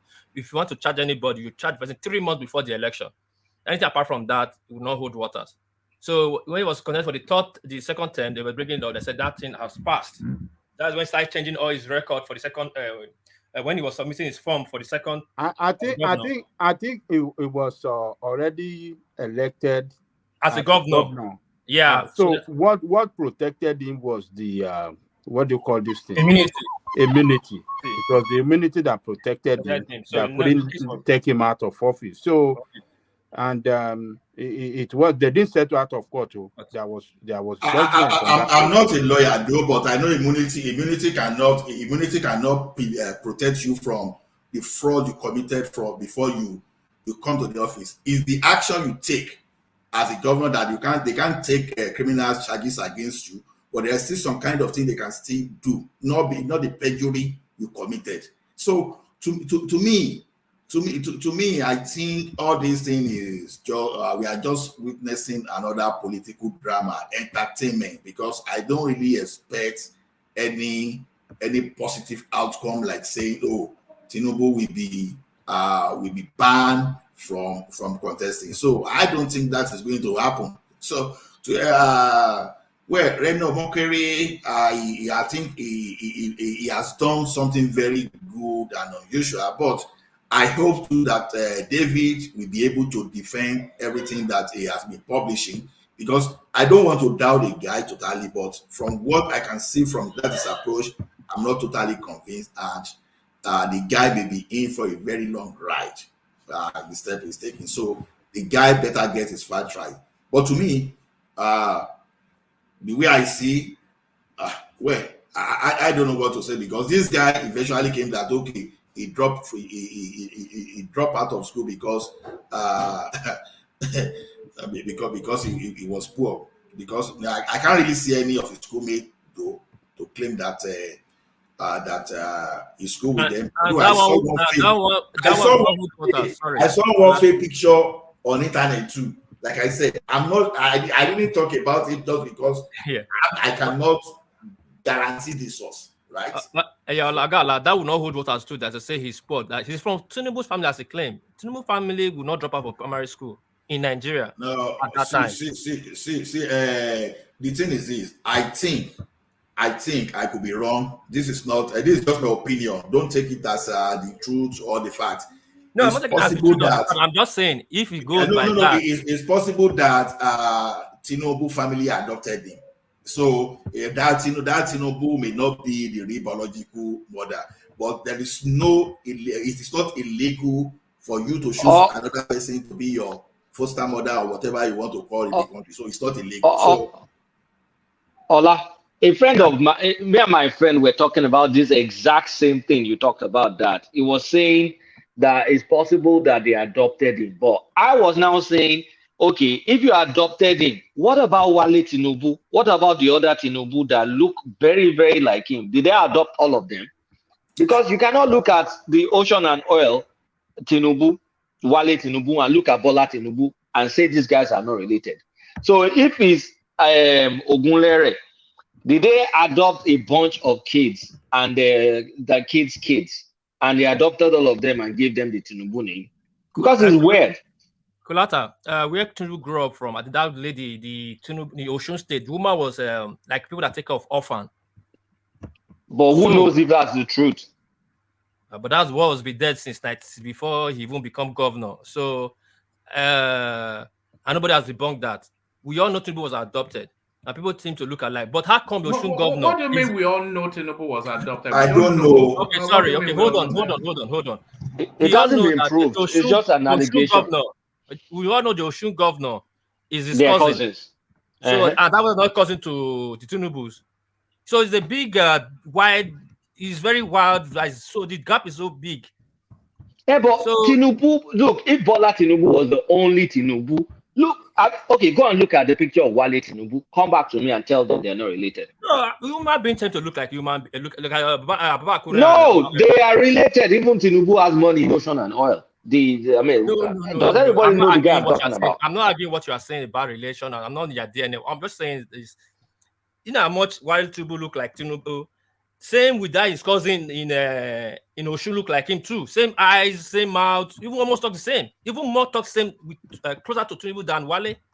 No, So Wale looks closer to him well. Very, okay, but very, again, very well. people can look alike. It's almost like they're brothers. Hold on. Here is a pic. Here's a picture of them together. Used to look alike. They're like, bro, they look alike, man. one is just healthy, the other one is frail. But it's okay. We're not doctors to speak on their DNA, but let them get in. See, Tinubu can be adopted. You can be anybody's son and anybody's child. Yeah, but my question is, if they adopted him, what about the rest of the family? He's not the only Tinubu now. He can be the only one adopted. He's a child. Let the family say he's our adopted son. Okay, and let's keep all the so then all of a sudden it now looks like the other kids that were not adopted. It's not adding up. Something is weird. I know something is weird about his background, but you can't explain it one way or the other. It's the guy. I don't know, man. I don't know. You now saying rational mind is Tinubu fourth son, as in this platform? Because we don't know rational mind. Rational mind is a Fulani man now, so it can't be true as well. It's a Fulani man. He's a Russian. That man is a Russian. One piece you too like trouble, honestly. see the way you brought rational mind. Maybe Tinubu and that his brother Wale were both adopted by Tinubu family. What about that? Of course, it's possible. Of course, yes. We need a very big both of them. And Tinubu is not happy because that guy doesn't talk. Because we are accusing from now to morning, man will not talk. Yes. Ajale Koko, there's another one. Actually, that one is closer to my own age. I don't know how. Then definitely they can't be brothers because the age is far. But there's yet another one, and those are the ones I know personally. There may be way more. So there's another guy, probably. I know he's closer to my age, and he's also a Tinubu. So what? Can someone? Because I'm the woman. She's not a Tinubu. She's Elijah. What's her name again? Mogaji. Mogaji. Mogaji Abibat. And they said there is one soldier, one police captain, or is it a soldier or a police that's the Tinubu man. So it's just weird. Honestly, it's just very weird. I don't know. Oh, all right. Let me share this picture as well. This is Tinubu and Gboyega Oyetola. So I think you can see the bloodline still, but then what are you making of it? Ignore Aregbesola, but that's Tinubu and Gboyega Oyetola. Can you is there somewhat they of look a alike? Yes, I think so. They look alike. So the bloodline is a Tinubu. I don't think. Why are we even? The man tells us his name is Tinubu, and we're it's unbelievable. Yeah, but you see, let me tell you what. Today, me and my friend, we talk for like 2 hours today. But what I can't wrap my head around is how can a human being exist and you don't know the people that you guys, played soccer together as a kid or rode tire together in secondary school or primary school or something? As in, it's unimaginable. Is everybody dead? Your head. What about if all of them all died? They all died. It's an hair honor. It's an hair honor.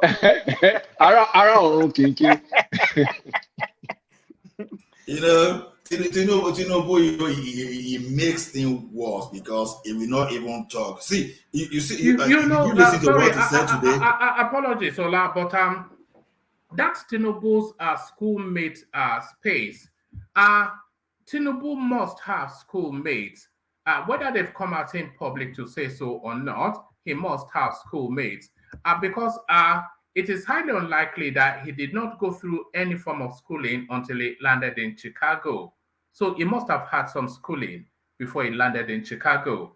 And he would have had schoolmates in the course of that schooling. So, and he's not homeschooled. So he must have So what schoolmates. is this some sort of Omaka? Like what I mean, what is the code, secret code that nobody's coming to say that you are my guy in primary school, you are my guy in secondary school? There's not been anybody. Yeah, yes, but that's a different space. But let's just establish for fact that he has schoolmates because he went to school. Chicago University was not his first school. Richard Dowley or whatever was not his first school. He had some form of schooling in Nigeria, and people went to school with him. So let's just I think That's a fact. I think of that's a course. fact. I mean, so let's just be let's be clear on Kulata, going to school is even far. He was supposed to have friends, streets he grew up with that same age of 12, 15. At that time, they're going to farm. 20. Maybe they were rich. Maybe they were rich and they didn't go He to was farm. poor. He dropped out from school. There's none. This area you grew up from. What I'm saying is that no, but see, it's weirding me out that nobody has come out to say, I remember this guy as a kid. All of us went to primary school, secondary school. Maybe it was unlikable. How about you must see somebody that will say something about it. What I'm saying is that they have brought people out ever since to say, hey, I know this guy. Okay. Rational. Sorry, world peace. So, what does people not coming out to say that they went to primary school or secondary school with him? What does it prove? Where does it lead to? Okay, I don't know, but to my opinion, and some funny story I've seen, it's like Tinubu.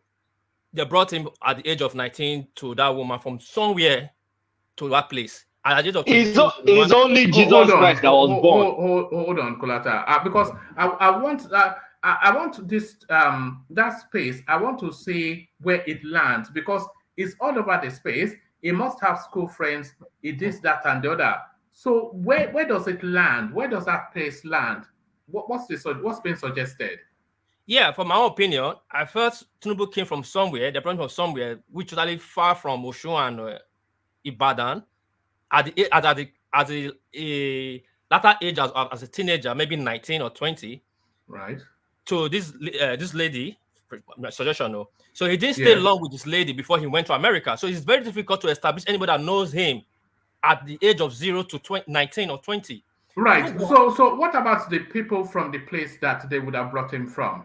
That's the problem. If the place they brought it from is not in our vicinity, not in Nigeria or somewhere Benin Republic. Tinubu is not even a Nigerian. No, I'm just saying. No, I'm not saying. No. That's what I wanted to hear. No. I'm just saying. Is he from this planet? No. This planet? Wait, I'm just saying. My goodness. For example, like, I'm in Japan here now. Right. You cannot tell anything about me beyond how long I've stayed here. Anything beyond how long I've stayed in Japan is a mystery. Nobody can actually tell. But anything from 70 years down, you can say, oh, okay, you must see some military guys that came here and met me. You see some Navy guys that came here and met me. But anything beyond that, you cannot say anything. It's a mystery. So something like okay, let's say they brought Tinubu in from Benin Republic. How come his schoolmates from Benin Republic are not telling us that? That's what the guy said again. He has a point too. That's what I'm saying. It's a mystery. There's a mystery in that space. No, there's no mystery now. There's no mystery. It's just the usual sequence of things. He went to a primary school and then proceeded to a secondary school and then proceeded to a university. You see, anything outside of that is so far-fetched, like you've just described now, so far-fetched. I won't call it ludicrous, but far-fetched. It's just to look at that. Maybe it's not even from Nigeria. If I pushed you hard enough, you'll tell me it's not from this planet. You probably one man. You see what my brother is saying there. It could be right, but I'm not saying it's right because if you notice this Mo Farah, did everybody not believe it was Mo Farah? Yes, no, I heard that story that have they withdrawn his knighthood? No, they did not, because they did not withdraw anything. Because if Mo Farah never came out to actually come and tell everybody that his real name was not Mo Farah, that he was not from, we even thought he was from Somalia at the time, Abyss Sudan. So he was adopted, he was trafficked to the United Kingdom, his original name was never Mofara until when he got to the United Kingdom. It was the woman who trafficked him that gave him all those names and everything. So these things, sometimes these things can happen, but I'm not saying that is the situation. I'm not saying that's what happened. But what my brother is saying is not like Yeah, but some scary. So what you described now, and Tinubu just going to primary, secondary school, and university, which one is more plausible? Which one sounds more reasonable? Which one sounds more believable? I think him going to primary, secondary school sounds more believable. But the problem is this, one man, where is this background story for that primary and secondary school? Well, that's for him to You understand? unravel. So even all of us here, anybody can do a change of name. If that is, anybody can do a change of name. All right. Anybody Is that your approach to it? A change no, of I'm name. just All saying. right. I'm just saying. Even if that is what happened, like I have changed my last name. You understand? Because my last name used to be a family name, but I changed it to my own father's name. And that was not the name I had in my primary and secondary school.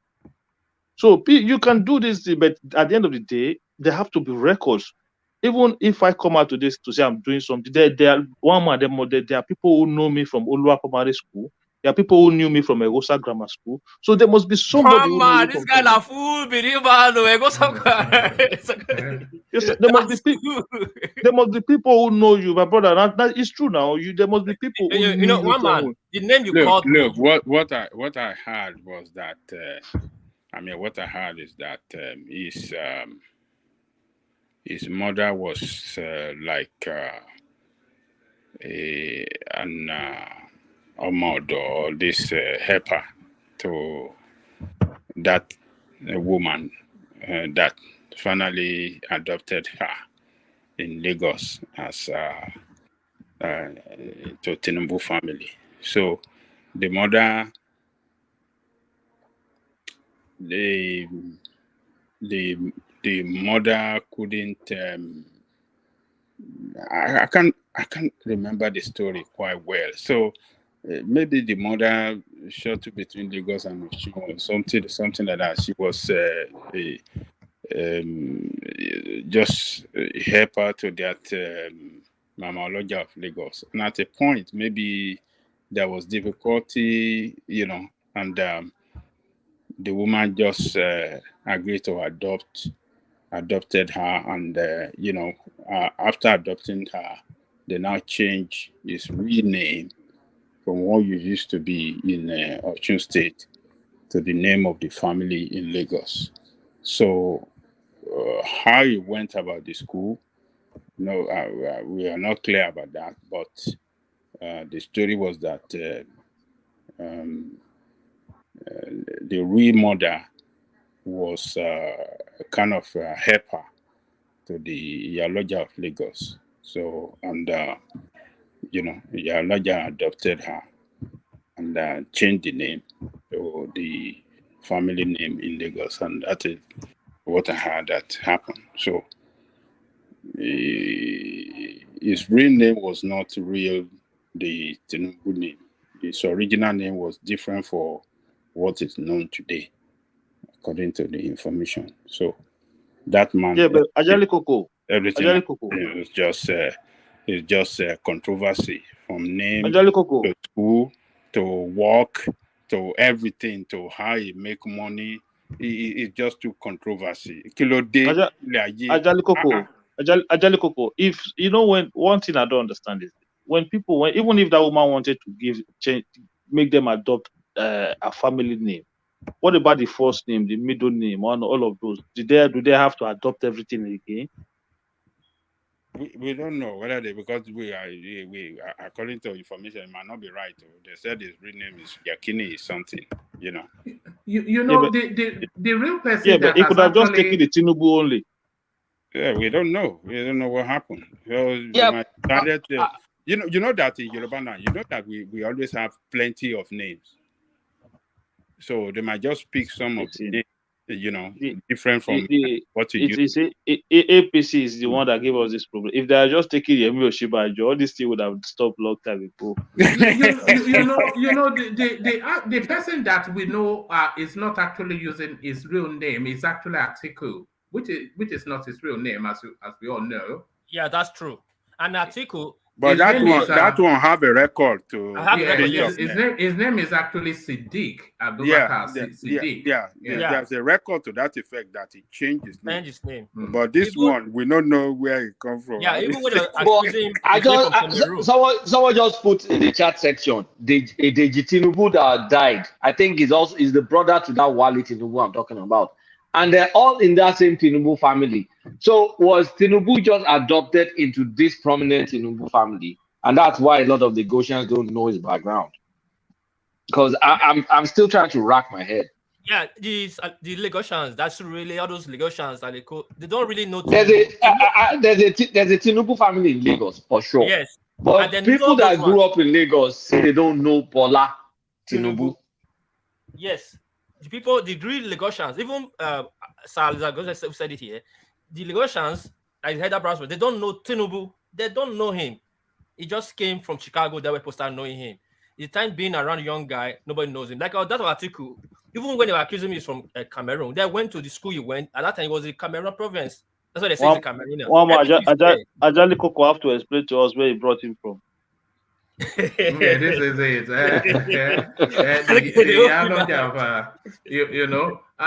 It's unbelievable. The way that this guy has been picked apart and scrutinized. When they tell you that his daughter is 61 and the girl is actually just 40 something, and they query his name, his age, his credentials, it's unbelievable. It's unbelievable. This is let him speak for himself. Let him speak for himself. Let's hear from the man himself. I don't read social media anymore. They abuse the hell out of me.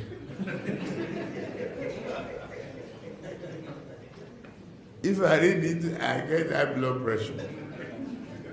I get angry. I don't read it. So, if I want to hear anything, my children or any of my workers will tell me, this one say this one. If I'm tired, I say, please, forget it. So there it is. He's fed up as well. It's unbelievable. But he did say to Jonathan now. Up to the extent, Jonathan's children, they say, I don't know, it's not his children. They did worse to Jonathan. So no, I think one of Jonathan's children was adopted. I don't know. The girl, I think so. It's not his child. This is that. So many things did to Jonathan, but it's politics. I agree. But one thing people should understand: No. That of Jonathan is very clear. The lady, according to woman, was and they made it clear to everybody. Nothing is wrong. Nothing is wrong with that. Now, like Ajali said, the thing is just the problem with this Tinubu is that there's too much. There's no. If you come out to just say, "Look, I was adopted," this, that. Who cares? Case finished. Case closed. No, who cares? Nobody cares. But everybody's trying to, become. It's like we were trying to play chess with Tinubu's name and his education and everything. This whole thing could just be solved by just one statement to say, okay, I was born so, I was poor, I did this. Nobody cares. Like but for me, that would not satisfy that space though, because that space will only latch on to its response and then spin it around and carry on. Yeah, maybe that's why the man kept quiet anyway. No, not that, because during Tinubu's era, it was very manual. So nobody can come out and latch on that space and go and change your birth certificate and all that. It's not going to happen. My great grandfather have people. You grow up in Benin. You have some people that grow up with you. You grow up and meet him. You think he's your brother, right? But you're just working with your grandfather in the farm. He's like a brother. You have there your last name. Yeah, that's true. Everything. So there's no record to say that go and be a record. You change your name. No, I have. If that this guy I'm saying, he went to the House of Assembly. My grandfather, my brother trained from ICC to university. He carried our last name to tomorrow. Who time to go and bring the birth certificate? No, he just say it and case closed. Who wants to hit his head in the wall? Go and hit your head in the wall. Simple. All right, all right, simple. So thank you, please, and thank you, gentlemen. So, gentlemen, I want to seek to start to round off here. You already know where we're going to land. Yes, a shortish. Is it even short when we spend 5 hours already? The curious thing is that I thought I was just going to read out the talking points and then call it an early night, but here we are. It's just the way these things move sometimes. But he has moved in this direction only to land here. We start to round off. We kick it off with somebody that I suspect has already gone to bed for reasons of not feeling too well. Saki Father, are you still there? No, I didn't imagine Saki was still there. So thank you, Saki, for your company. Get well soon. So that's Saki Father. I think he's got a bit of the flu. Rational Mind, you're up next. So just remove your microphones as we go to the hand wind laptop. That is Rational Mind. Rational Mind. Well, by yourself. Okay. Yeah, I'm so sorry. I don't know. My laptop is as an old one, and I'm still using it because it has some information. Anyway, so yeah, I think we said so many things about this guy, Tinubu. Somebody said in the comment section, well, I want him to run too, but I don't want him to win because, like we said, this guy has a lot of red flags. And yeah, let me just put it at that one, man. Thank you so much. Guys, thumbs up and like and share as well. Hope to see you guys in the next session. All right, brilliant. Are you all right though, Rational Mind? There's a certain dullness to your voice that are you well? I think I'm under the weather. All right, okay. Get well soon. Everybody's been knocked out by the flu. So thank you, Rational Mind. From Rational Mind, let's go on to Ola. Let's go on to Ola. Ola, you're up next. Yeah, thank you, everyone. I'm happy you never disappointed. You didn't disappoint me. So I really enjoyed the topic. At least it is not about Obi now. It is about BAT. And I know Tinubu truly, there's no way you can defend that guy. The man is not even helping matter because he won't come out to speak. Although I have others that they refuse to speak in the past, like for a very long time, people were saying, "Oh, that Wale Soyinka graduated with top class and is best today."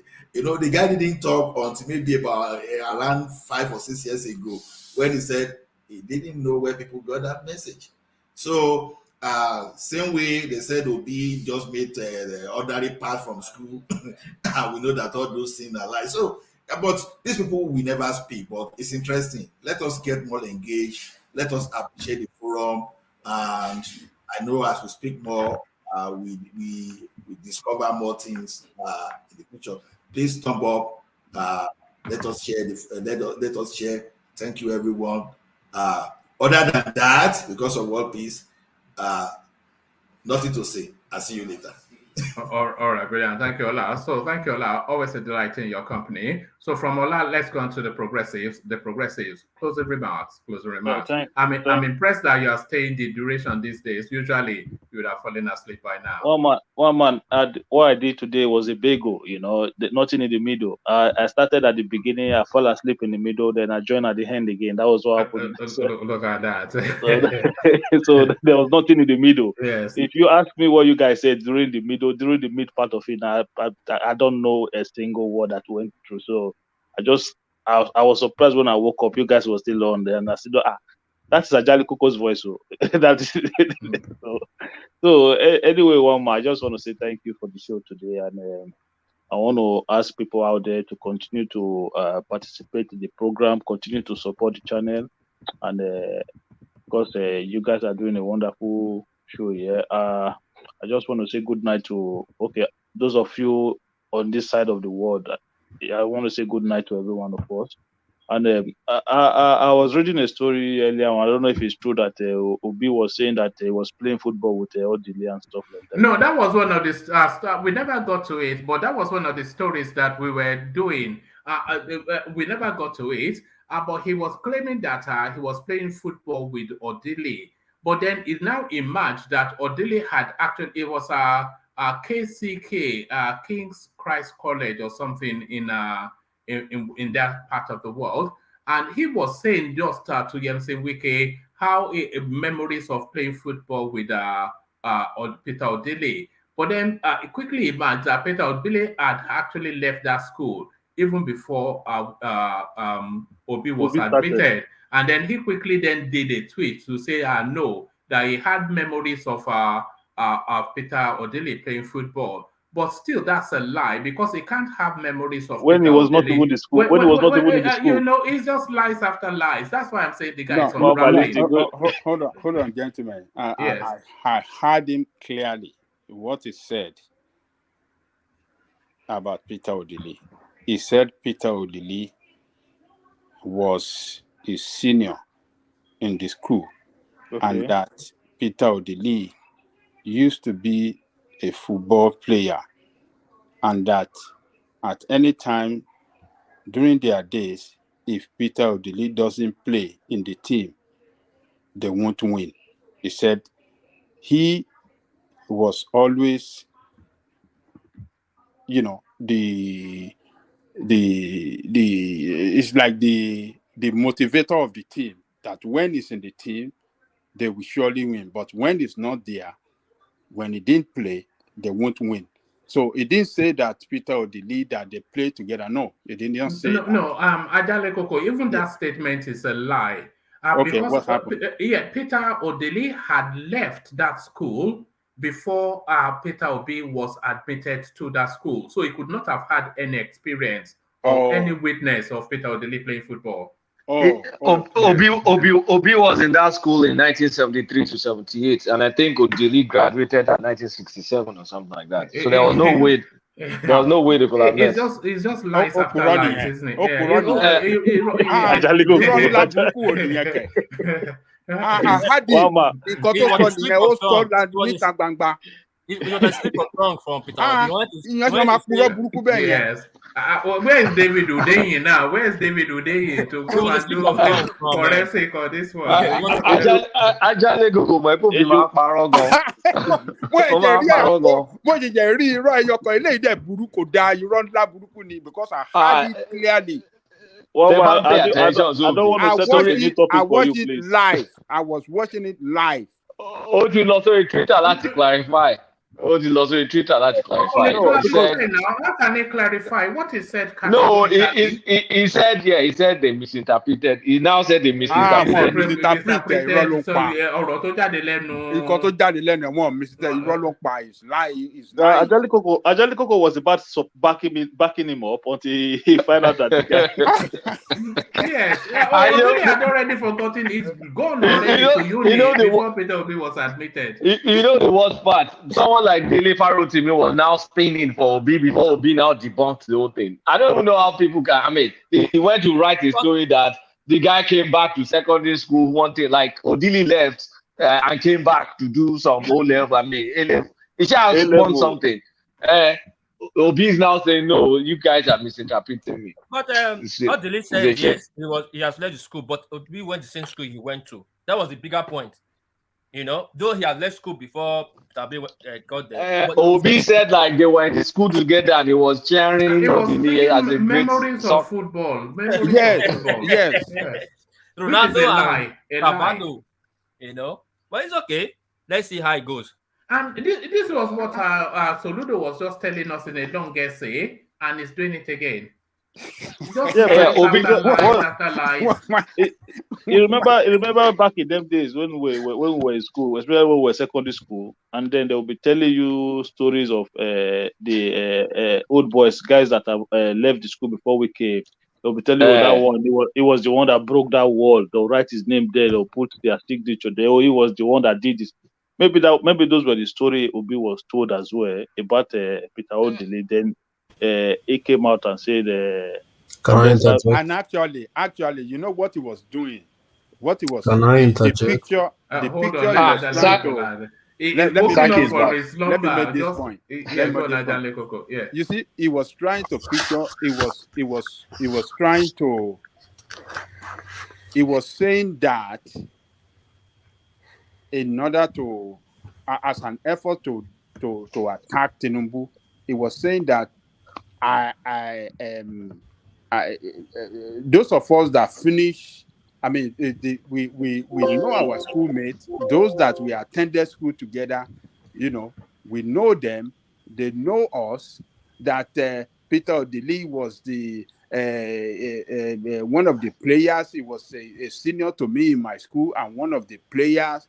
And, during his time, anytime he doesn't play, he wasn't in the team wouldn't win. But anytime he play, the team will always perform better, stuff like that. So he was saying that to rubbish the image of Tinubu, that, okay, Tinubu is a person, nobody knows the school he attended, no schoolmate and stuff like that. And then they found out that he was lying. He was lying. Oh yeah, justify it, Saki Father, justify it. No, it's not about justification. Right. Ajanle Koko, you were actually right when you started initially on that very point. Peter B wasn't saying that he was playing physically with Odele on the same football pitch. Was he playing mentally? Was he playing mentally? No, spiritually. No. I am a tanga. No, wait. Let me finish. Unbelievable. Let me finish. Even before the set before Odele is such a football star in CKC who a lot of people came to hear, even the sets after him. Even Peter B, who was never there when he was in secondary school. And let me remind you again, the school Peter B attended, even primary school, is owned by the same church which also owns CKC as secondary school, because there are two sister schools. There was Sancta Maria Primary School and there was CKC Secondary School. So these schools are sister schools owned by the same church. So even when Peter B was still in primary school and Odele was in secondary school then, he must have been hearing about Odele, because Odele was such a popular football player. And those that are attending Sancta Maria Primary School, maybe in the evening, they go to maybe CKC Field and even watch their secondary school playing.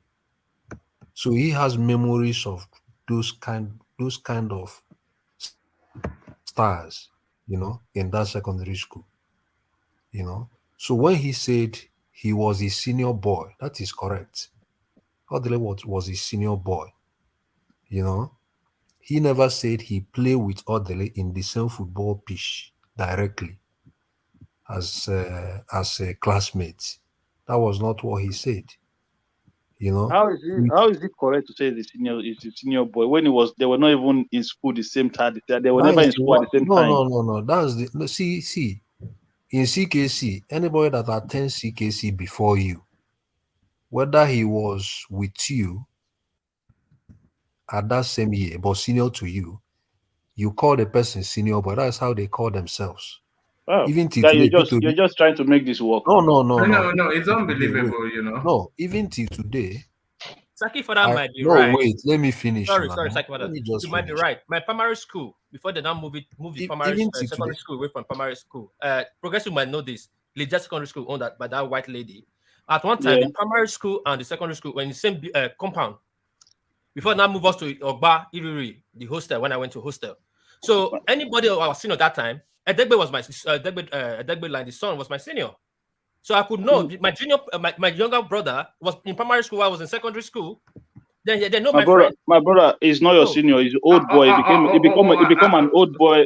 He's an old boy of the school. He's not your senior. Your senior will be in school the same time with you. Sorry. Hold on, everybody. Everybody, hold on. Just stay right there. Stay where you are. Don't move. Don't move. Don't even reach for a cup of water. Just hold steady. Hold steady right there. I've not seen it, so let's watch it together. And the saying you pass. 2 of us get A. And that is why we want people to follow us. Everybody knows our age. They know where we're born. They know where we live. They know the school we attended. We have classmates. This morning I was telling somebody about Peter Odili. I said Dr. Odili was my senior boy in secondary school. We couldn't have played football in CKC without Odili. Here is not in the match. We have lost. So we know. So I have people in River State that went nobody have to school. All right, welcome back. You've watched the video, but guess what? I believe that. All right. All right. So that is it. There's a So let me clear finish lie up. being Let me told finish. there. That's a Let lie. me finish up. No, let me finish up. Let me finish up. What? That's a lie, right? There's a lie being Let me told there. finish up what I was saying. Progressive. Go and ask about this person. Go and ask about these persons. They are very popular in Anambra State. The Catholic Bishop of Onitsha Diocese, Archbishop Valerian Okeke, attended these same schools we are talking about. Peter Obi never even met him in that very school. Then Pat Tommy also attended this same school we're talking about. No, that's fine. What we're saying is So in till that today, clip. What till Peter Obi said in that today, clip is a lie. wait. Till today, there was an interview I listened to Pat Tommy where he said that till today, Peter Obi calls him senior. That's the way they call themselves in CKC. Yeah, but He said that's not what is in Obi contention calls him now. senior. No, It doesn't what mean are you whether doing they now? met together or they didn't meet together in school. Did you just listen to that clip that we just played? I listened to You the want me school. to, I listened to the you want clip. to He play it said my again? Because senior boy. He said my what he senior said, boy. he said when they were playing football, that is not to say he was on the team, but when the school was playing football, if Peter Obi was not there, the team would lose. No, if And Peter Odele was not there. so if Peter Odili was not there, the team would lose. Yeah. And So, he had no, he wasn't in that space at that time. So yeah, he that's a was not. lie. That is what I'm telling you now. That maybe he was Maybe, still in that. maybe. What do No, you he was still maybe? in that. Wait, maybe he Maybe. was still in that. No, wait now. Maybe he was still in that Sancta Maria Primary School as at there, which is a Right. sister school owned by the same church. Hmm. They heard about Odele even before coming to secondary school. That is what I'm Right. trying to say. All right. What he They said heard there, about They use Odele the he told a same lie. He told a before playground. coming to lie. that They use the same secondary school. playground on their break time, right? Yes, that's the same playground. That's what I'm trying to say. It's not the same playground. It's just a feeder school. It's a different facility. It's not like they're together. They even said Probably even it's not even one school. There were Do two you know different how schools that do feed you know that how secondary Onitsha? school. Do you know how Onitsha is? Do you know the school called Santa Maria? Do you know CKC? I'm telling you something about it, and you're arguing. No And, okay, problem. you are saying they're in the same compound. Even though B himself never said they were in the same compound. all right. That's it. So back to the progressives. It's a lie, and we all heard him, but there it is. We came to you for your closing remarks, Saki Father, but we thought you'd gone to sleep. But as soon as you hear us slagging Peter Obi off, you wake up again. Actually, I was attending to something. All right. Let our He go man with money. You like the sick. You see they count money. Eh? no, let him count money now. Let him count money. It's good. One man, as I was saying, I just say it's been a fantastic program tonight, and the election, our people they should take it easy. Somebody is going to win, and others are going to lose out. So at the end of the day, it's still going to be one Nigeria. It's not going to be destroyed, and let's just pray that whoever wins the election should be able to have it in their mind to do what is right by the people. And at the end of the day, we will still continue to do what we are doing. We will continue to use this process to hold them accountable, regardless of their tribe or religion. So as we have started, those who have candidates, after election, let everybody drop candidates and let everybody come into the middle and begin to hold elected officials accountable. Problems we have in our society is a lot of biasness when it comes to issues like this. I hope that won't be the case at the time. Thank you very much, and I just want to say good night to everybody.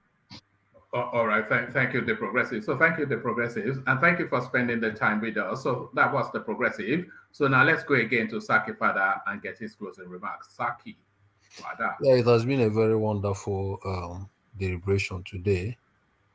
Um, it has been very educative, like as always. I can see a lot of intelligent people on this platform. But please, one man, make sure that Enigmatic doesn't run away at every point in time from this platform. He doesn't just come and present his case and run away immediately, as if he doesn't want to listen to other people's presentations. It's still in the comment section causing trouble, by the way. So you can see him there. He's still fight. It's just Okay. the insufferable. It's as insufferable on the screens as it is in the comment section. Just fighting Okay. everybody. You know, Okay. just fighting everybody. Eh? Okay. Is a Festus Kiyamo type of lawyer, always shouting. Oh yeah, carry on. Okay. Yeah, and like we said, the election of 2023, as I've always maintained, is not going to be a usual election. It's not going to be a normal election. Let us not always be here to prophesy or predict or state categorically this person is not going to win, this person is going to win. Let's just allow the space to continue. At the end of the day, let's see what the result is going to be.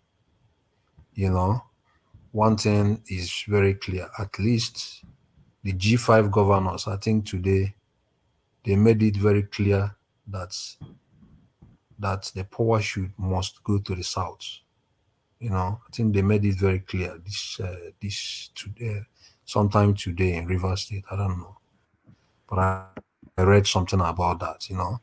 Yeah, it So was let's one keep of our on. topics. It was one of our topics. Carry on. Yeah. So let's keep on pushing. As for the southeastern space, I will always advise and I will always keep saying, unlike against the backdrop of what Kulata said, that the support base of P2B in the southeast might start to win. It will not. What Soludo wrote has affected nothing from an average voter in the southeast. Southeast voters are independent voters. Nobody, I keep it again, no politician in the southeast will change the way they vote, who they want to vote for.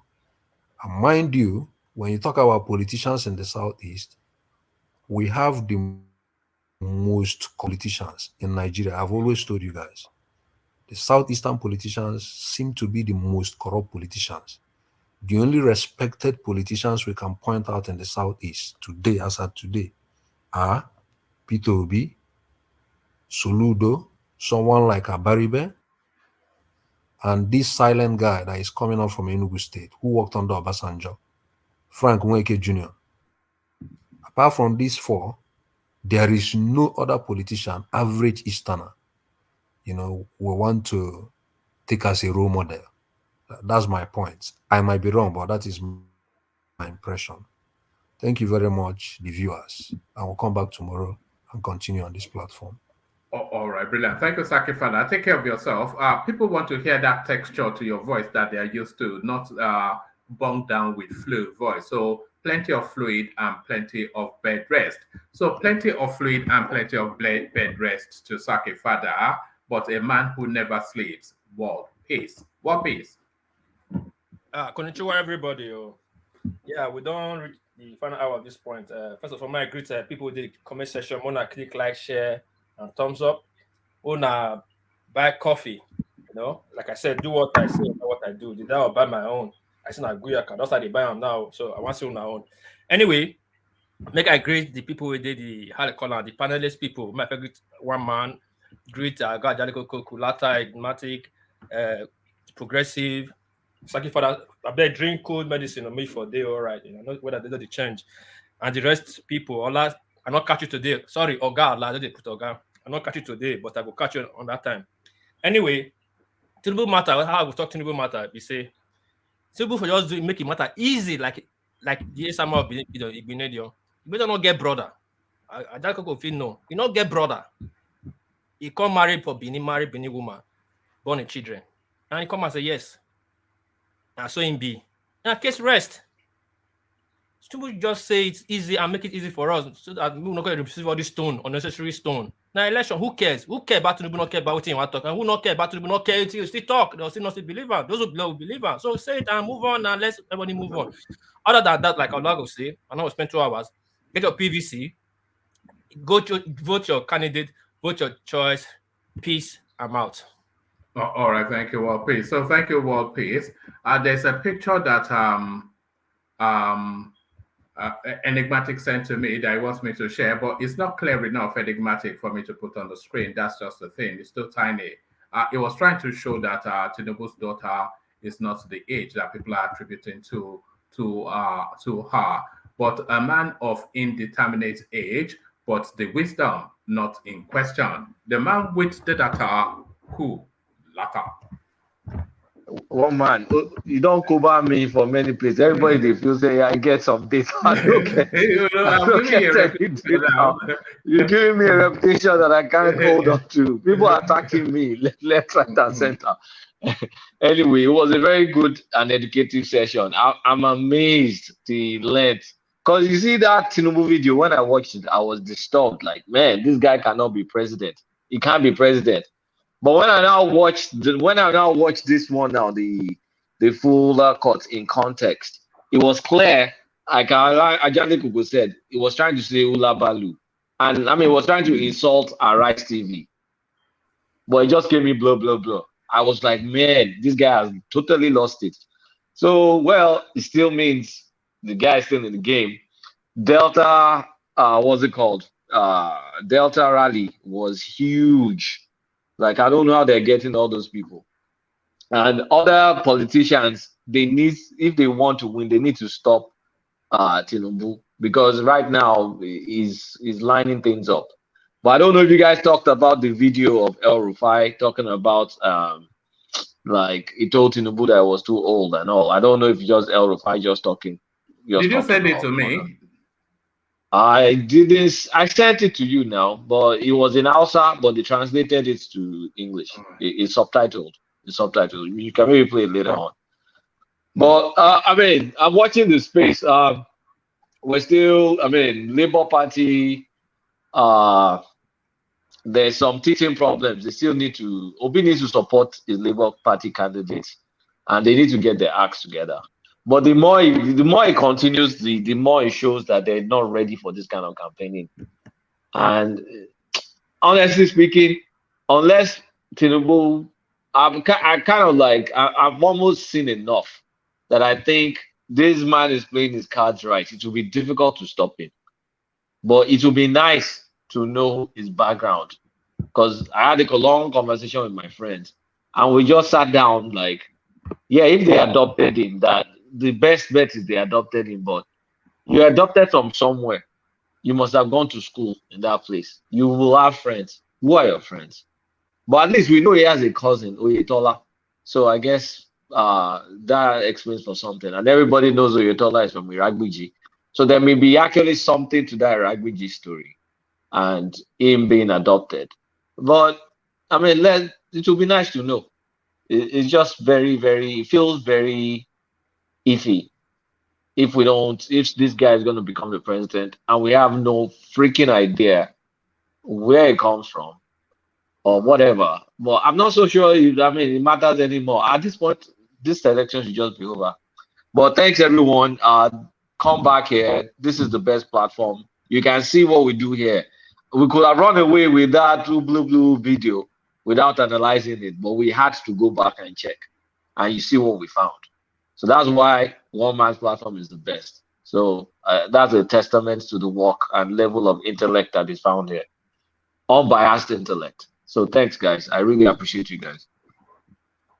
All right, Kulata, the man without the data. So you are stuck with that name now. Everywhere you go now, they'll be harassing you. That are you not the one that you say you have the data? Maybe you can. You'll be the fact check man. You are the fact check. You are the social media fact check man. Change your name. Over there. Fact check, man. They will say, yeah, you've come with your fake data, this, that.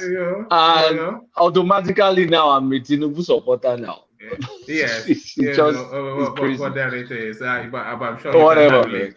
man. Yeah, so No, I that's can handle it. Kulata. It's just fun. Yeah, All and right.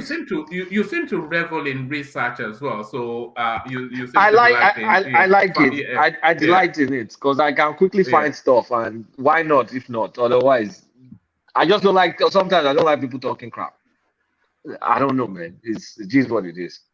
But All right, brilliant. anyway, all right.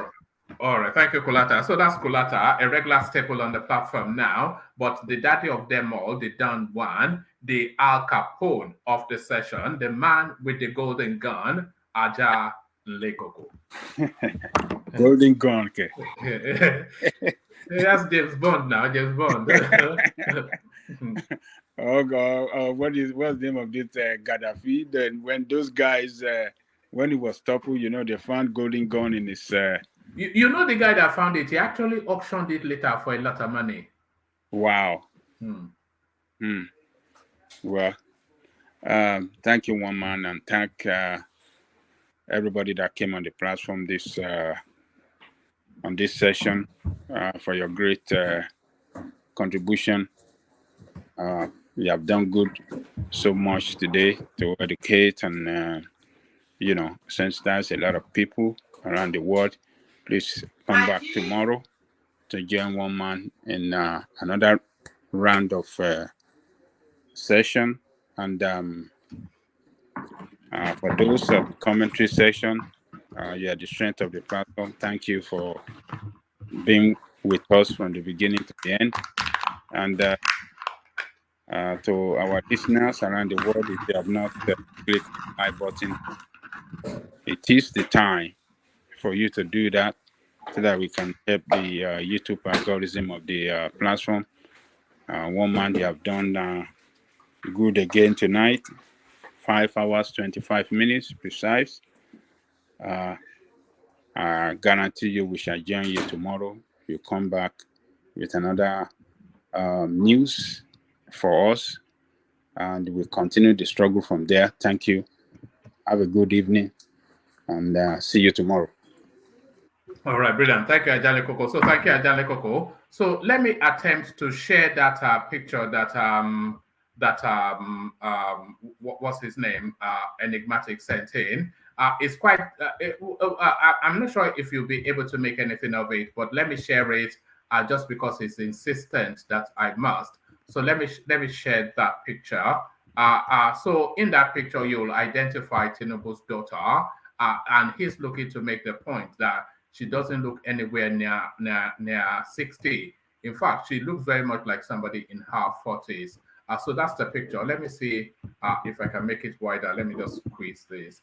Oh, no, that's actually made it smaller. So that's the, yeah. So you might not, so make of that what you will. So that's what Enigmatic sent in. So thank you. So thank you, one and all. We reconvene tomorrow. It's going to be a blockbuster session tomorrow. So get yourself ready. I'm not, just look out for the space for tomorrow because the session is going to be a lot earlier, but it's going to be an epic session. So just take that as gospel and then make sure you are dialed in. If you don't have the notification turned on, turn it on now because it's going to be a blockbuster session tomorrow. A blockbuster session tomorrow. But when is it not a blockbuster session on your friendly neighborhood one man went to more platform? So a blockbuster session.